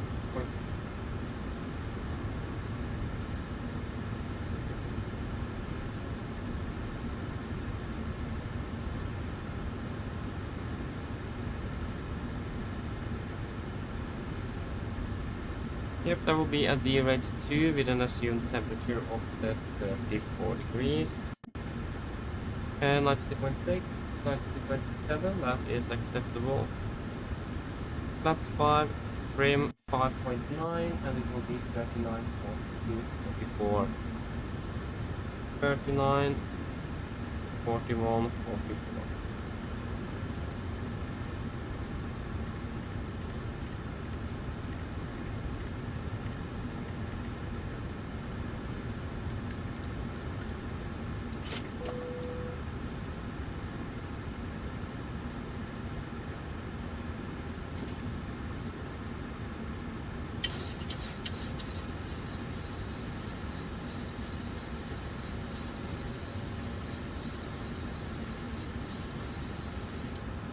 And previous checklist below the line. Here we have the 10,000 kilos on board and the pumps on, passenger signs set, auto brake, RTO, CD preliminary cars completed, takeoff speeds, V1139er, V1139 VR141, V2 144. And speed V2 144, heading 114 and altitude 8,000 feet. Previous checklist complete. Yes, indeed, Thomas. Indeed, it is quite hot. But what's the temperature in Madrid then? Must be a lot then.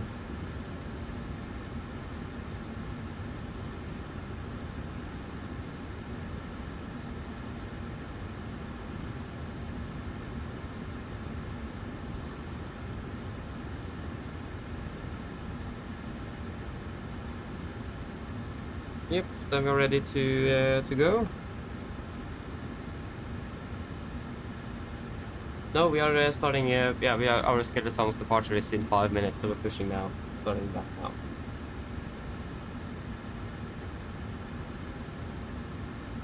Cockpit to ground.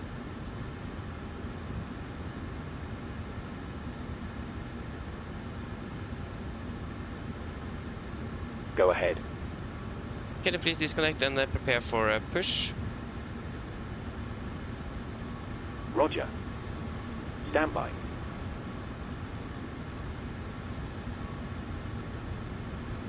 Ground power has been disconnected.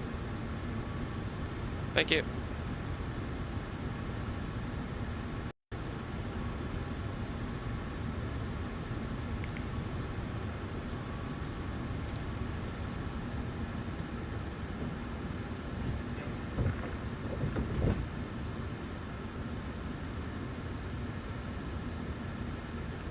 ground to cockpit. Hello, Captain. We are ready for pushback. Thank you. We will pressurize the hydraulics. Yeah, pressure.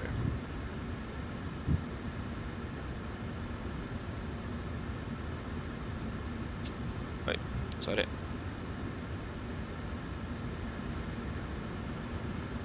We have at least Departure checks completed. Bypass pin inserted. 1 Star Alliance aircraft here. Probably the Lufthansa from Munich, actually.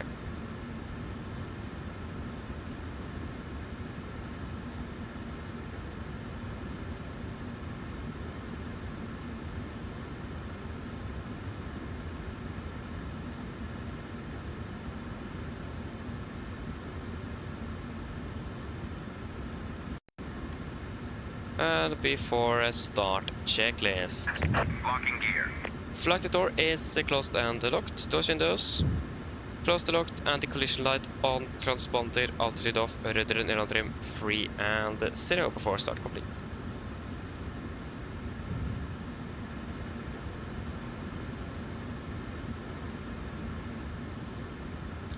Dubrovnik traffic, Nordic 1923, push and start out to stand 11 Dubrovnik. Cockpit ground, we are... oh, sorry, apologies. Cockpit ground, clear push facing west, brake set. Release parking brakes, please. Brakes released. Commencing push. All engines clear. Start at will. Thank you, we'll start 2 and 1 in sequence.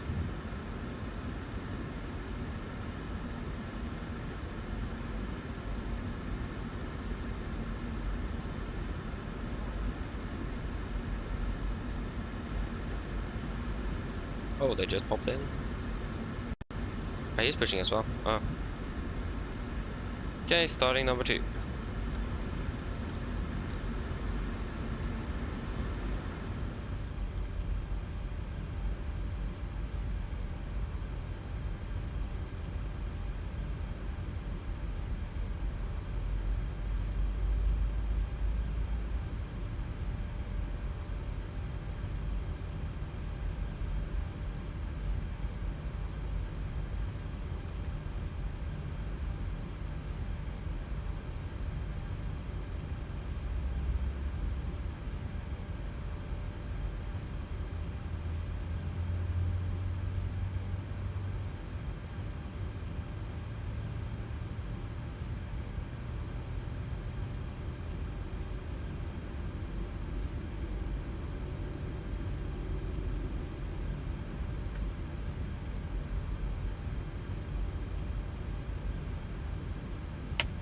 Started cutout. We'll get some air into the cabin. Starting number 1. Please set parking brakes. Park brake set. Waiting your confirmation for a good engine start. Roger, standby.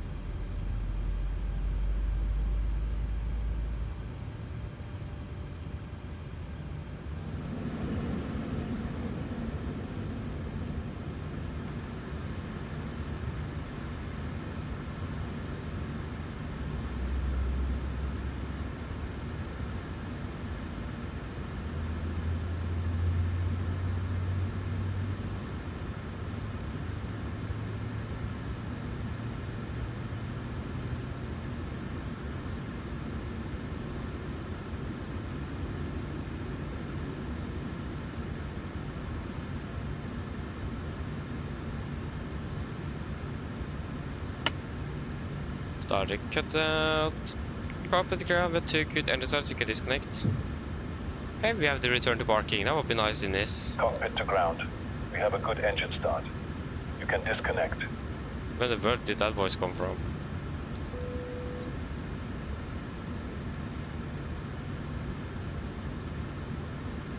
Strange. Yeah, we have a zone temp.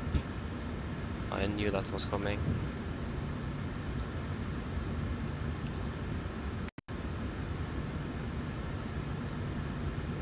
I'll just double check the QRH, I don't do anything incorrect here. Unlocking gear.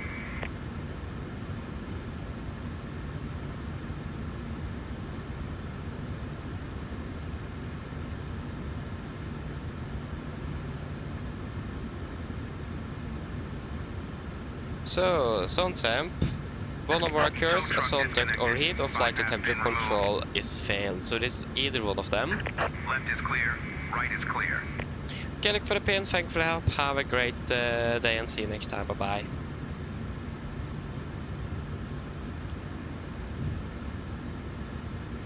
Do not drive over the over him though. And you are heading straight towards him. Oh no. Oh, yeah, that was close. Thank you for the hairpin though. I got it. I will just do the curage quickly. Read through that. So, well, temperature selector, affected cabin, select a cooler temperature. This prevents the trim air modulating valve from returning to an overheat condition. Trip reset switch, push. The zone temp light extinguishes if the duct temperature has cooled below limit.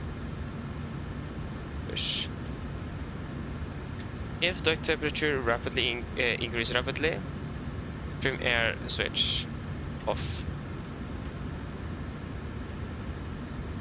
Nope. We are all good. Flaps 5. Light control check.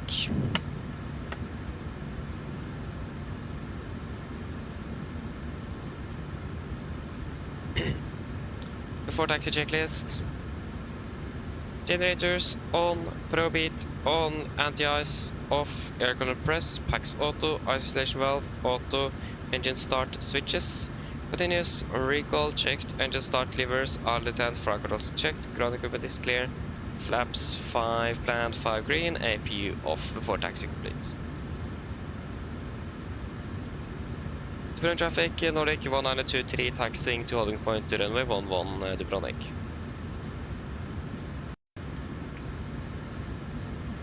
Right clear, left clear.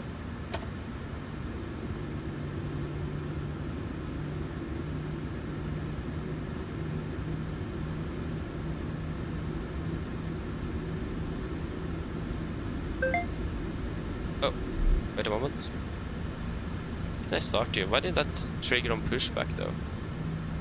Apologies, I did forgot to start ENPC.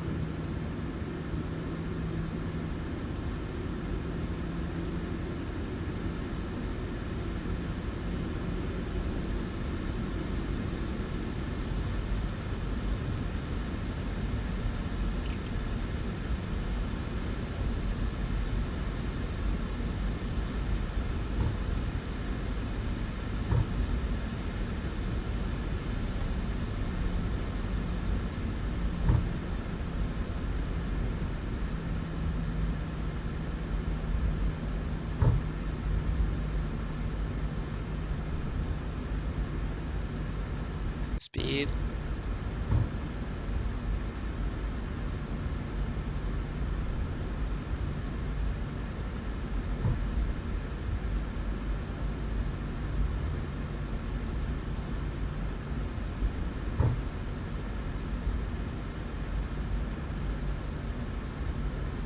There's no one parked there, so we're all good.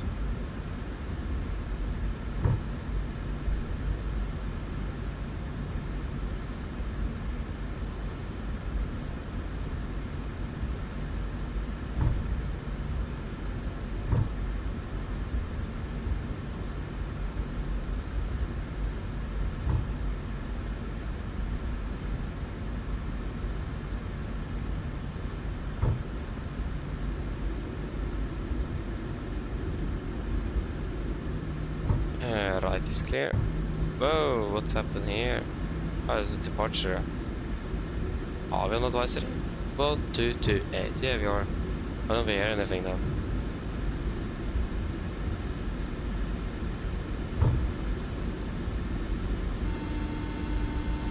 Hello. Hi, Captain. Just to let you know that the cabin is secure for takeoff. Thank you. No problem. The cabin is secure. Fantastic. Okay, we go to the rain radar on both sides.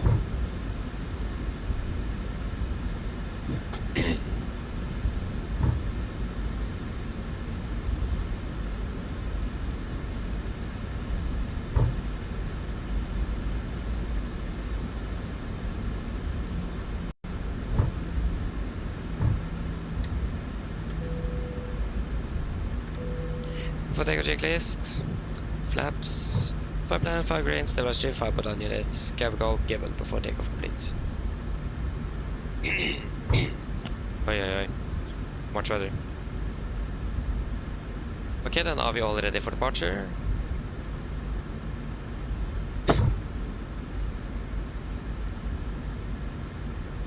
Dubrovnik traffic, Nordic 123 landing departing, 11 Nordic correction Dubrovnik traffic.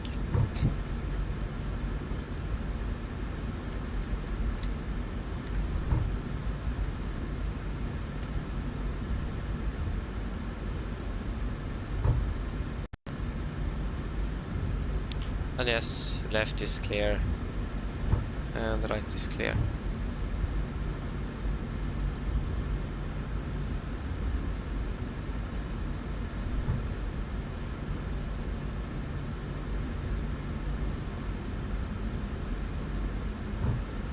Okay, ready?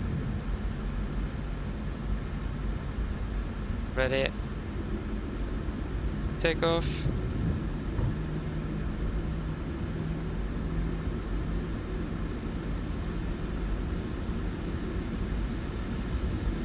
Stabilized.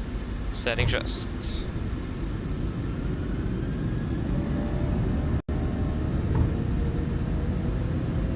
Take off reset.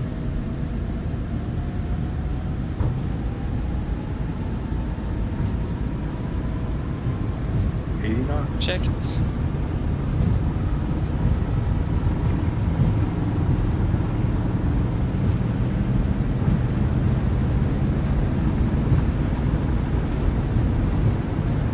V1, rotate.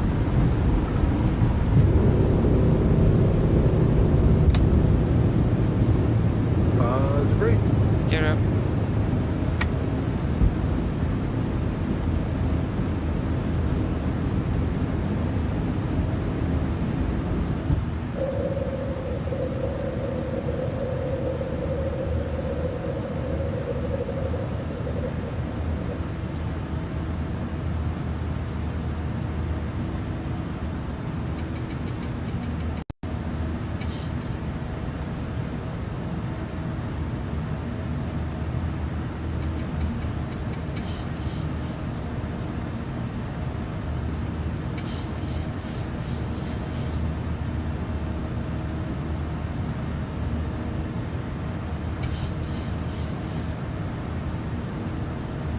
Flaps 1, speed checked.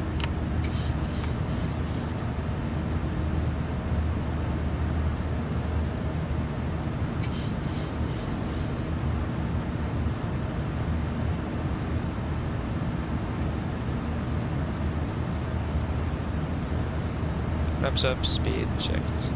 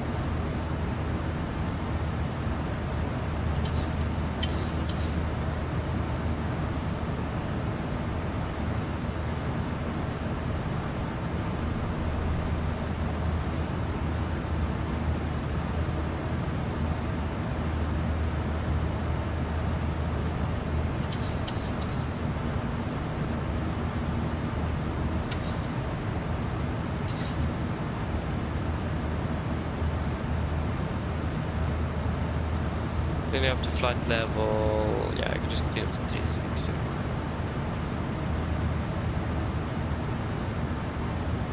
360 set. Standard, standard.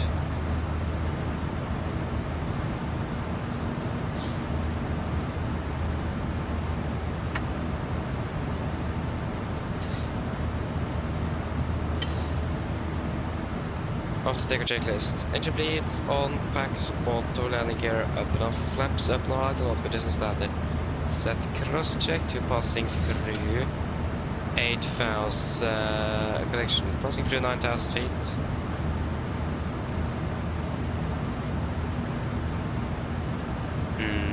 Now, best one is 0, after takeoff complete. Come on then.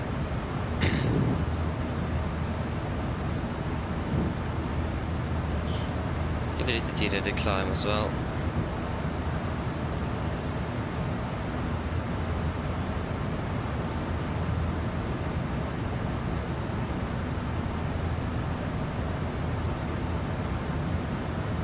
Så kör du vidare.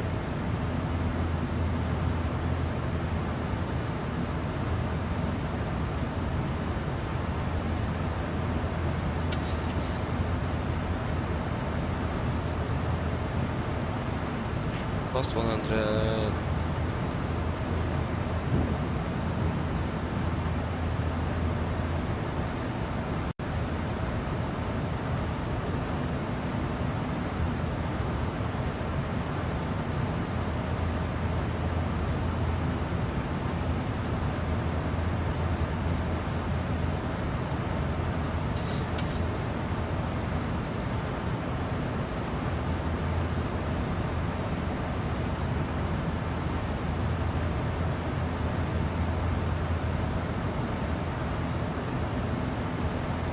Into select the cabinet, confirm, execute.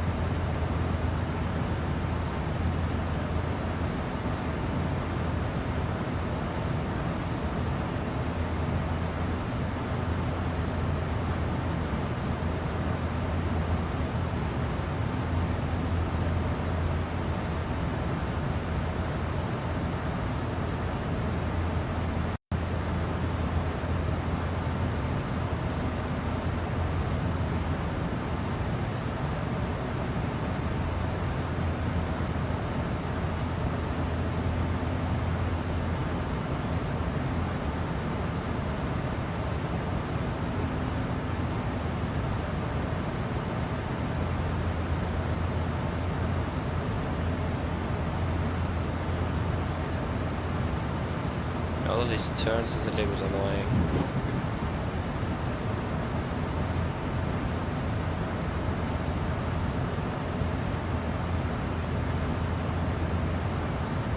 Yes, better level go, mobbing well. Yes, I'm doing fine, thank you. Doing good here. Oh, I see. Yeah, that was a bit unfortunate though. Yeah.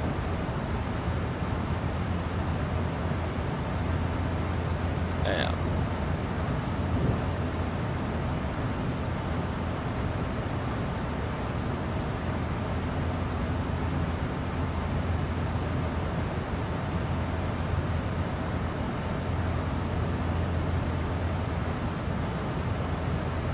I can tell it's 2 buttons.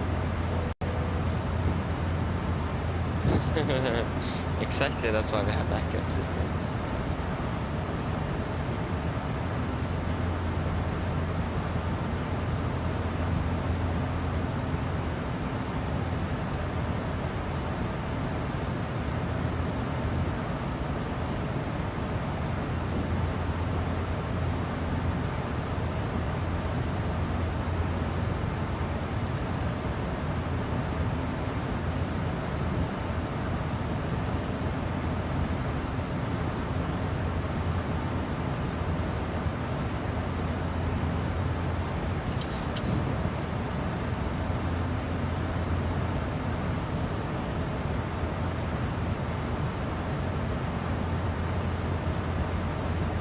Yes, I'm passing 200.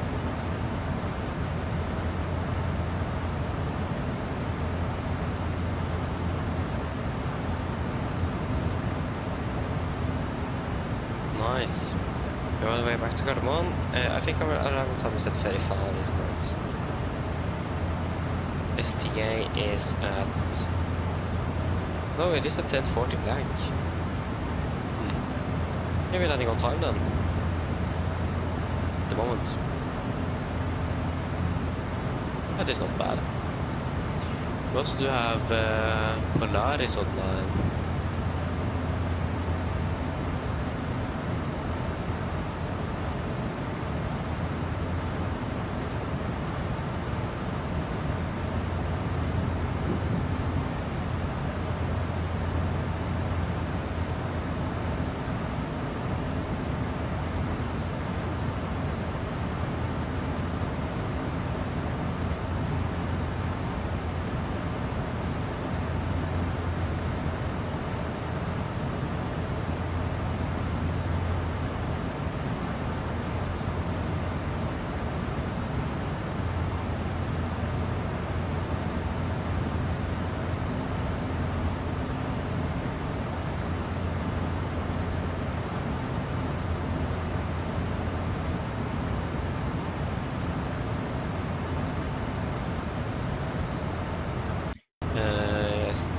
Just flown over Dubrovnik. There you go, there we are, the airport. Ah, it doesn't spawn the aircraft though. Ah, maybe the Lufthansa is not there either. I don't know.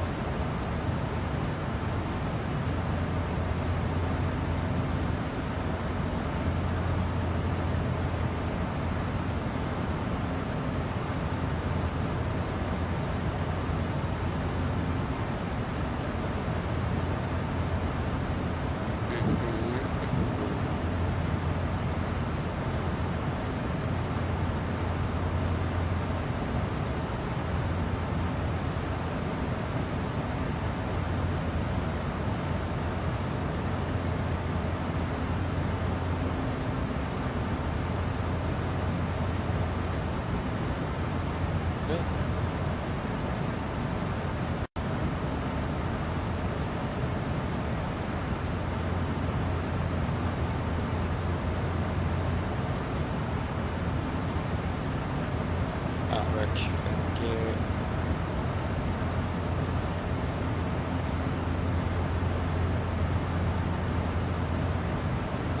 Yep.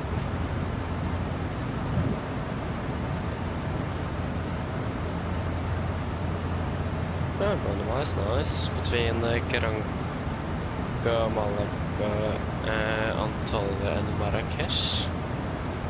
Just look nice.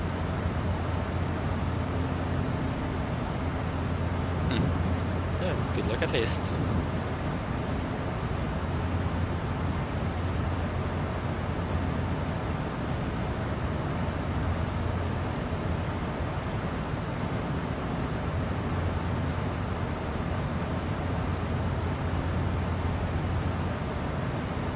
Yes, indeed, it's long flights indeed. But because you want to. Ah, nice. I understand.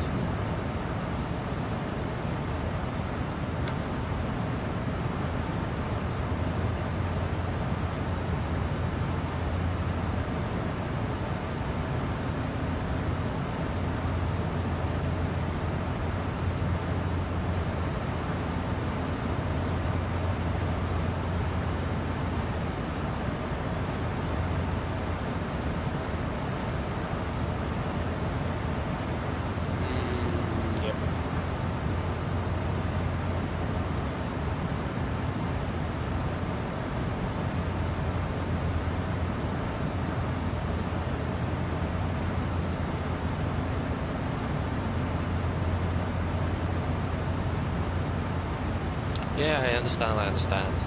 I mean, I also do love flying the Max. Just not really the IFLY sometimes, but yeah. At least I was able to confirm that the window heat failure we got in this due to temperature. That was similar to PMDG, but in just a little bit more, realistic way, because on the IFLY everything failed at the same time, instantly. But the PMDG was gradually, and it was one by one. And also the power test actually worked compared to the IFLY. So if we just would have flown with the PMDG, we would have been off by by no time, at least on time.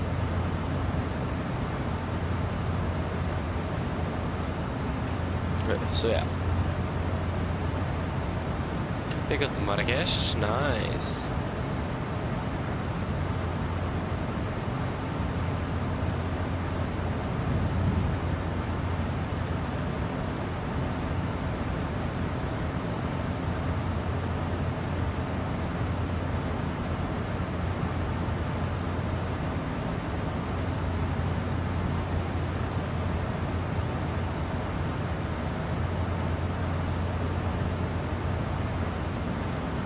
Oh, so it goes AMD Copenhagen. That's nice. Then it will definitely be flying with the Max. Most of the Maxes are either in Copenhagen. Yeah, most of them are in Copenhagen, actually.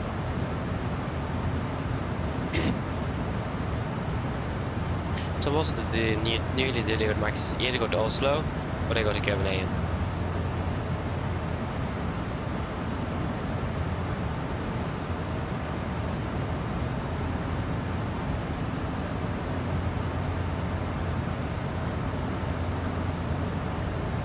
Nice. You know if you're flying with a Max yet then?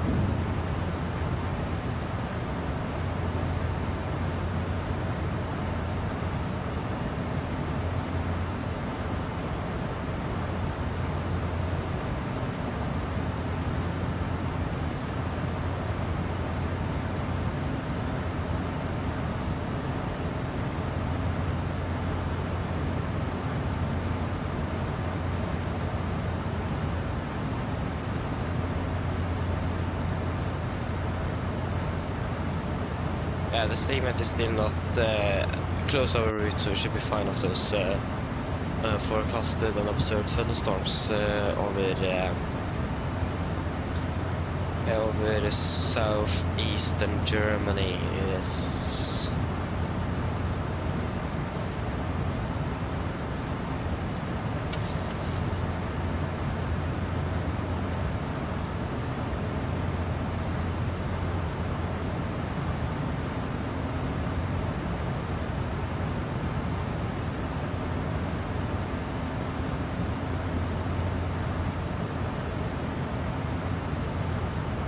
Oh, aircraft. It's Eurowings. Nice. Just appeared out of nowhere.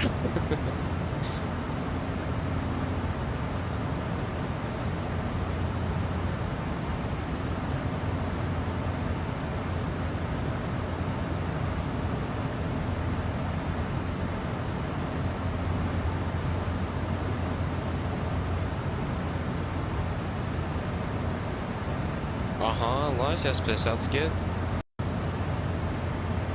Enjoy it. That sounds fun.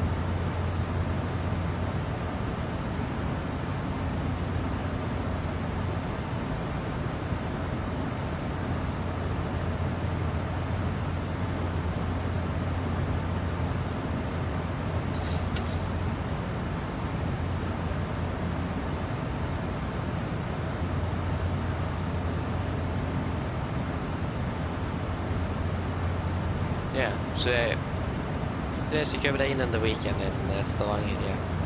Sounds good. Why is there so many aircraft around us now? What? There's 3 aircraft coming straight towards us.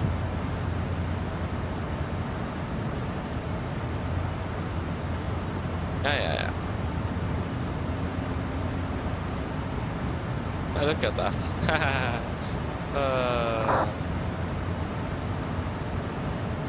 Nice.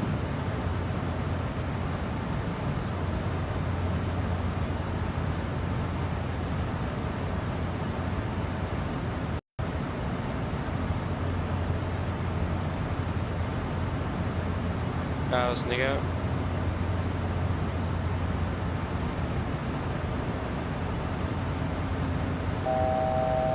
So over there.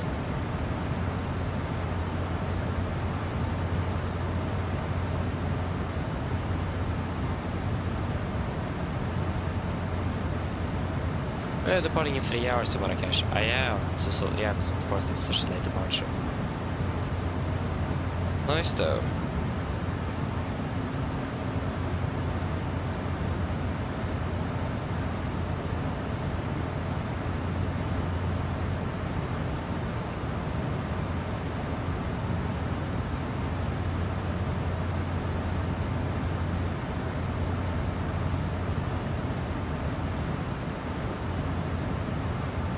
Here going up off FMC speed.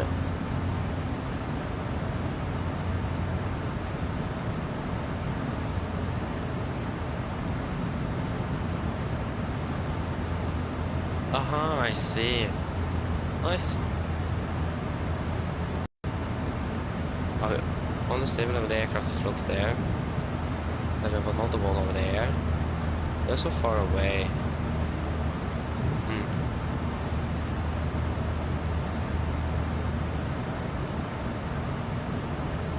I'm hungry, I need some food. Do you guys need anything or want anything? Food wise or drinks? Anything?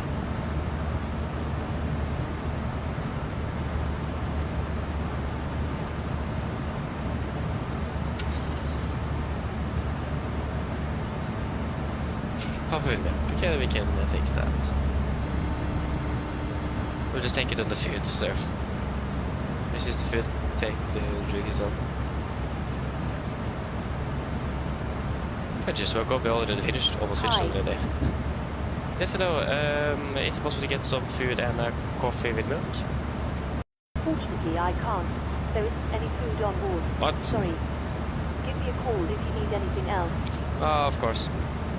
Right. Ask for the coffee then. No food on board. I emptied out of catering. Hi, Captain. Hello, is it possible to get a coffee with milk though? No problem. I'll bring it once we finish serving drinks. Okay, thank you. Ah, they went empty of food. Oh, that was a bit unfortunate. I mean, I don't think Norwegian catering outside of Oslo or outside base. So, or except like in Stockholm, perhaps. We had food on the way down, so that wasn't a problem then.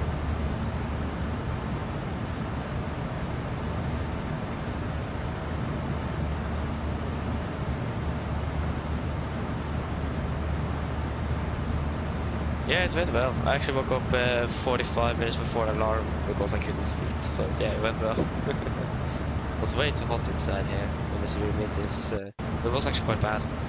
So I just woke up. So I woke up at 2:45. Hello. Hi, Captain. Your drinks are ready. There is a storage compartment in our galley. Thank you. No problem. I mean, I understand that. I understand the struggle for that. Yeah, I woke up by myself. I couldn't sleep, so I just thought it is probably better to just wake up. Because if I fall asleep now for the next 45 minutes, then I will still be waking up at the circadian low, and then I will be even more tired. So it's better to just wake up and not try to sleep anymore. Because yeah, again, it will be harder to wake up than after if I would have fallen asleep again. So then I just woke up a bit earlier.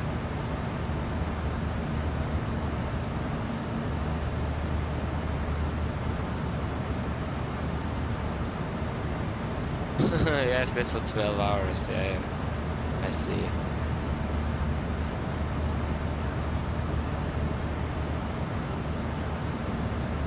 Yeah, I'll need to get some food nevertheless. I just have,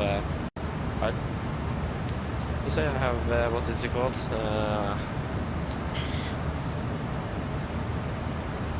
I don't even remember what it is called.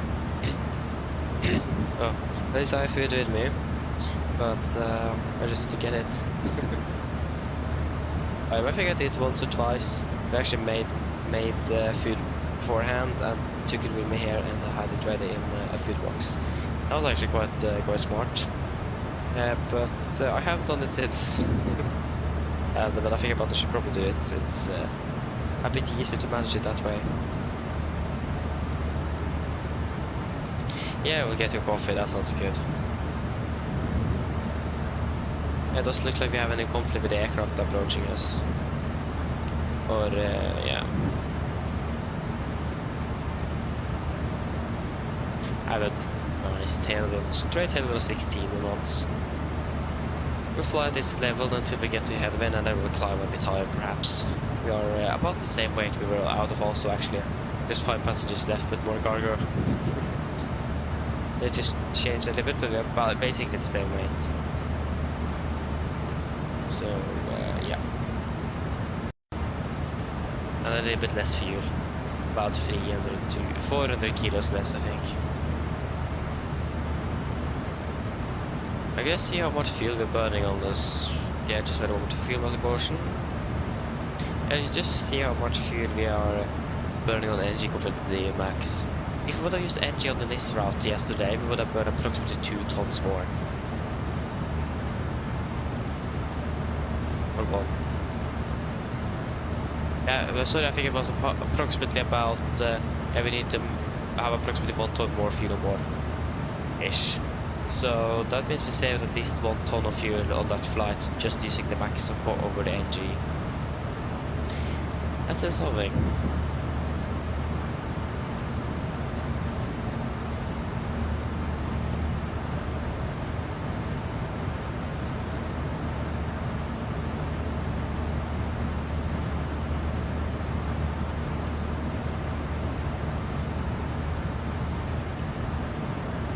Yeah, I'm just gonna grab some food, so we're back in just a few moments.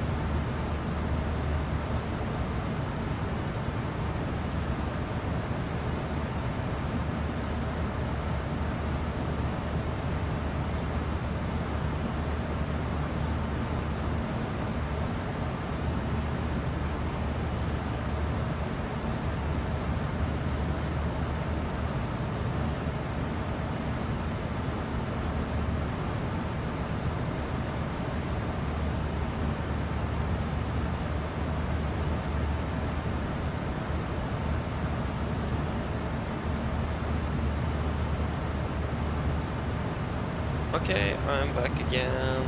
There we go, we have a fuel master course at the center right center pump. Center right pump sounded a bit weird.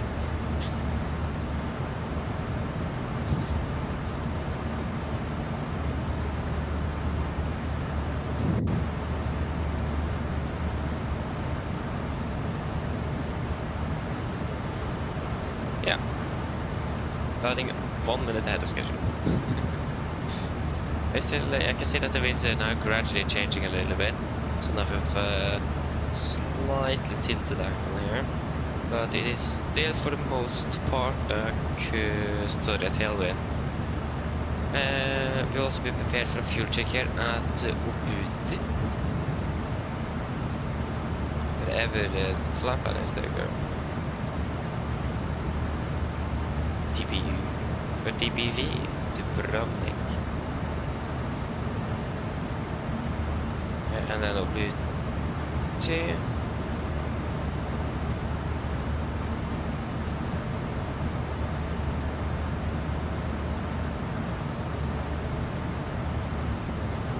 Weather in Oslo, it's 36 at 9.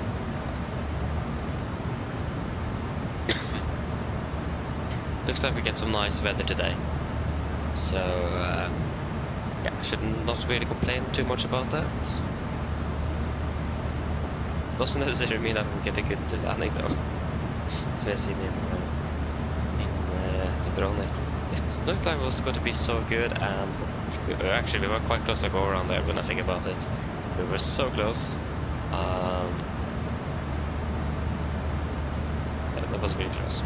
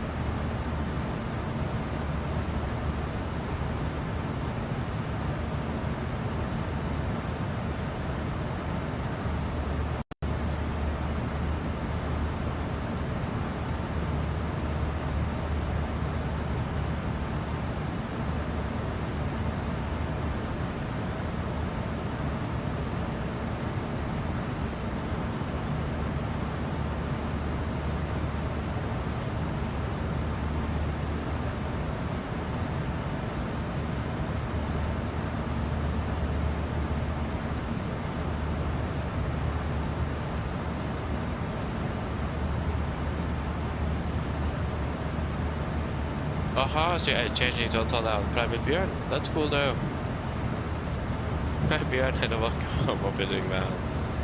Yeah, that's nice though.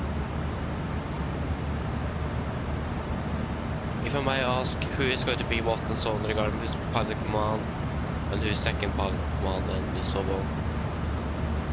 And who's going to be flying the first day? Or how do you fly shared cockpit, or do you fly just you fly and you fly? Like you fly your own planes.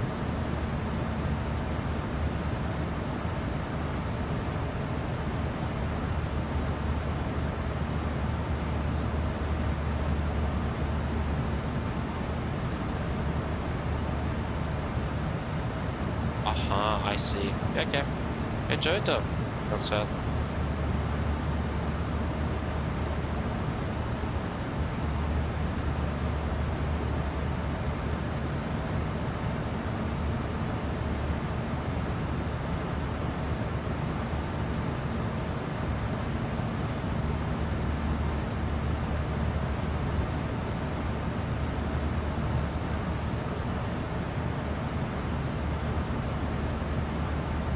Det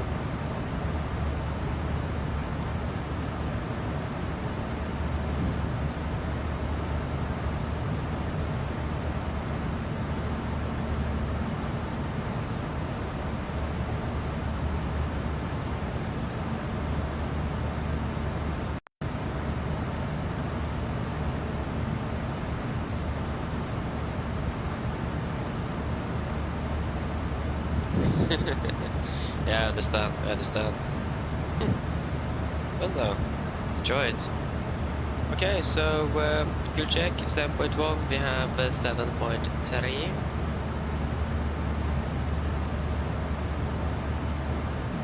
Uh, 2.8, we have burned through 2.6. And 40 minutes, we will have 41 minutes. Basically 40 minutes. Nice.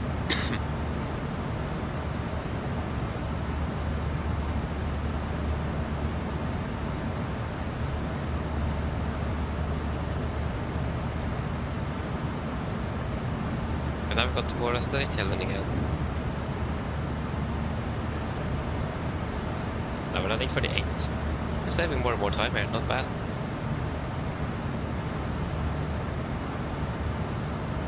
Yeah, I understand that. Yes, but yeah, that happens. Can't really do much for that, unfortunately.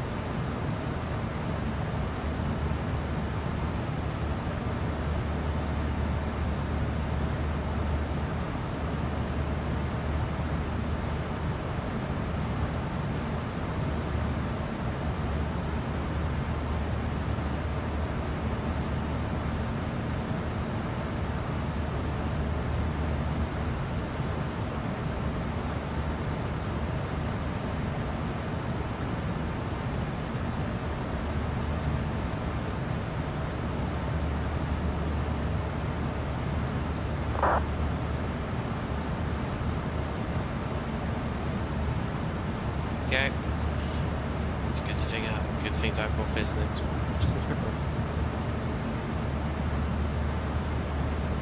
What to do without it? Especially in aviation. Like almost everyone in aviation is drinking coffee. ATC, pilots, cabin crew, maintenance, people in the office, dispatchers, yeah, basically everyone.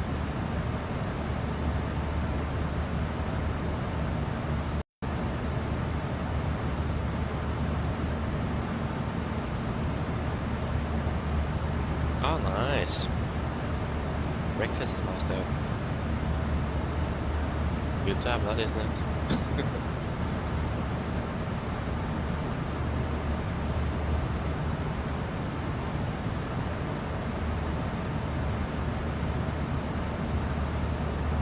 Is there a Polaris? Oh, there is.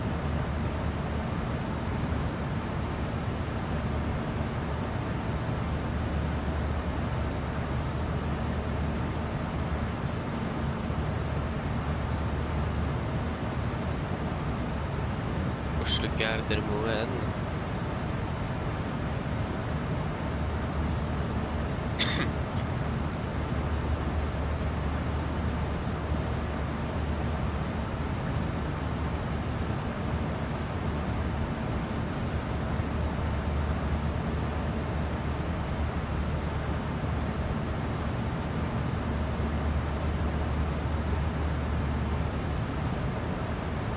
Yes. And I don't really expect Polaris to be on when we are arriving though. It is still a little while until we are coming. It is about 2 hours left. Yeah, still a little while. It will probably be in this airspace between 1.5 hours ish, but still I think that will be too much.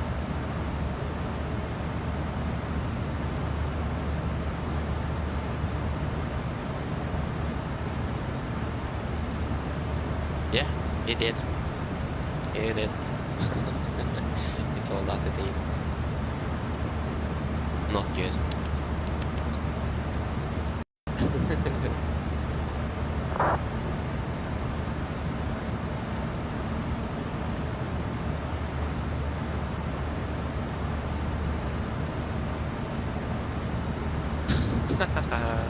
Oh, nice. Yeah. I imagine there are more people than just you that have, both of you that have done that. Like, who doesn't want that? So yes, I don't really see that as an uncommon thing.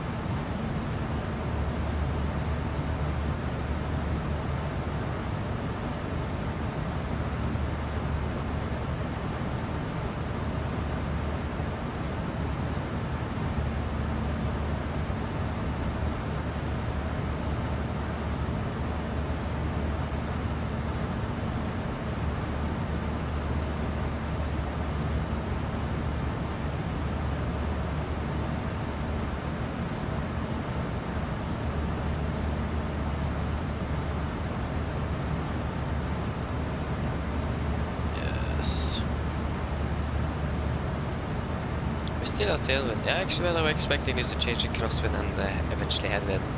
When is that? So that will be over Czechia. Yeah, that will be after Lufku. Closer to the next waypoint. There will be quite some strong headwind in the end here. Nice.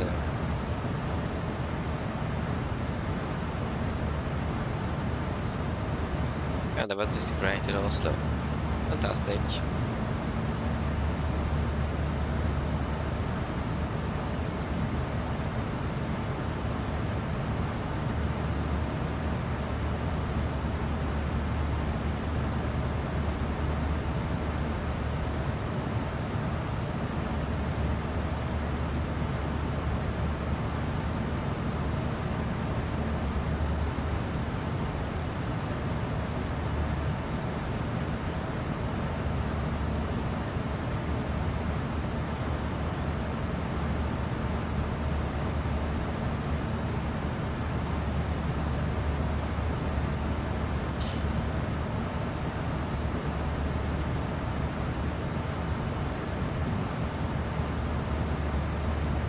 fuel calculations we can take though, but that the wind is changing quite quickly there.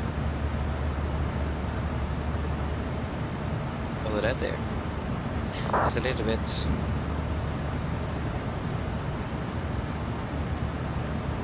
36.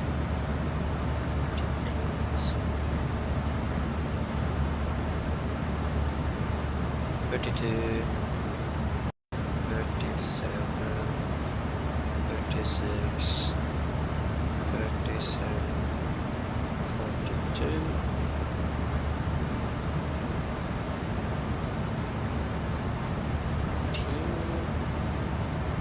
25.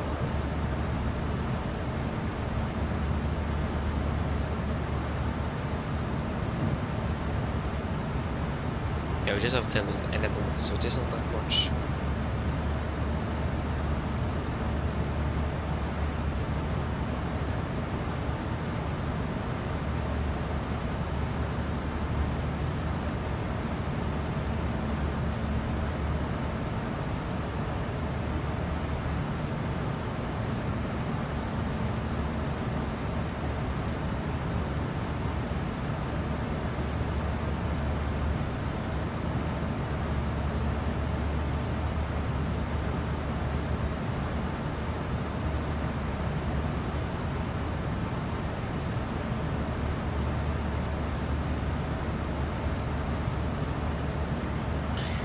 Nice.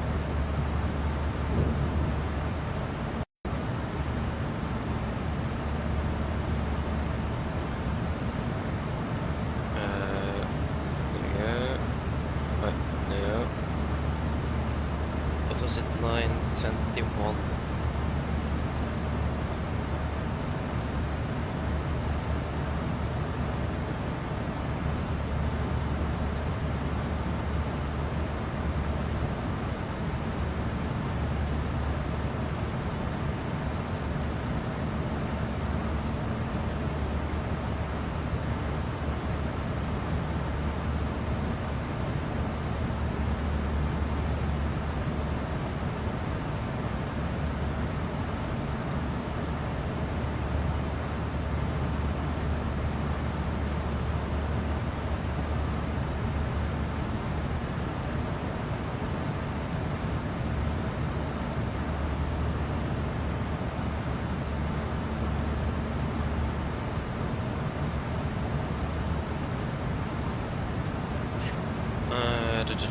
Yeah, 60.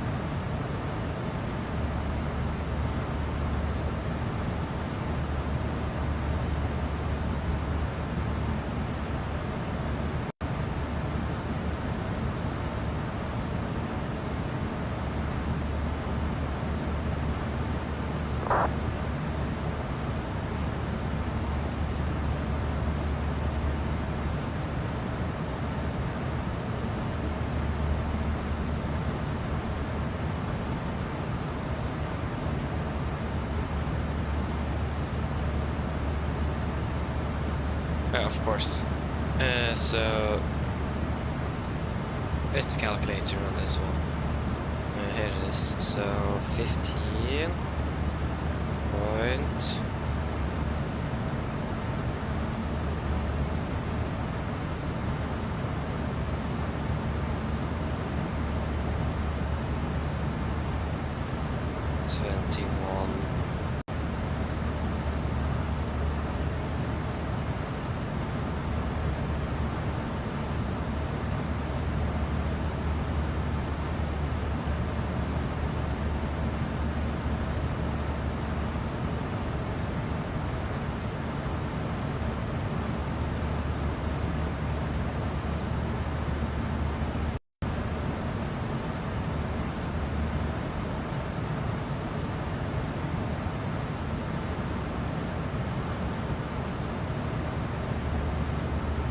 Plus 22.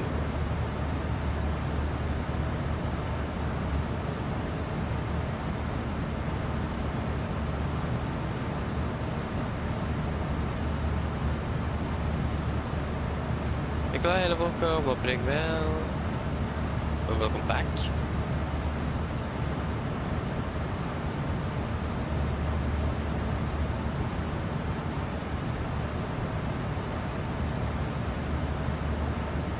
Oh, it does see. That's good. That's good. The Kim does have economy lima. Aha. Good to know if you're flying with economy lima one day. I need to contact him then. And then this is 2216. 2216. 2216. 2253. Right, interesting.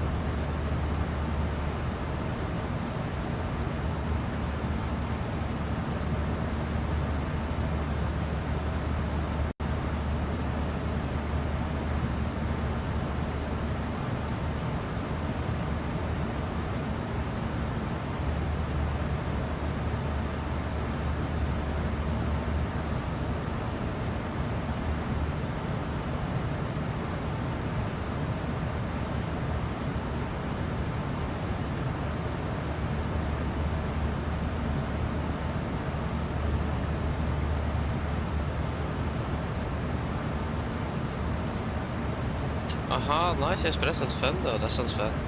Enjoy that. Sounds fun.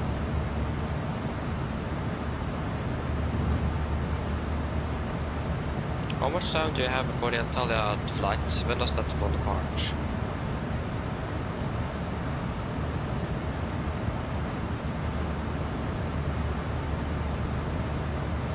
The thunderstorm forecast area of the segment have been standing still for quite some time now. It's a bit strange because thunderstorms in general moves quite quickly. This one's quite standstill. But it might be a small one that is moving in that area, but they have just covered a bit larger area like it also means.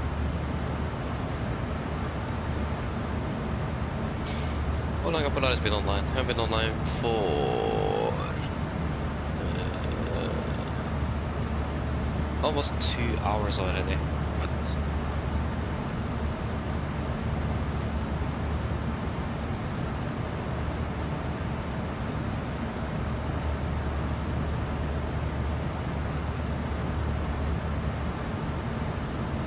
But yeah, correct. Yeah, of course it is that departure. I flew that a few days ago. Yeah.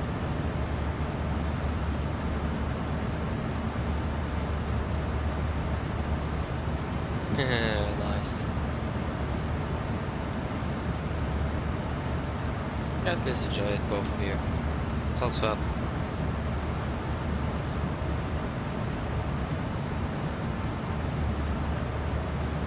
Tomorrow Tromsø presses ut.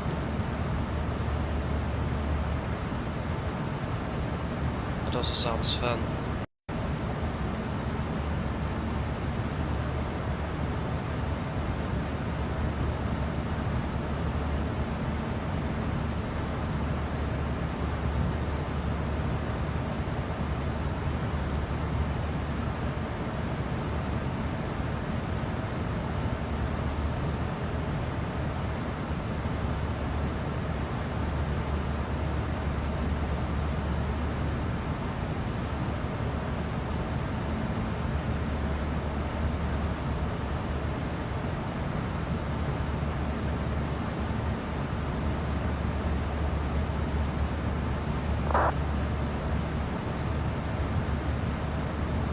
Ja, du har fullcheckat lookvisit.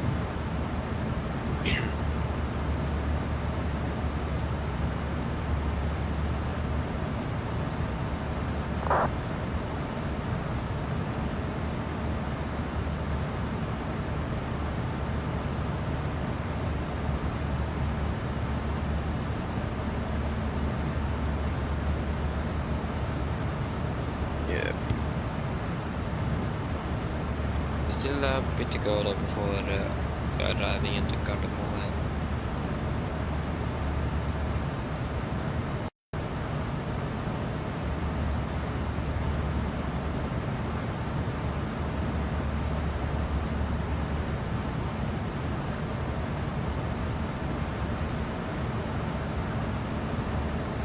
Yeah, we are standing at 10:05. That will be in about 1 hour and 20 minutes.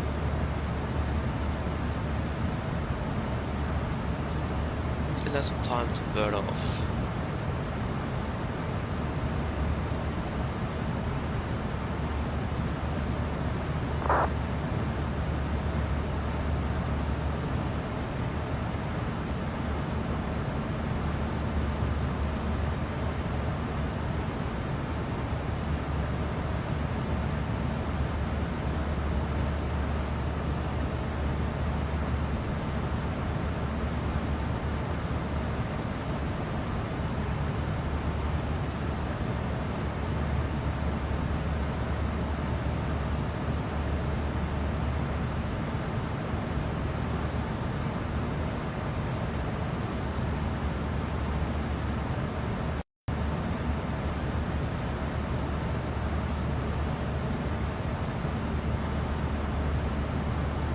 I was a bit silent today.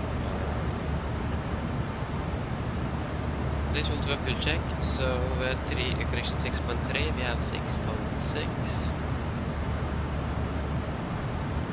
3.5, we have 3.4,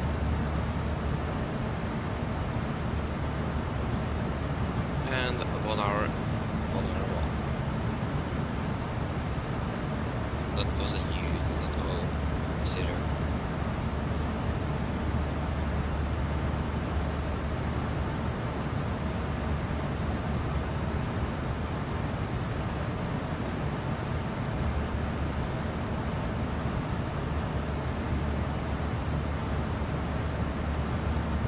Oh, nice, Anakin, so you're flying on the 777. If that's the case, then yeah, good luck. And flying with Lufthansa cargo, then I imagine.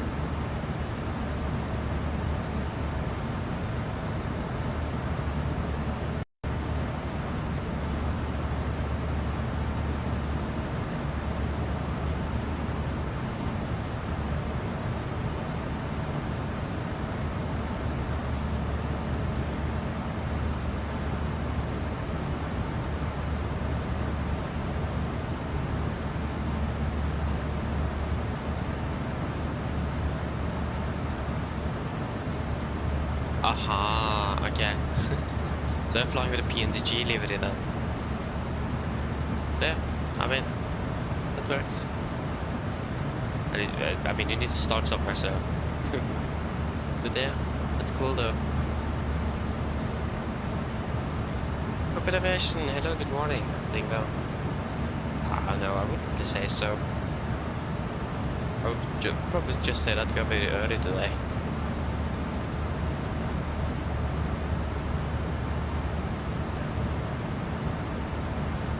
Most other normal flights, we will probably have 3 on the ground on the pilot now. About now, yeah. Yeah.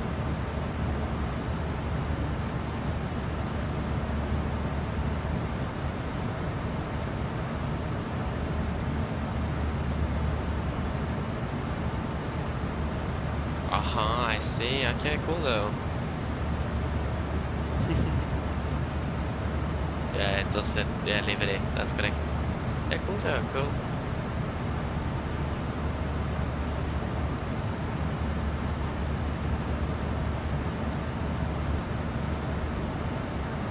Nice car race you're doing up to Svalbard via Tromsø. Nice, enjoy it.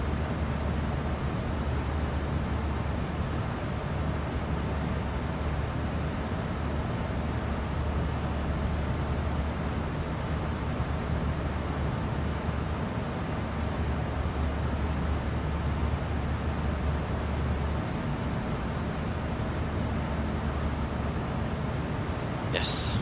What can we climb to? 3.8? I can climb to 3.8, so that's a possibility.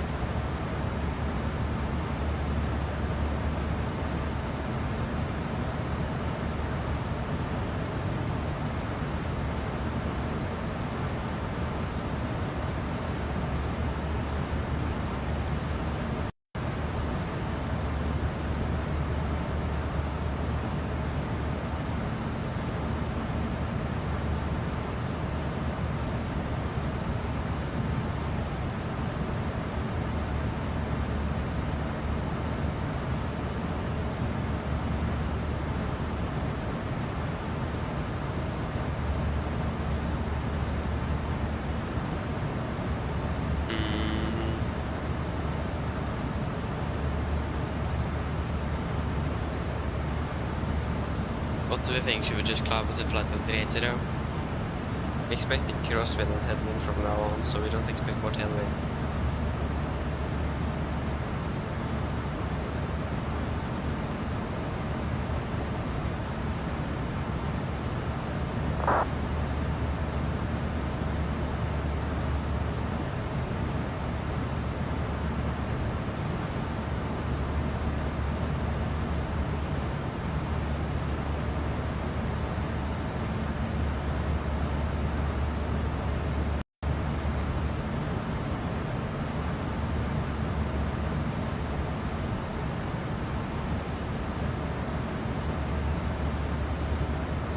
We can do that. Climb 380, 380 set, altitude event, 380, set 1, 2, and 3, and we have even a speed and then 1. Nice.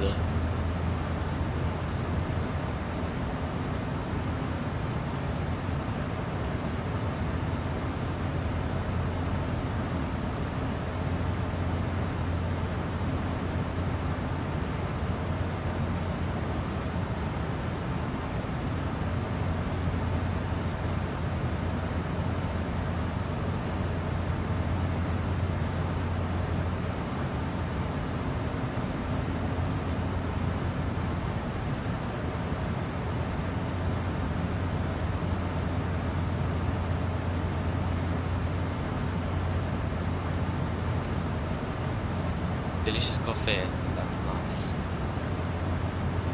It's good to hear.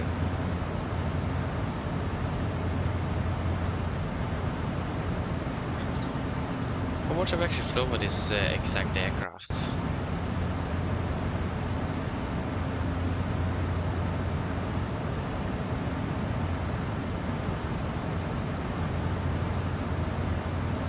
$1,000 go.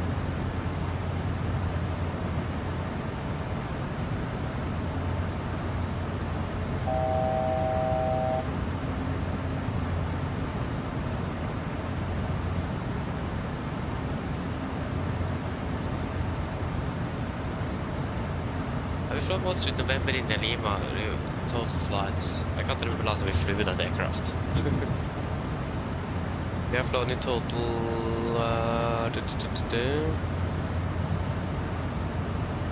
47 flights.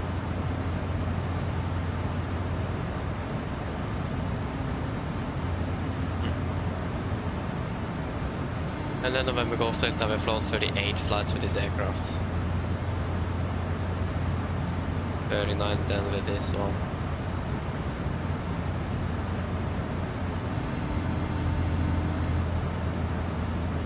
Hello.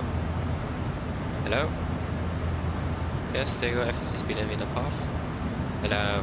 Hi, Captain. I just wanted to come by and ask if everything was going okay. Yes, everything is fine here, thank you. If you need anything more, just give me a call. Of course.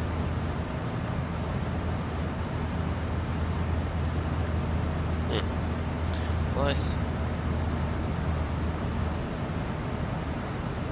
Oh, I'm flying economic back today. Nice. Robin, hello, welcome. Hope you're doing well.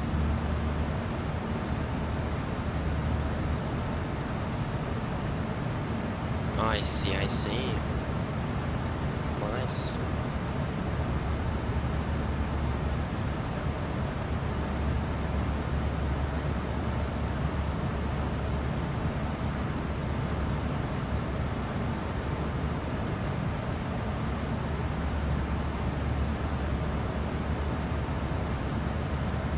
This is still going strong. We have the Czechia. What were we expecting after that? That was the wind change.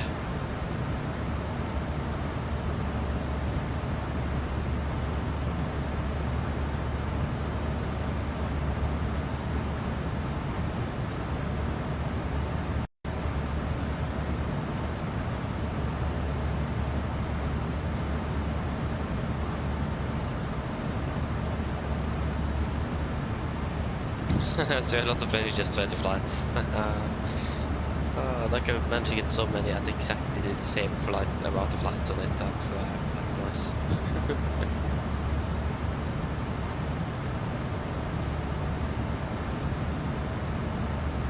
Flown most with any type of flight hours or flights? Because if it is flights, then it is November in Lima. We were flown 47 flights.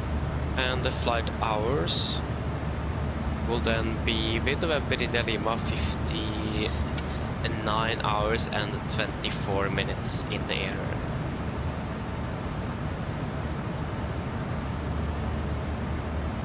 I see, nice. With 5 flights with take tango. That's cool.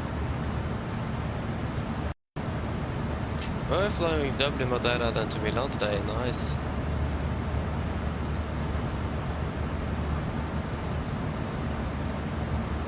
Yes indeed, yes indeed.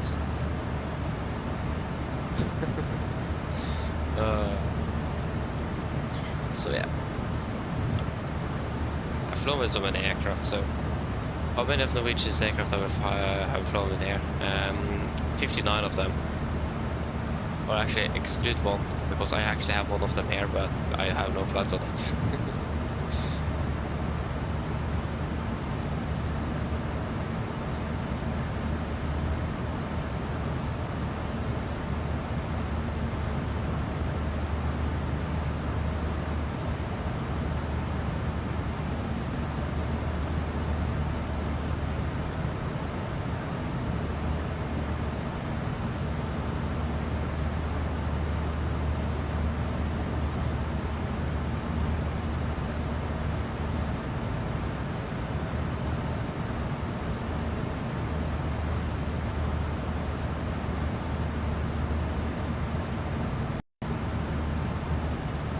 Yeah, I understand. I mean, I do like all of the Norwegian's liveries, to be honest. But I do really like Delta Yankee Juliet, the blue wingtips and the blue engine cowlings. I think that is probably my favorite.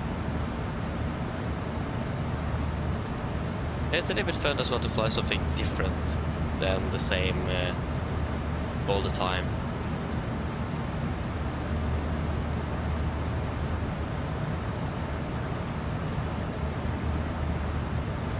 Yeah, so either November Gold Sierra is retired, or in that case, most likely either it is returned to a leasing company and been sold another airline, or it is in heavy maintenance.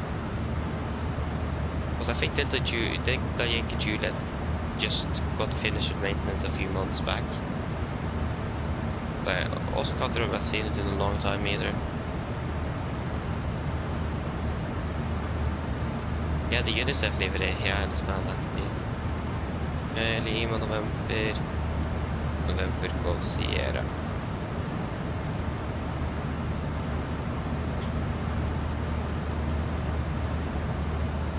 Last time this aircraft flew was on the 3rd of August, so I imagine there's some maintenance going on at the moment with that aircraft.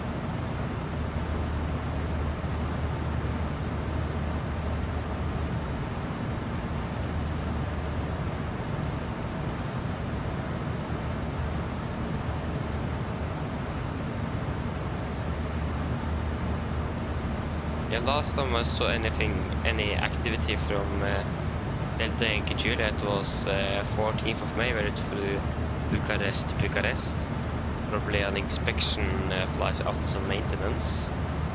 Not sure. But yeah, that aircraft haven't been in Norwegian's operations for soon a year already.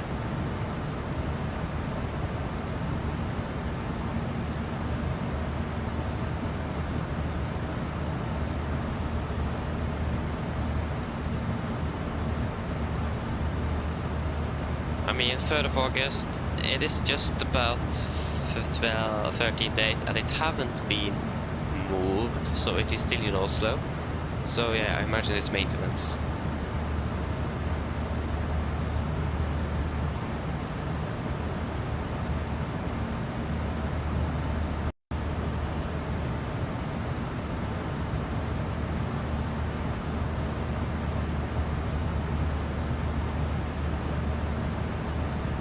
Oh, yeah, Delta Yankee Juliet have got a new owner.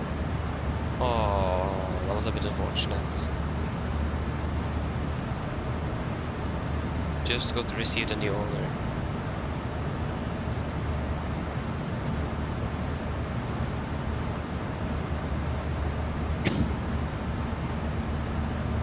So yeah, we will never get Delta Yankee Juliet back. Yeah, okay, so first it got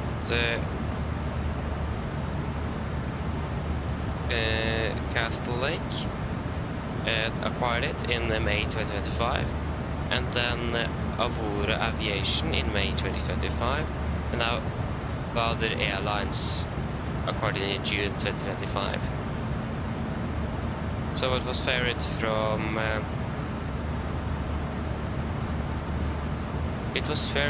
Addis Ababa to Port Sudan on the 16th of June 2025.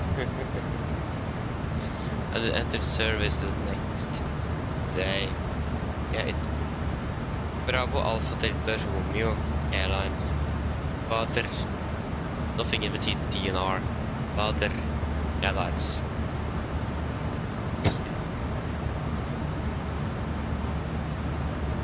Yeah, after the Avora Aviation acquired it, it got stored in Addis Ababa. I was quite unfortunate to hear though that they got it too. Yeah. Reg, it is Sierra Tango Bravo Delta Kilo. Sierra Tango Bravo Delta Kilo.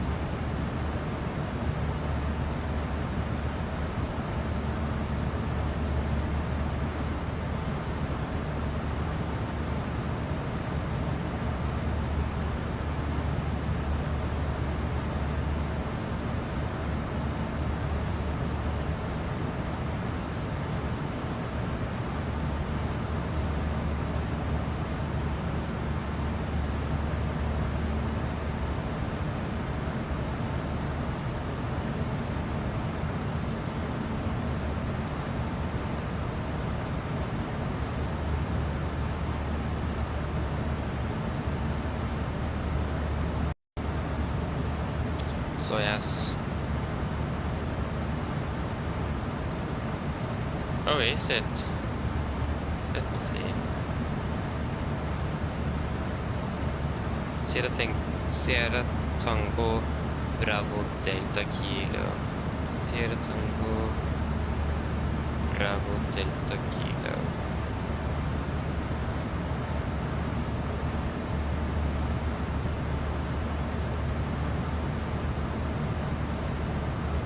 Ooh, not a bad livery at all, actually.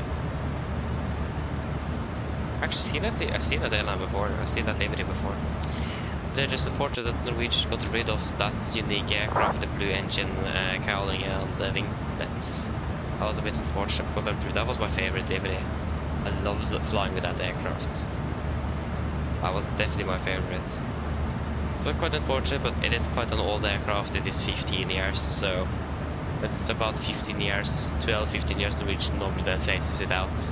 So they go with the oldest aircraft, phasing them out first.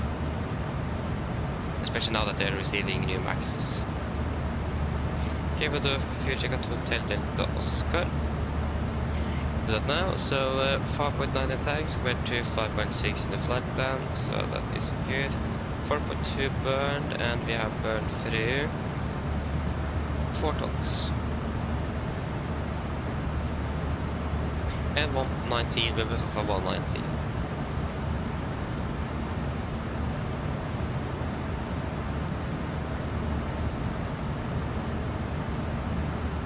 Oh, I didn't get a chance to fly at all. That's a bit unfortunate though. Because again, it was a really nice livery. I really liked it. So unfortunate of all the aircraft that they could phase out, they didn't phase out exactly that one. But I mean, we still have the November Golf Sierra though, so that's the closest we have now.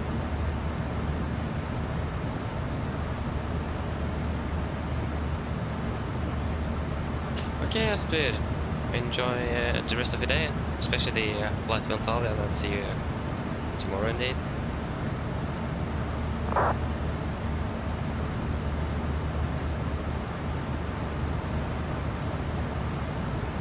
running 37.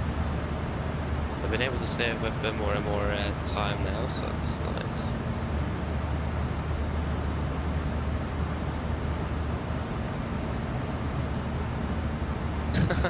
Takk i like måte. Ha det bra. Okay, so it is 10:04, 4:32. 10:04, it is 9:04, yeah, it's exactly an hour until descent. So we still have an hour to burn out here.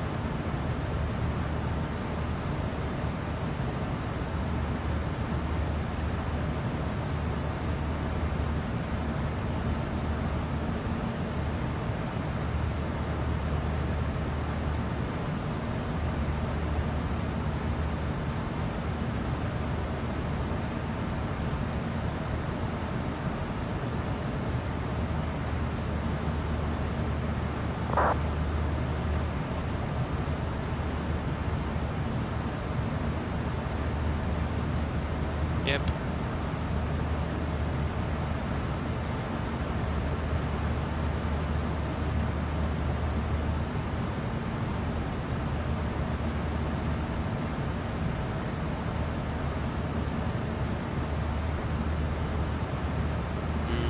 Boris is still online though. That's nice. But we're still not descending for an hour. And we will not reach his airspace before after we start our descent. So yeah. We're almost able to climb the flight level 400. Just need another 20 minutes, but that is not really worth it. Double descent, 10:03, double descent. 10:04, oh there you go, now it's updated. 10:04. Okay. Did it just switch in between 03 and 04 and I was switching between the pages? So that could be it.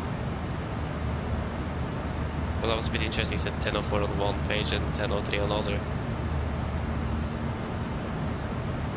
It's a bit strange.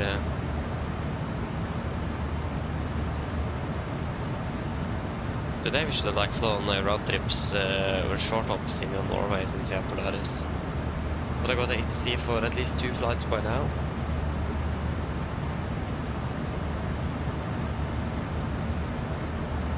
Or 1.5 flights to be exact.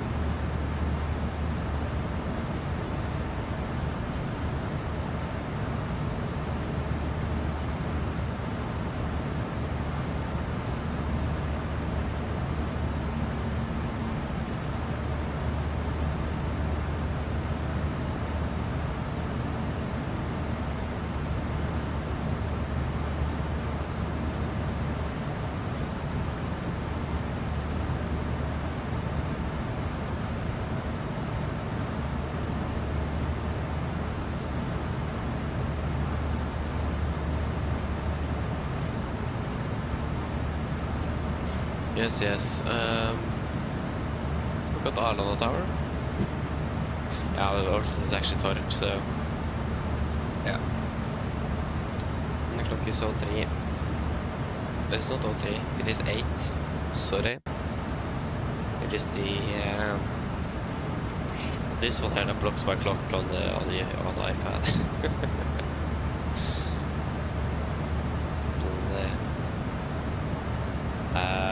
What's that called again? It is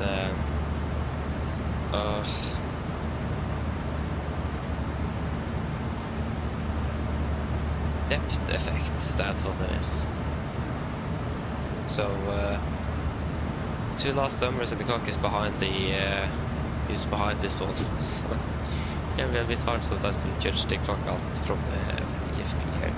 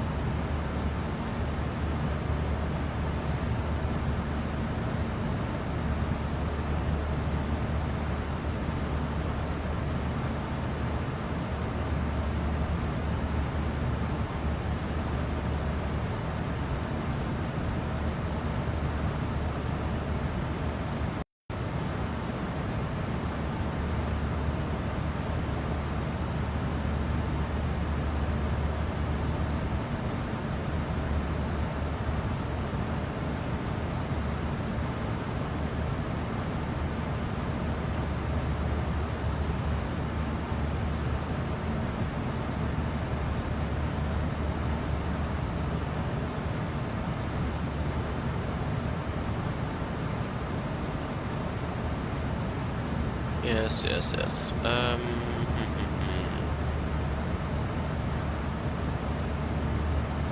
least you can check the weather at Gardermoen. It is at the moment. It is the 8:50. Yeah. So winds are 02 at 8, variable 3405, KK 17 2.4, and QH 10 and 18, and nothing.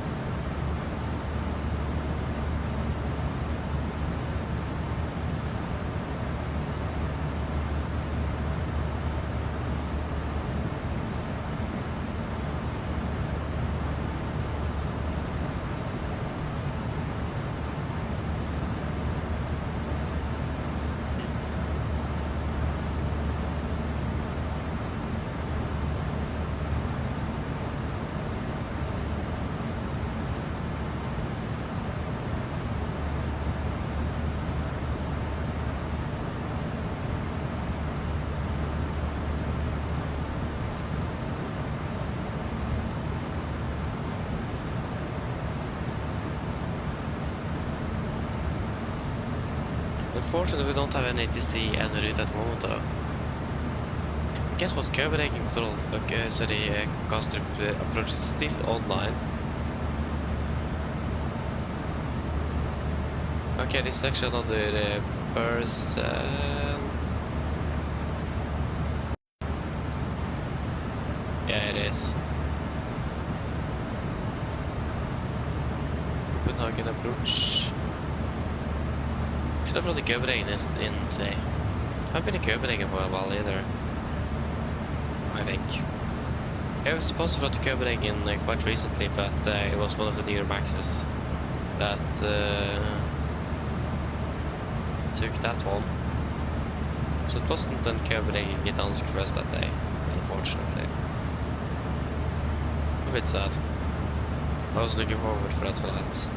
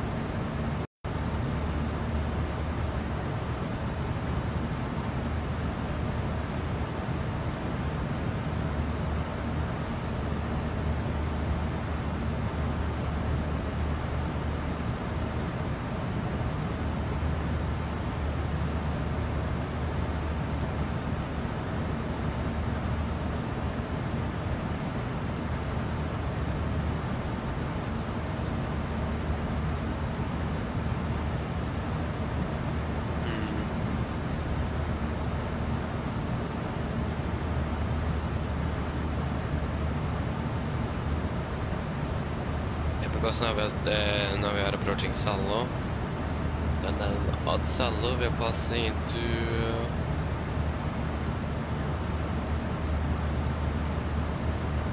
yeah, Swedish airspace.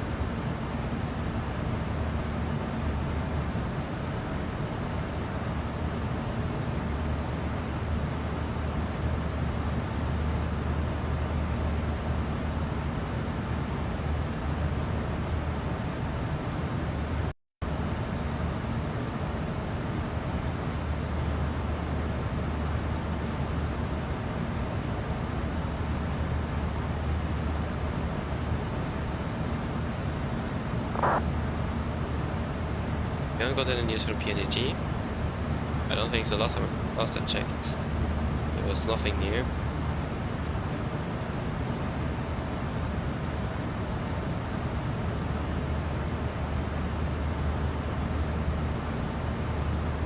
No, haven't got anything in 10 days.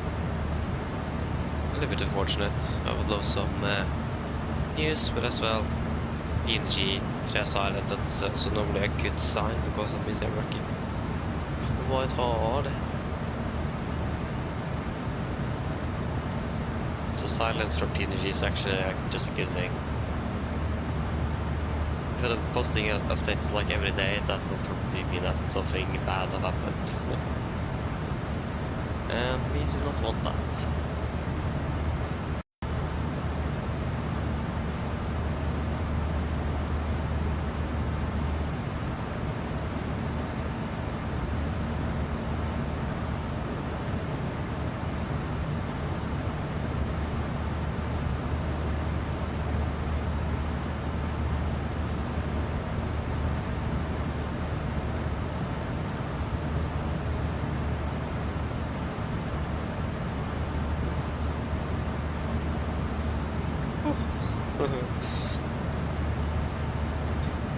Okay, it's in half an hour to descent, or it's about 15, yeah, so it's about 45 minutes ish. So we will soon give a call to the cabin crew as well. We have them up to date.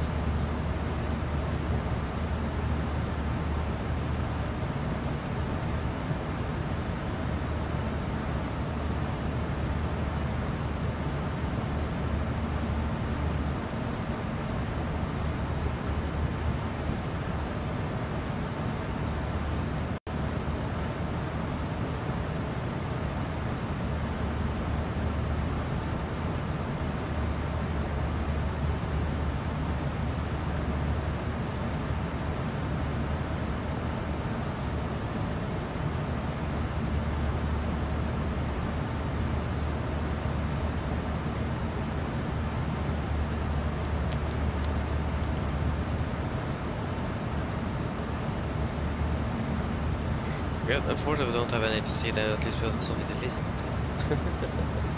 Make the flight go in faster. We have that. Yeah, but it's still quite early in the morning though, so I'm just surprised the flights went online so early. They went online like 8 or 9 or something. But I was surprising early. Nobody sees flights online so early on the weekend. I mean, yeah, of course it's a weekend, yeah, that actually makes sense. Forgot that it is Saturday today. It is Sunday tomorrow.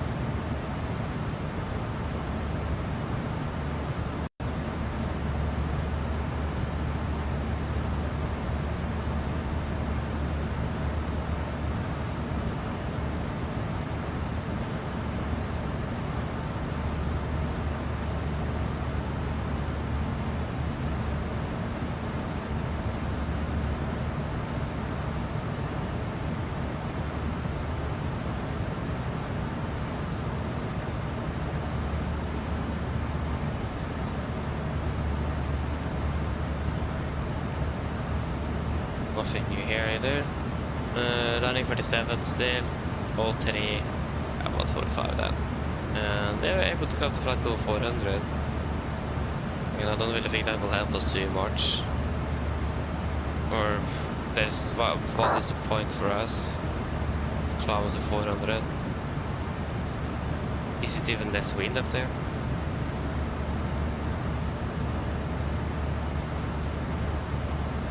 Let us see.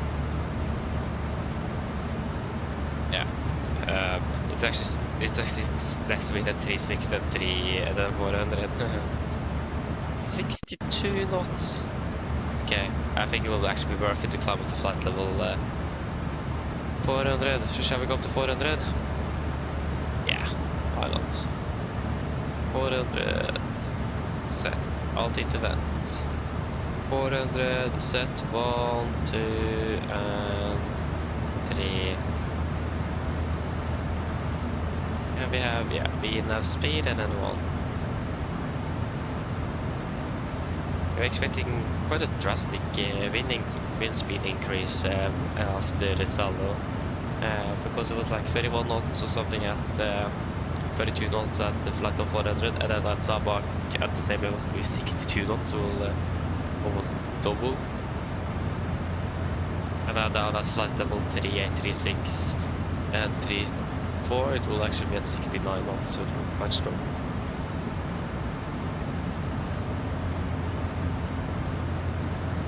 Again, this will be headwind. If it was tailwind, yeah, that would definitely be staying at this level, but I don't want so much headwind.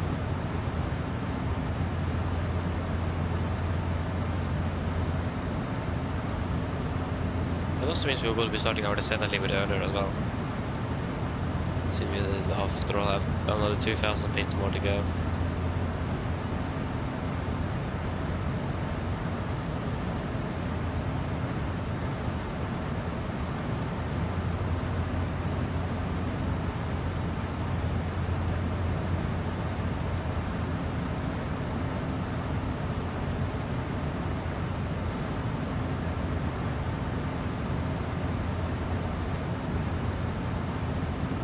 Something that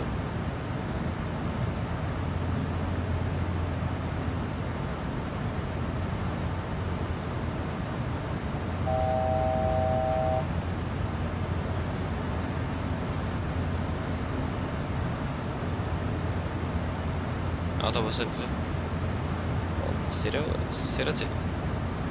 So we will be starting our descent approximately a minute earlier. See what a huge difference it is.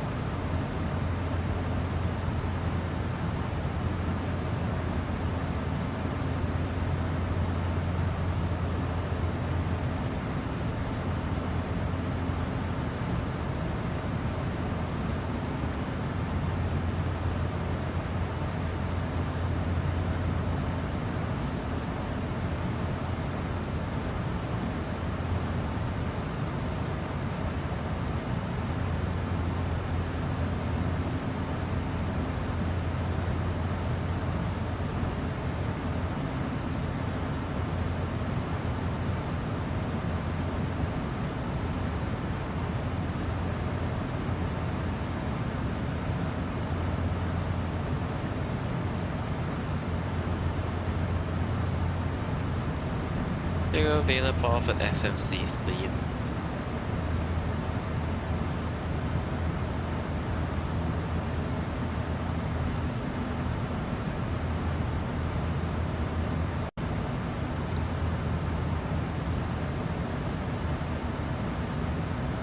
Okay, I just need to go for a few moments, so I'll be back shortly.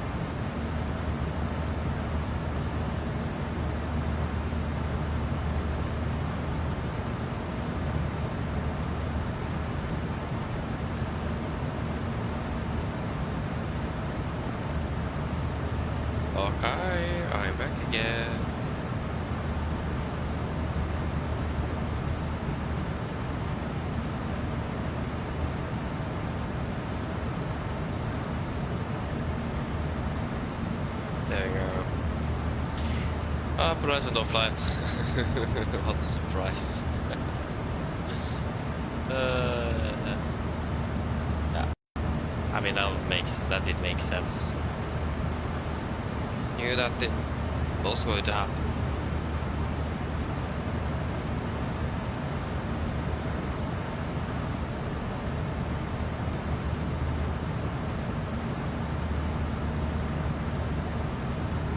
Most likely we're flying into Cardamom without ATC, but that is fine.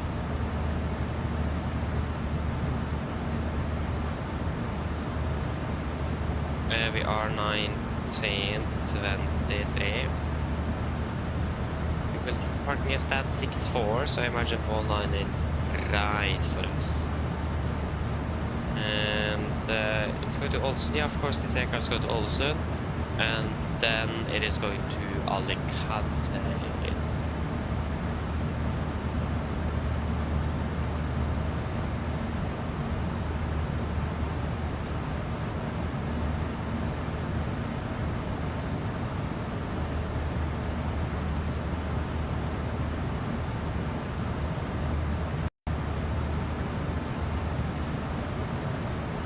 So 10:02, the clock is 28, so it is soon about 30 minutes into descent.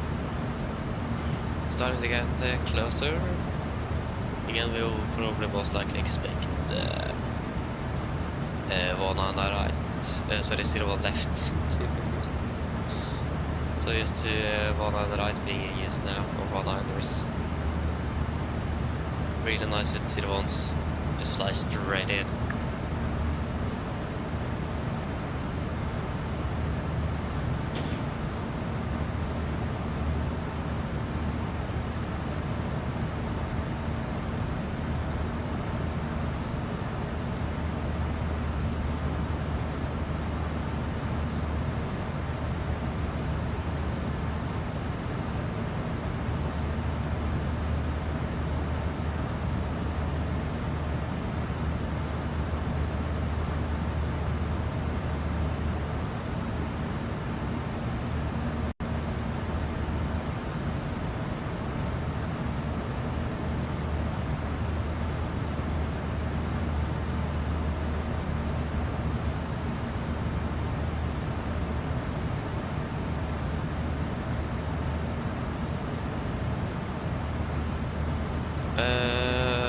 To the 8 knots, yes, the winds are already started increasing, so I do not like that.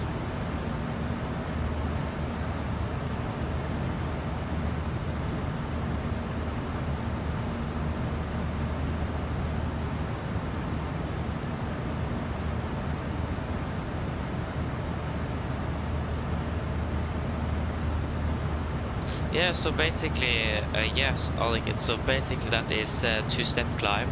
That is when you're going to do a step climb.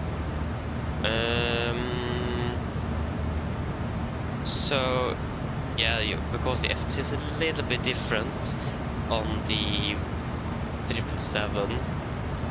But if you go to the navigation page, or the VNAV page, and then you just scroll over to the cruise, do you have anything where it says step and it is an altitude specified in there or something? Hey Skolvik, hello, welcome. Hope you're doing well. You're doing great here, thank you. Doing good.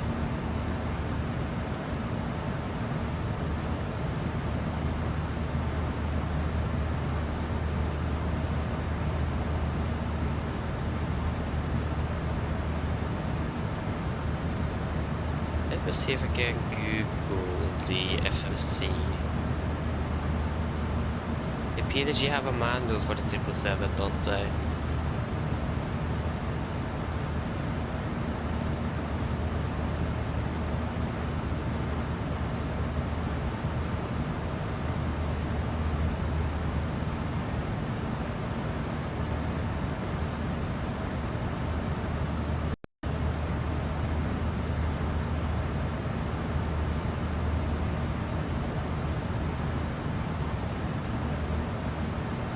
Yeah, either you can climb up to 38, or you can just hit, if you just click delete and click it at the spot, then it will delete it. So you can also just delete it if you don't want it there.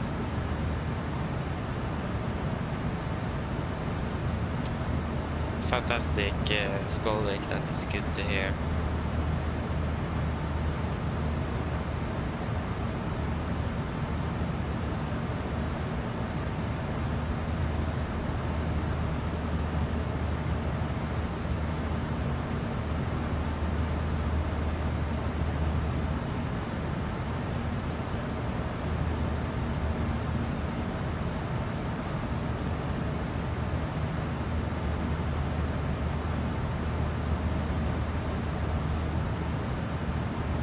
Nice.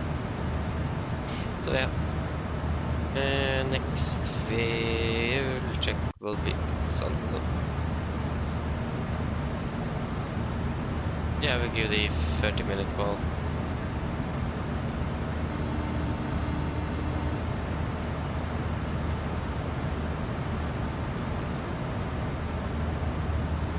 Hello, Captain. Yes, hello, just to know they're sending in 30 minutes. In that case, we'll do final drink service. Some of the passengers are pretty thirsty. Okay, no problem. I don't really care about that.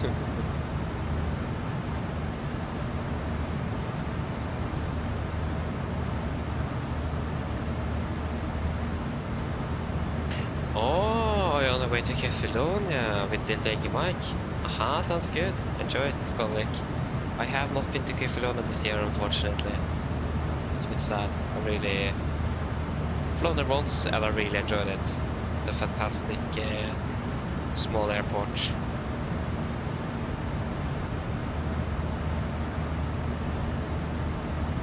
I didn't know that Norwegian flew there still.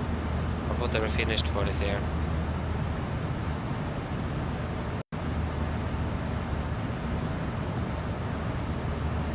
Yeah, I enjoyed those, that's fun.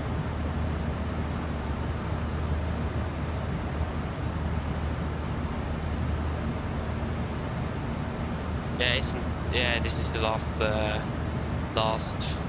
day where I fly to Kefalonia, is it? Looks like it. At least I can't find any more dates after this.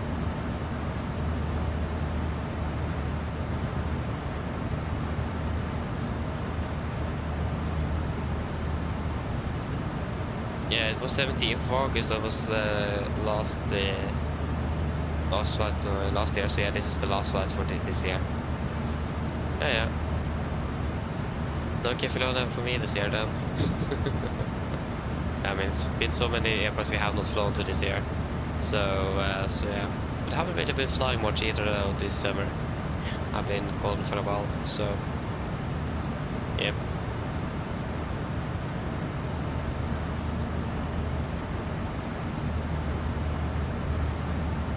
That's great.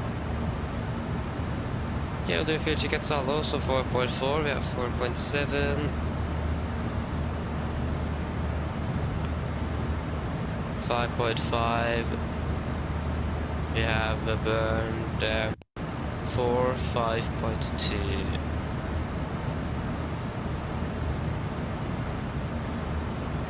And 1 hour 52. 1 hour 52.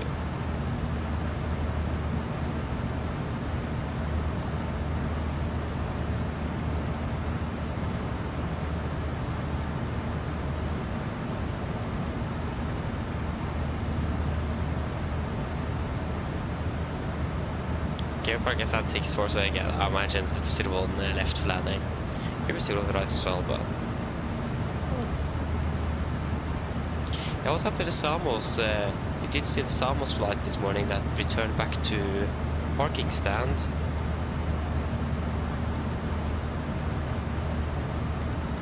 What happened with that one? Did they solve their problems? Ah, yes, they did.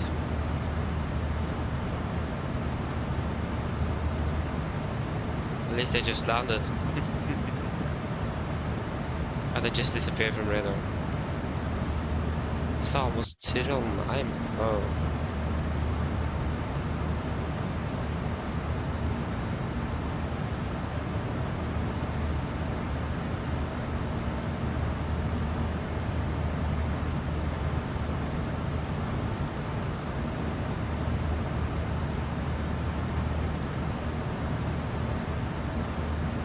wonder what happened, because again, it taxied out, and then they turned around at the de-icing, and parked the parking stand, and then they went out again. So if I'm not mistaken, they pushed at 5:22 and they parked in there.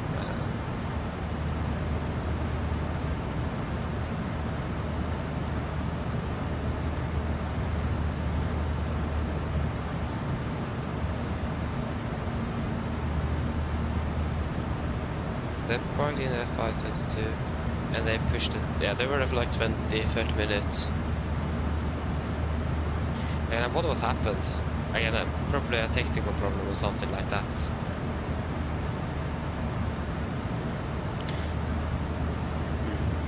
Interesting.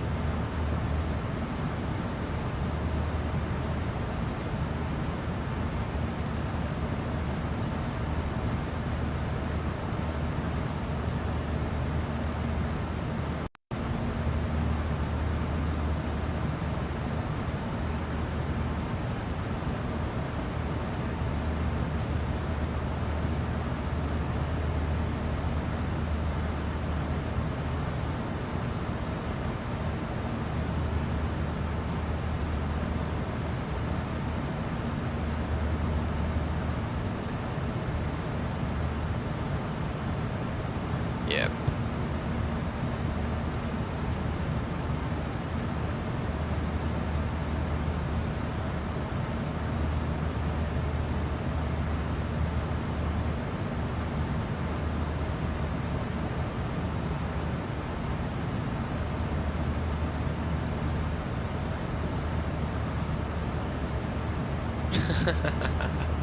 Nice on again. Nice. Did you, do you know that if you set a lower altitude on the MCP, that the aircraft starts descending automatically when it reaches the top of the set? Do you know that? You probably know that already, don't you?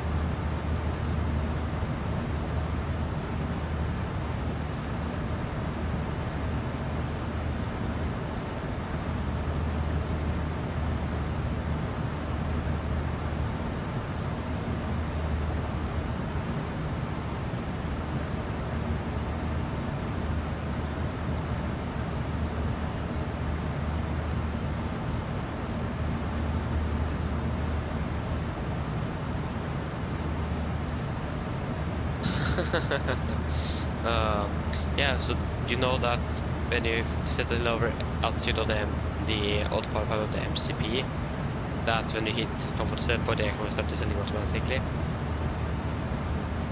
I think you most likely know that already. Or am I wrong?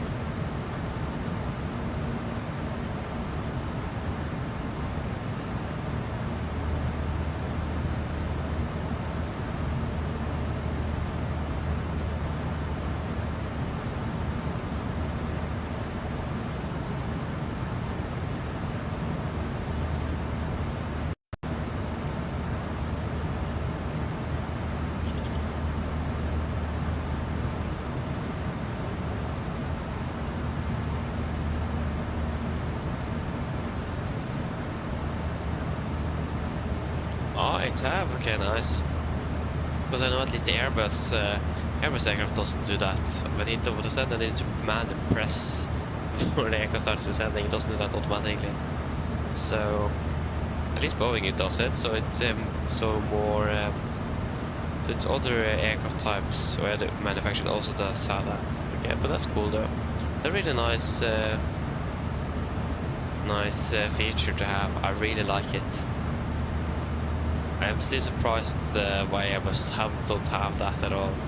It's so automated aircraft and it doesn't even start descending automatically like a Boeing does. It's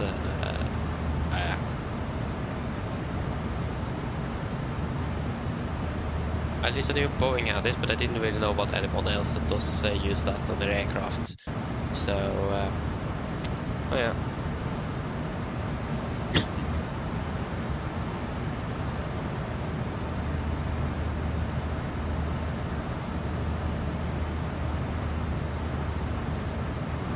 Yeah, fair enough, did you? You have a good point there. It's a very good point.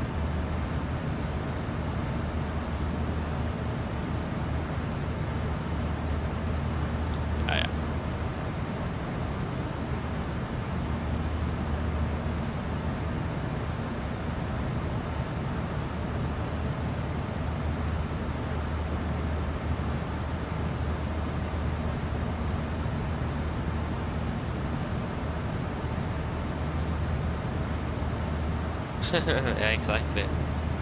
I don't know why it is like that, but at least that's how it is designed. So I don't want to think about how much it will cost and how much time it will take to certify the FCU to do that, or the autopilot in general, on the Airbus to actually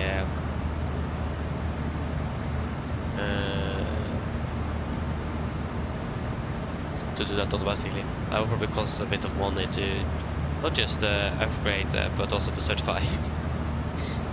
Yeah.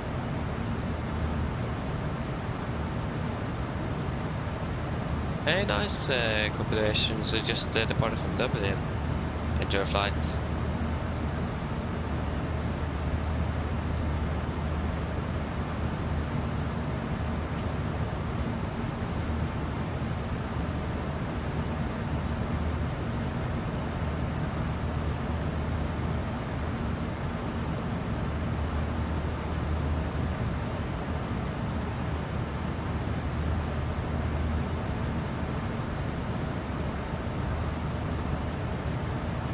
When you talk about limits, do you mean that you have an altitude constraint? Is that what they're referring to? So, for example, that it says in the FNC that you're going to be at 10,000 feet, for example. Is that what you mean? Because in that case, yes, the aircraft will follow all the altitude constraints. So if you go all the way down to 1,000 feet, it will stop at every altitude constraints you have in the FNC. Yeah, it will do that.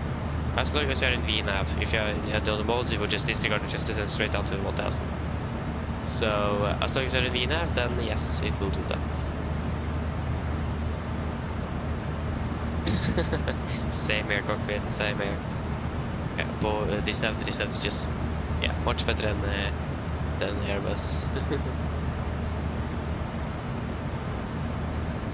Yep. Generally, the principle how aircraft work, autopilot-wise and many other systems, is quite generic.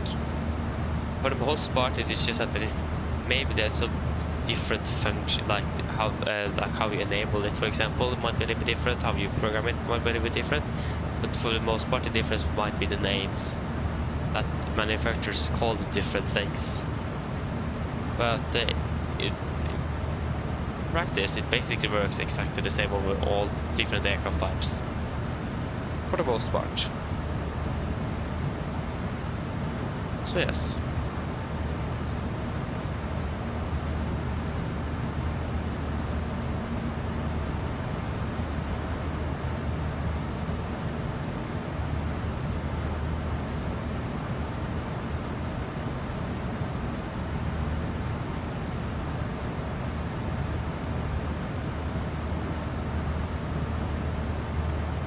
Exactly. That's what let's say is a downside with Airbus, because they have named things completely different than many other manufacturers, and they function a little bit different than what many other aircraft do as well. So I would say the transition in between from any other aircraft basically to an Airbus might be a little bit harder in general than transitioning between other aircraft types except Airbus, because they use for the most part the same terminology, and also how the autopilot works is about the same. Not that it's hard to transition to Airbus at all, but it is that the terminology and things like that is a bit more similar between many manufacturers except Airbus. Standing a little bit on the sideline there. So yeah, especially for newcomers, that is a problem. But for professional pilots, that is not really a problem to transition between. But on a flight sim, for new people, it can be a little bit hard when things are called differently on different aircraft types and so on. Should we prepare our descent? Prepare for descent into Gardermoen. Or if we would have landed in Dubrovnik a little bit later, than we departed, we probably would have used 2.9, because we currently have a 9, not 10 in for runway 11. So maybe it would have been a runway change to 2.9.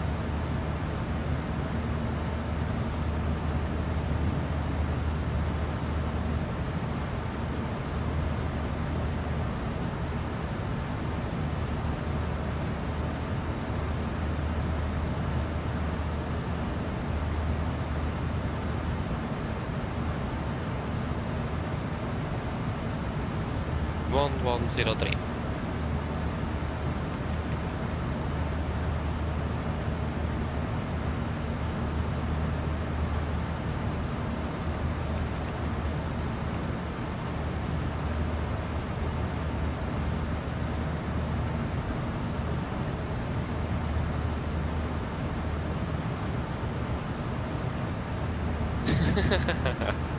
Yeah, exactly. They call it something else there as well. Yeah, correct. The newer Boeing is called the... Yeah, it's called the ADIRU, of course. Yeah, I understand you struggled or took its time to find that. Still on the 77 it's called the IRS, so... Yeah, it's still called that in the 73 at least. They stand for Air Data Inertial Reference Unit. So it is not just so if I'm correct, it does a little bit more than the normal IRS does. If I'm correct, I might be wrong though. I'm not flying much else in the 70, so at least it's Air Data Initial Reference Units.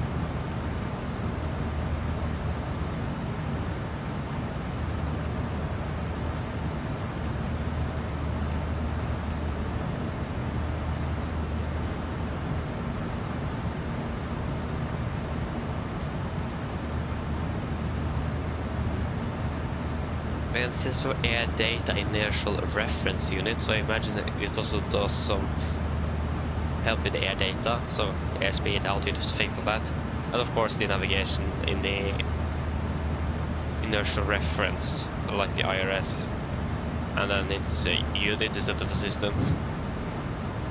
Something like that, I don't know.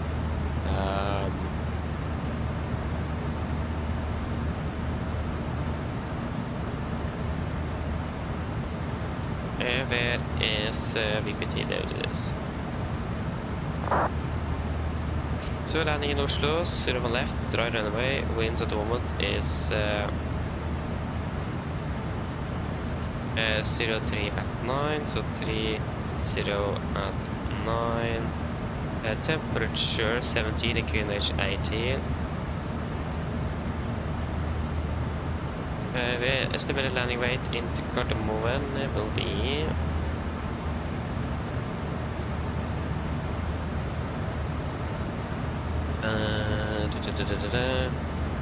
that was with 3440. Got a little bit confusing that.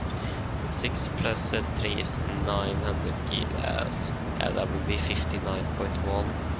59.1. Calculate. Calculator.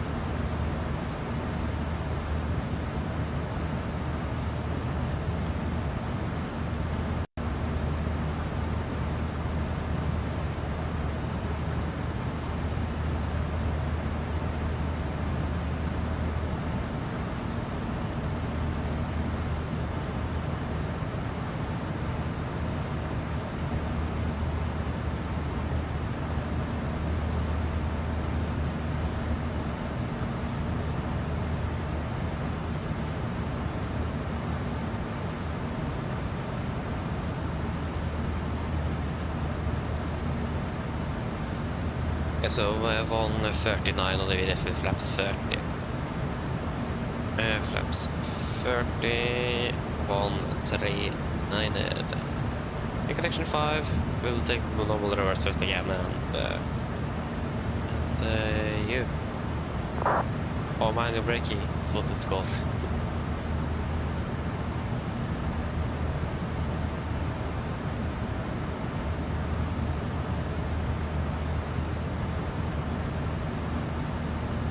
Yep.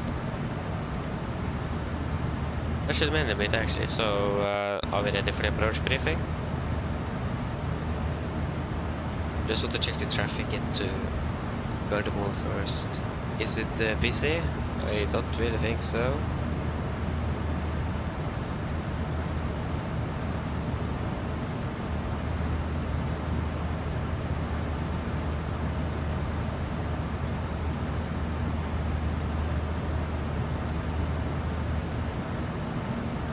Okay, one from Bergen, one from Billund, and then us. Was it one from Dubrovnik? That is actually us. So, yeah.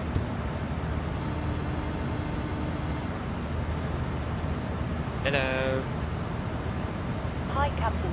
I just wanted to come by and ask if everything was going okay. Yes, everything is fine here, thank you. Call me if you need anything. Of course. Yeah, then we can do the PA, so not PA, the briefing. Yeah, that's the wrong airport. There you go. So, approach briefing. Where in the world is you're not connected anymore because I turned off the iPad? Makes sense.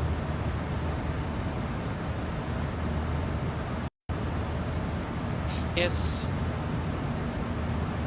Approach briefing. We can start off with the star. So we are expecting daily NIP for Lima arrivals and charters to hotel effective 24 March 25. So, coming in NIP maximum 250 knots. Continue the DevQ maximum 250 above 120. Takeoff by 416 maximum 220 knots at flight level 110. Hold this via 417, 415 and 414. Before turning to INSEV, the initial approach fix maximum 220 above 5000. MC in Oslo is 3,900 feet. Maximum 250 knots unless otherwise instructed. And we do not have any threats for our arrival today. For the approach itself, expecting the ILS for runway 0 left, charter climb-1, effective 24 March 25. So coming in by INSEV, the initial approach fix, mandatory 225,000 feet. And then continue to Ogras, maximum 200, initial fix. Revealing 012 degrees, ILS miss 117 Oscar Bravo Whiskey. So 012 is set to triple and 1103 is also set triple with the excuse me, with the Cardinal VR on stab on Navigraph 1. It will be a standard 3-degree glide, minimums at 857 feet. Transition level 80, and for the mist, if we need to go around, it will basically be just straight ahead 5,000 feet, and expect the vectors for a new approach. We're also going to be maintaining a minimum of 160 knots until 40 ME. We are landing with flaps 30, 139 on the VREF, in correction 5 and 144 with normal reverse thrust and manual braking. For taxi, this is our airport charts 10-9, effective 20th of March 25. We're landing 0 left, we want to optimally make it for Alpha 5, but Alpha 6 is also, yeah, Alpha 6 works also perfectly fine. So Alpha 5, Alpha 6 depends what we are able to do. Alpha 5 will just be Hotel and Delta to stand the 6-4, or Alpha 6 will be Victor and Delta to stand the 6-4. We do not have any hotspots, taxi restrictions, and NOTAM NOTAM for Gardermoen today. Weather conditions are looking great, and the revenue condition is 666 dry. So then, are there any questions?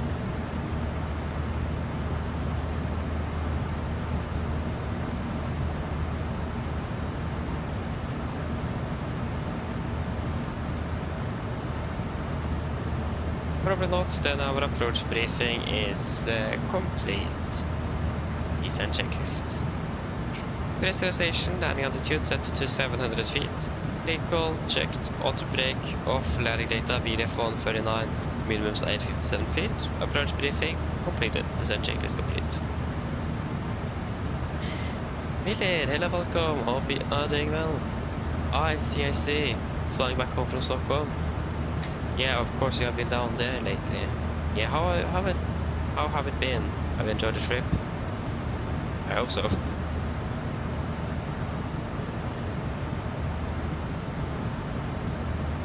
Yeah, that sounds great.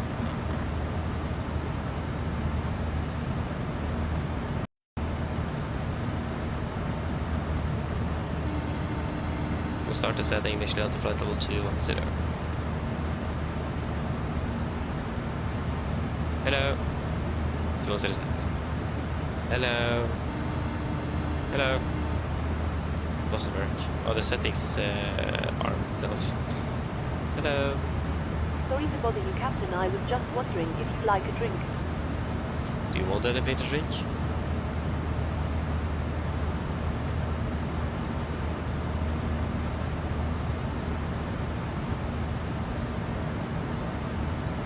I want elevator drink, or are we happy?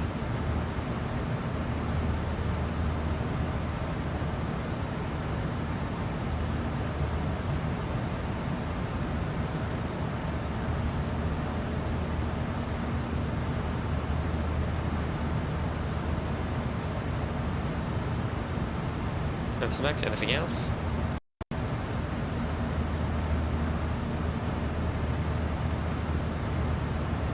Nothing? Can you please get the one Pepsi Max down? Of course, just give me a couple of minutes and I'll bring it for you. Thank you.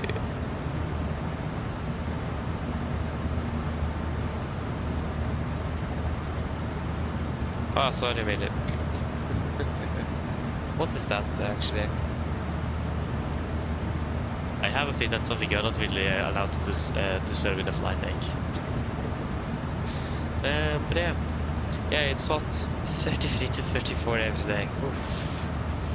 Yeah, I'm happy not that down there. I'm happy I'm here in Norway. It's not that bad here. Yeah, oof, that's way too much. Like when we landed in Dubrovnik, we landed there around 9:35 or something local. It was already 30 degrees. It's not good. We have not even reached 20 degrees here yet, from what I can remember of at least.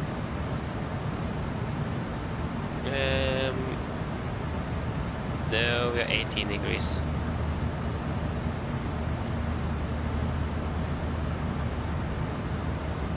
So yes.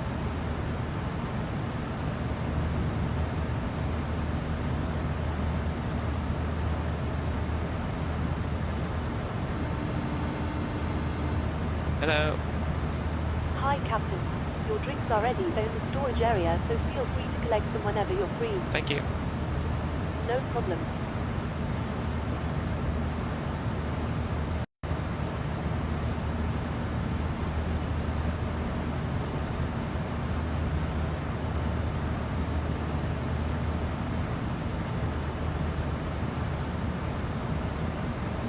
Yeah. I see. But yeah, at least it's above 30 degrees there. So as long as it's not, then I'm happy. I mean, I do have an ACU, so it's not that bad here. It's about 24 degrees in my room at home, so that is quite good. I have 2 computers that is running as well, so that does heat the room up quite significantly. And there we go, winner path retard, fantastic, starting our descent.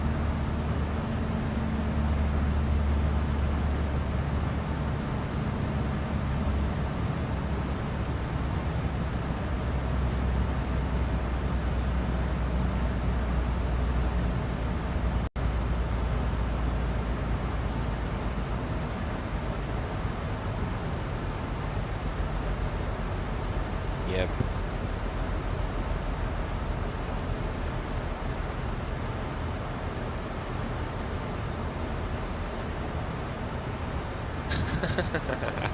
Oh, nice. Sounds good in the end. Yeah, sounds like you have enjoyed it, even though it was hot. They are flying back on the NG or flying back on the Max?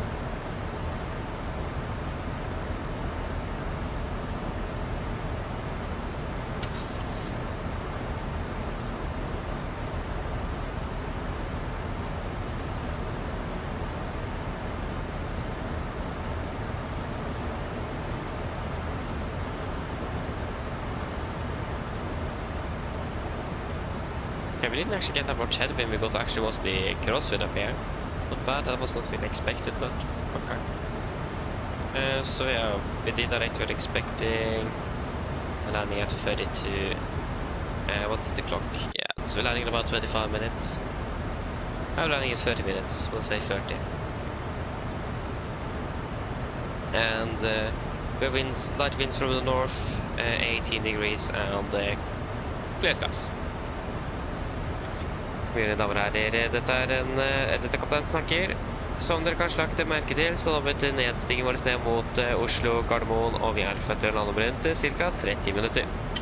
Været i Oslo for øyeblikket ser ganske så bra ut, med litt svak vind fra nord. Det er rundt 18 grader for øyeblikket, og så er det skyfri himmel. Ellers, vi håper det blir flytur med Norwegian. Vi tar godt å fly med oss. Vi håper dere for neste flytur, og så ønsker vi dere fin dag videre. Ladies and gentlemen, this is a quick update from the flight deck. As we noticed, we now start our descent down towards Oslo, Gardermoen, and we're expected to land in approximately 30 minutes. The weather in Oslo was looking quite good, with just some light winds from the north. It's about 18 degrees centigrade and clear skies. Otherwise, we hope you enjoy this flight with Norwegian. We thank you for choosing us. Hope to see you again on the next flight. We do wish you a pleasant day. Thank you.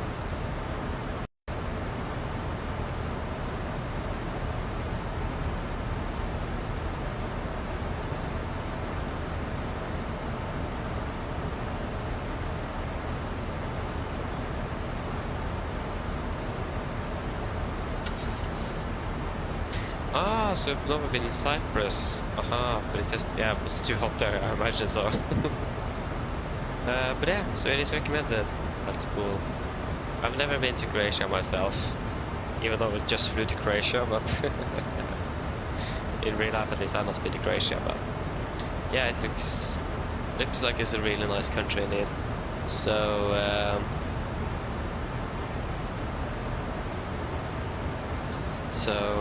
so yeah, it is something I need to do some one day.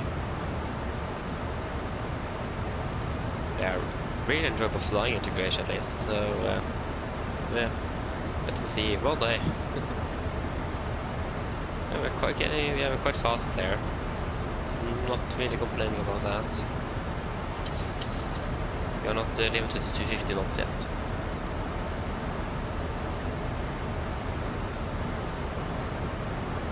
You have to take it down. You just click up here. Boom. And then it stores down here, and then click there again. And it returns to the position you left it. And when you haven't used it, it starts back here. And then just can move it around. You can have it here if you want to as well. And you can take it all the way up there, and that's max. And of course you have exactly the same thing on the FO side as well. It's yeah, I really like it. Unfortunately, the IFLY don't have that on the max. Tried so many times to try to find it, and I couldn't find it anywhere. So yeah, it does look like it exists. But it actually, the thing is that it does help as well. That's the worst thing. It does actually block some sunlight in the sim. It's quite cool. Really like that.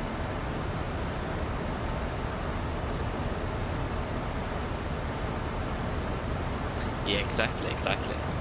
Especially when the sun's straight towards you, it's perfect.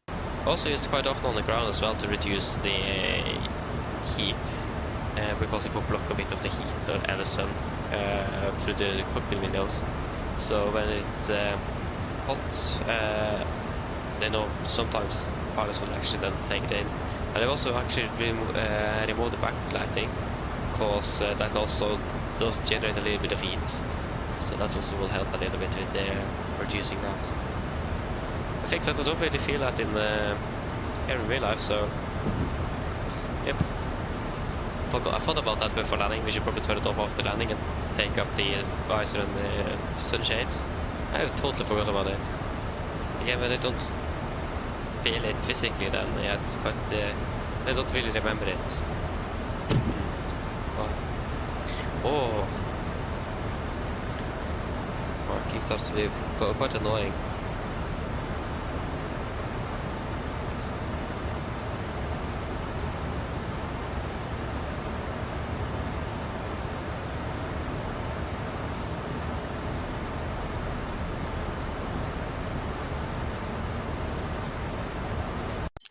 Drag required. Disregard. I don't want any drag.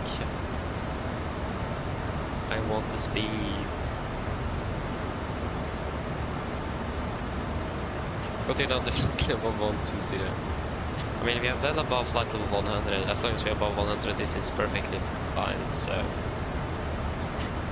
I have no real plans of changing that soon. We have headwind as well.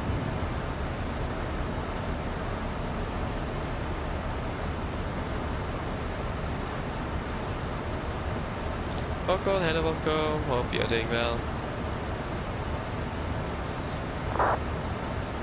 Yeah, we'll also have a round trip to Rome tomorrow, so we'll be to and from Rome as well. So 2 flights tomorrow as well, round trip Rome. So that should be nice.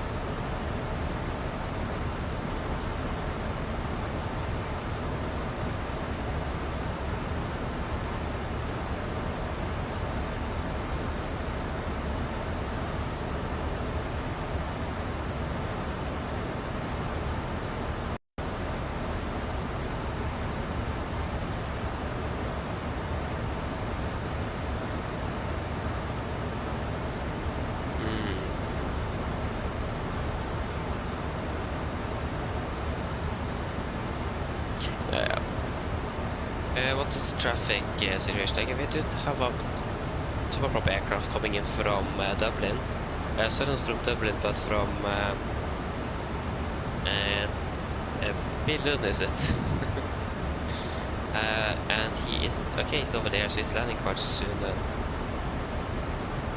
what in the world is this aircraft there doing? We have an aircraft from Bergen that is now circling over here. Not really like that.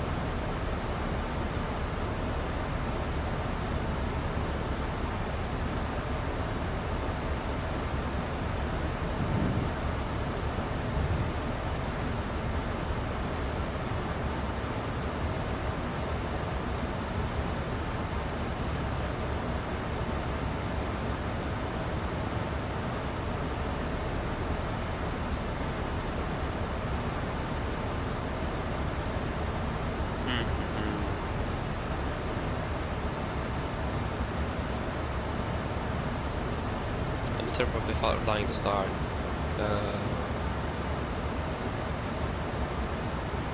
Box, what airline is that? Yeah, past 200.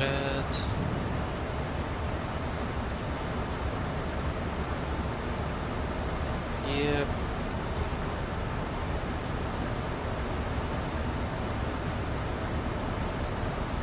It's German cargo. It's aerologic. Aha, calls on German cargo. I see. There you go, Vienna speed. Now I didn't want this anymore. What's happened with the Vienna here? Why is service gets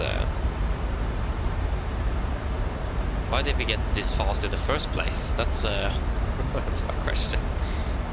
We don't really have significant tailwind or headwind, so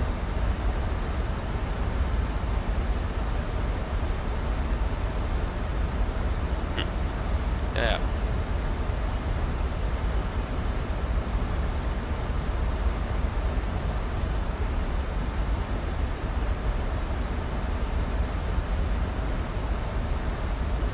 I wonder what the aerologic is doing, because he's just holding on the start of the start here.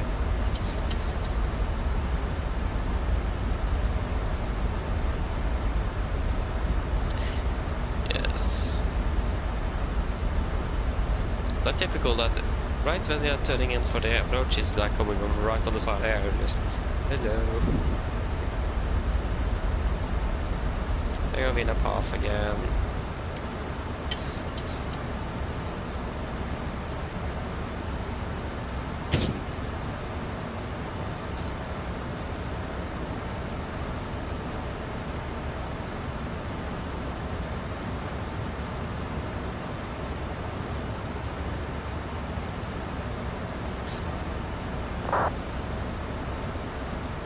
Maybe it's the propeller or the... Yes, propeller, Oslo traffic, flying direct Valpe due to traffic. Yeah, it's the... I imagine it's not really fun to fly the small turboprop aircraft or small propeller aircraft straight into the wake turbulence of a Boeing 777. That doesn't really sound cool to me. So yeah, that makes sense to do that direct for him.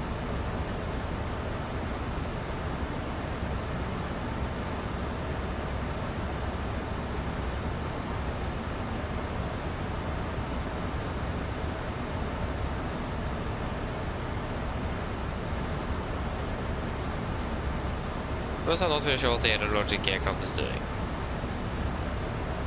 Doing some weird stuff.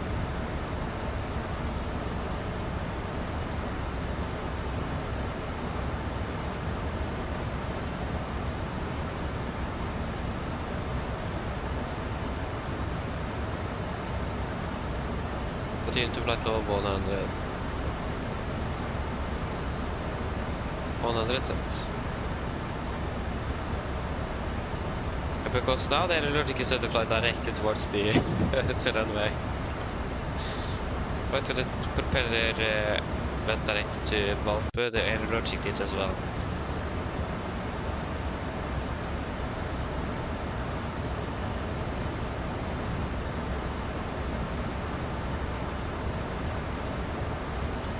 Yeah, I'm not really sure what his intentions are.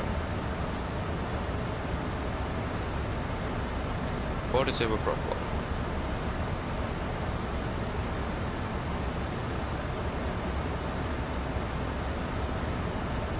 Flying direct to Valpe, you definitely didn't fly direct to Valpe at all. Now we're flying direct to Valpe.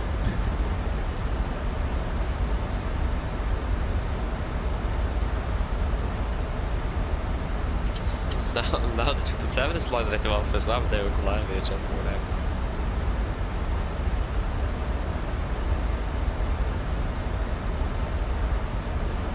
Travis, hello, welcome, obrigado. Yeah, very soon indeed. It's not very, yeah, we have finished early, but we are starting early as well.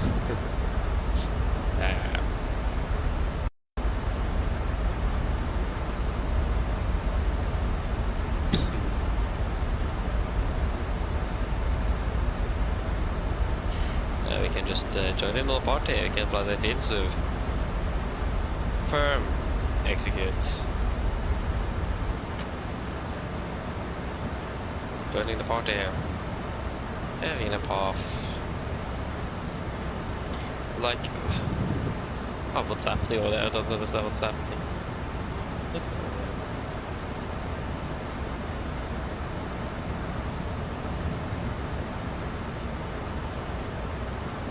Like how they, again, this small GA aircraft bent direct there due to the 777, and then the 777 just follows right after. And they are so close to each other that they're almost colliding as well. Nice.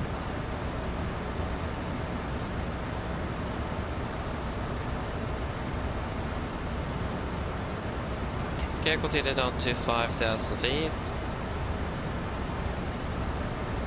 5,000 set, QNH 1018 1018 and approach checklist. QNH altimeters QNH 1018 set cross check, passing through flight level 105.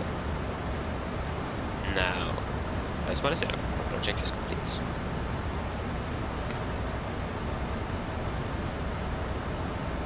Full air on the radar here. Okay, the propeller is turning for final. 777 is directing Valby.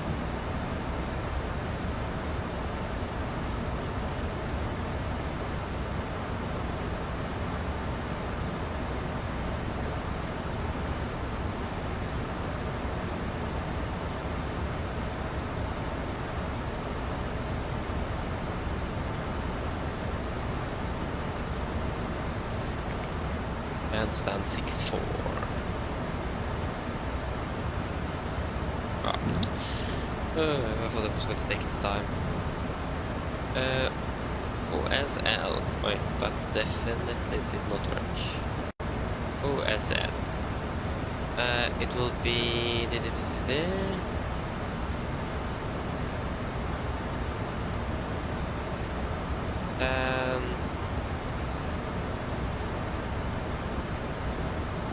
32, and it stands 6-4.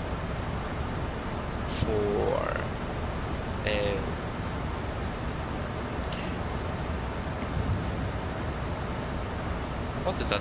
What is the aircraft doing? Now it's turning off course.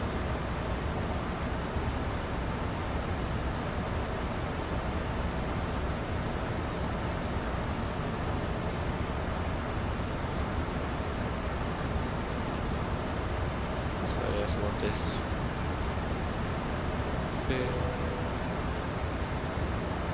Knew I've got something. So we talk about the traffic going on here. It's interesting to see what's happening over here.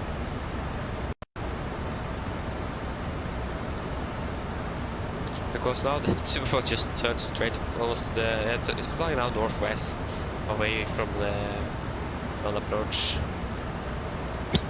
path. So I'm not really sure what his intentions are, but I think he did it because of the 777.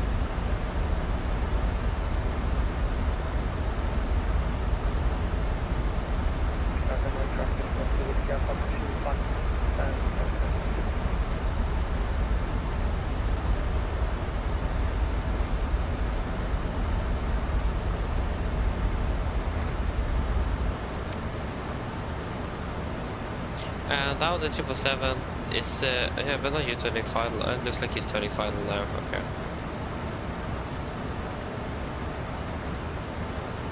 Maybe we'll do some sightseeing.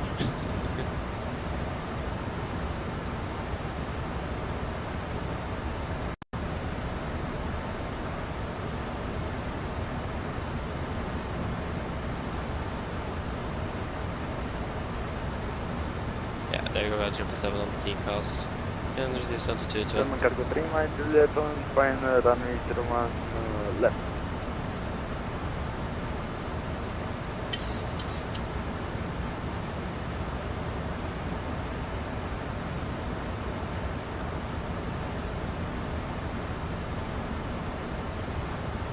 Cargo traffic is alright, 21, immediate takeoff formation. Fasten go. Continue on to 4,000 feet. 4,000 set.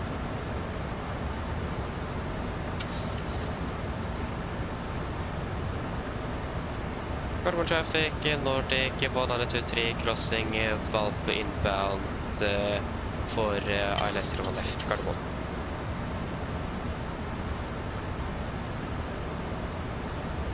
Inbound Gracias. Hello. Hello? Traffic. Oh, we have traffic. Hi, Captain. Everything is secured, ready to landing. Thank you. No problem. Okay, traffic. Yeah, traffic, it is 11 o'clock. Traffic is okay. No. Yeah, he's coming straight towards us. Laps 5, speed checked. Reduce. It's quite limited how much we can reduce with this aircraft though. Now he's coming directly towards us.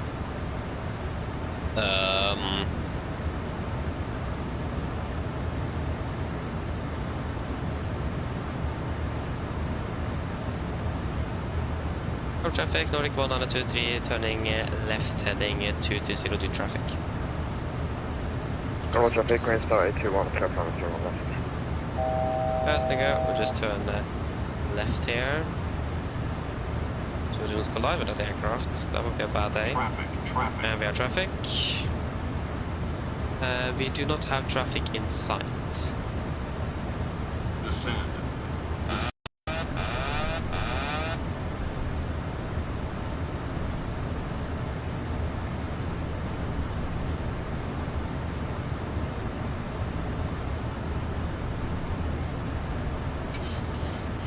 Clear of conflict. Yeah, we are clear of conflicts.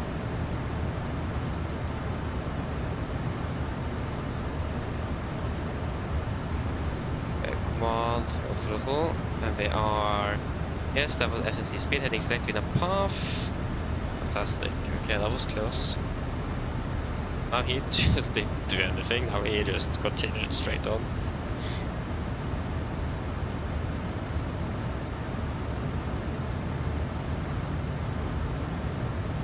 Can turn around again for 01. Turn around, heading. Lots of traffic, lots of whiskey alpha, punching coming point 01 left via on your path and fly. Ah, okay, you're there, so we need to turn a bit further. Turn heading 035 then.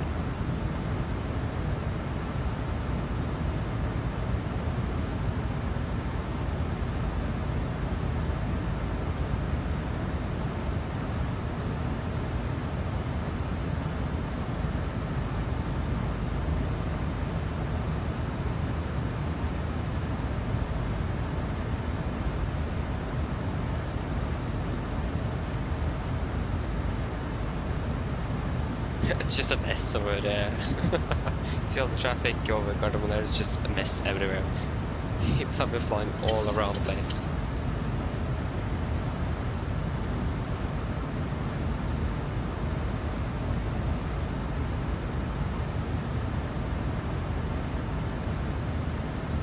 Yeah, okay, descend down to 3,500 feet. 1,500 set vertical speed. 500. Turn left 045.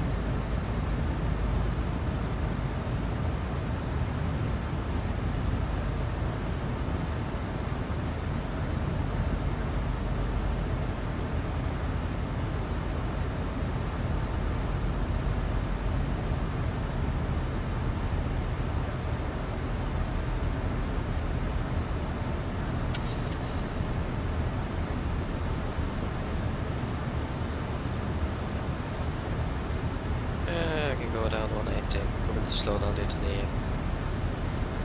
traffic ahead.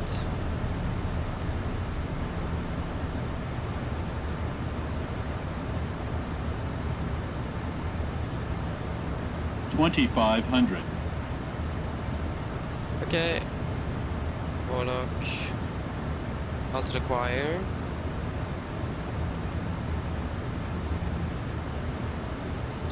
Warlock capture.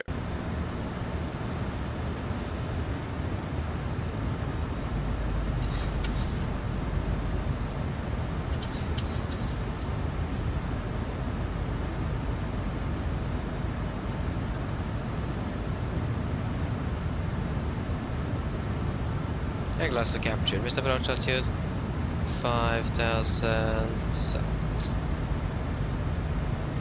Carbon traffic, Nordic 123, established on S01 left 8 miles out, Gardermoen.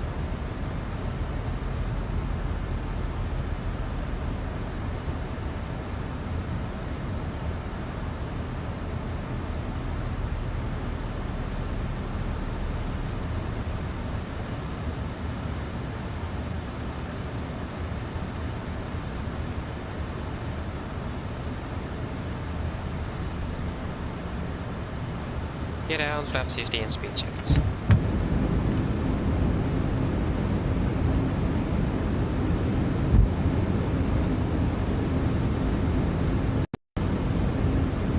Progress is for landing place. Adjust to flaps. Chemical given. Engine start switches.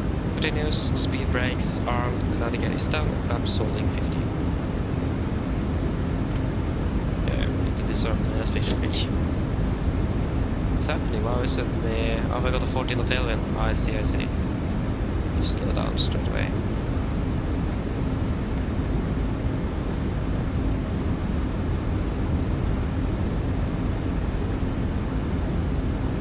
Flaps 30, speed checked.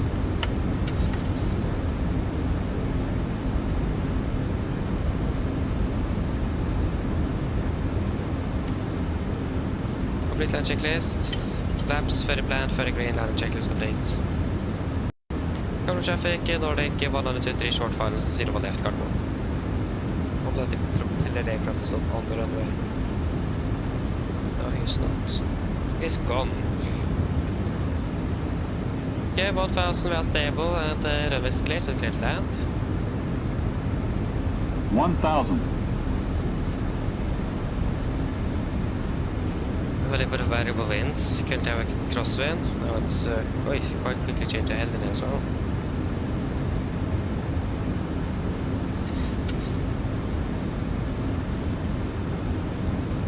And there you go. We have a headwind of 8 knots. Disconnecting.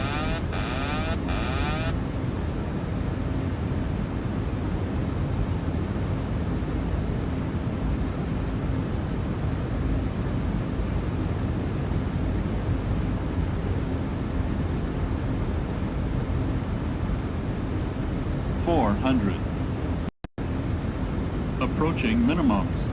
Contact. 300. Minimums.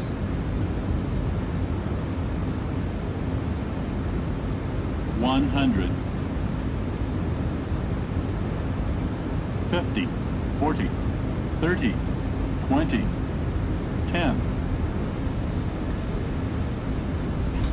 Speed brakes up. Reversers. 100 knots, 82%. 80 knots. 60 knots. There guys, welcome to Gardermoen. Will be 2 hours 47 minutes. That was a bit too much braking. Yeah, we managed to make it Alpha 5. The performance started to drop quite significantly as well. And my hardware is not the best in there.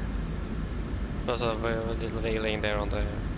I almost thought that was my dealer that was doing some weird stuff.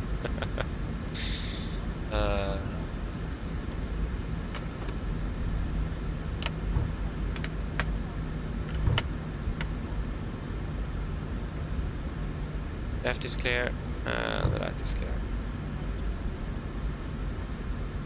Cargo traffic, Nordic 1923 runway 0 left vacant Gardermoen.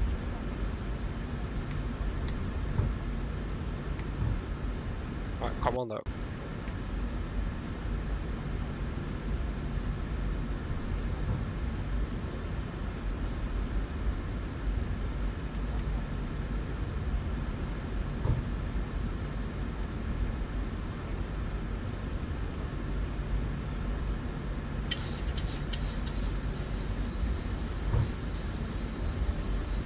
What's happened with that propeller aircraft? I've been almost crashed with.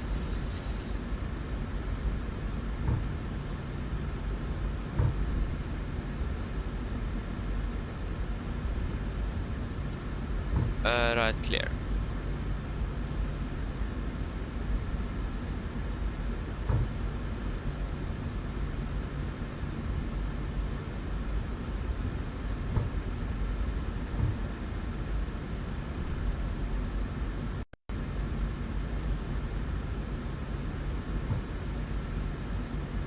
And the right is clear.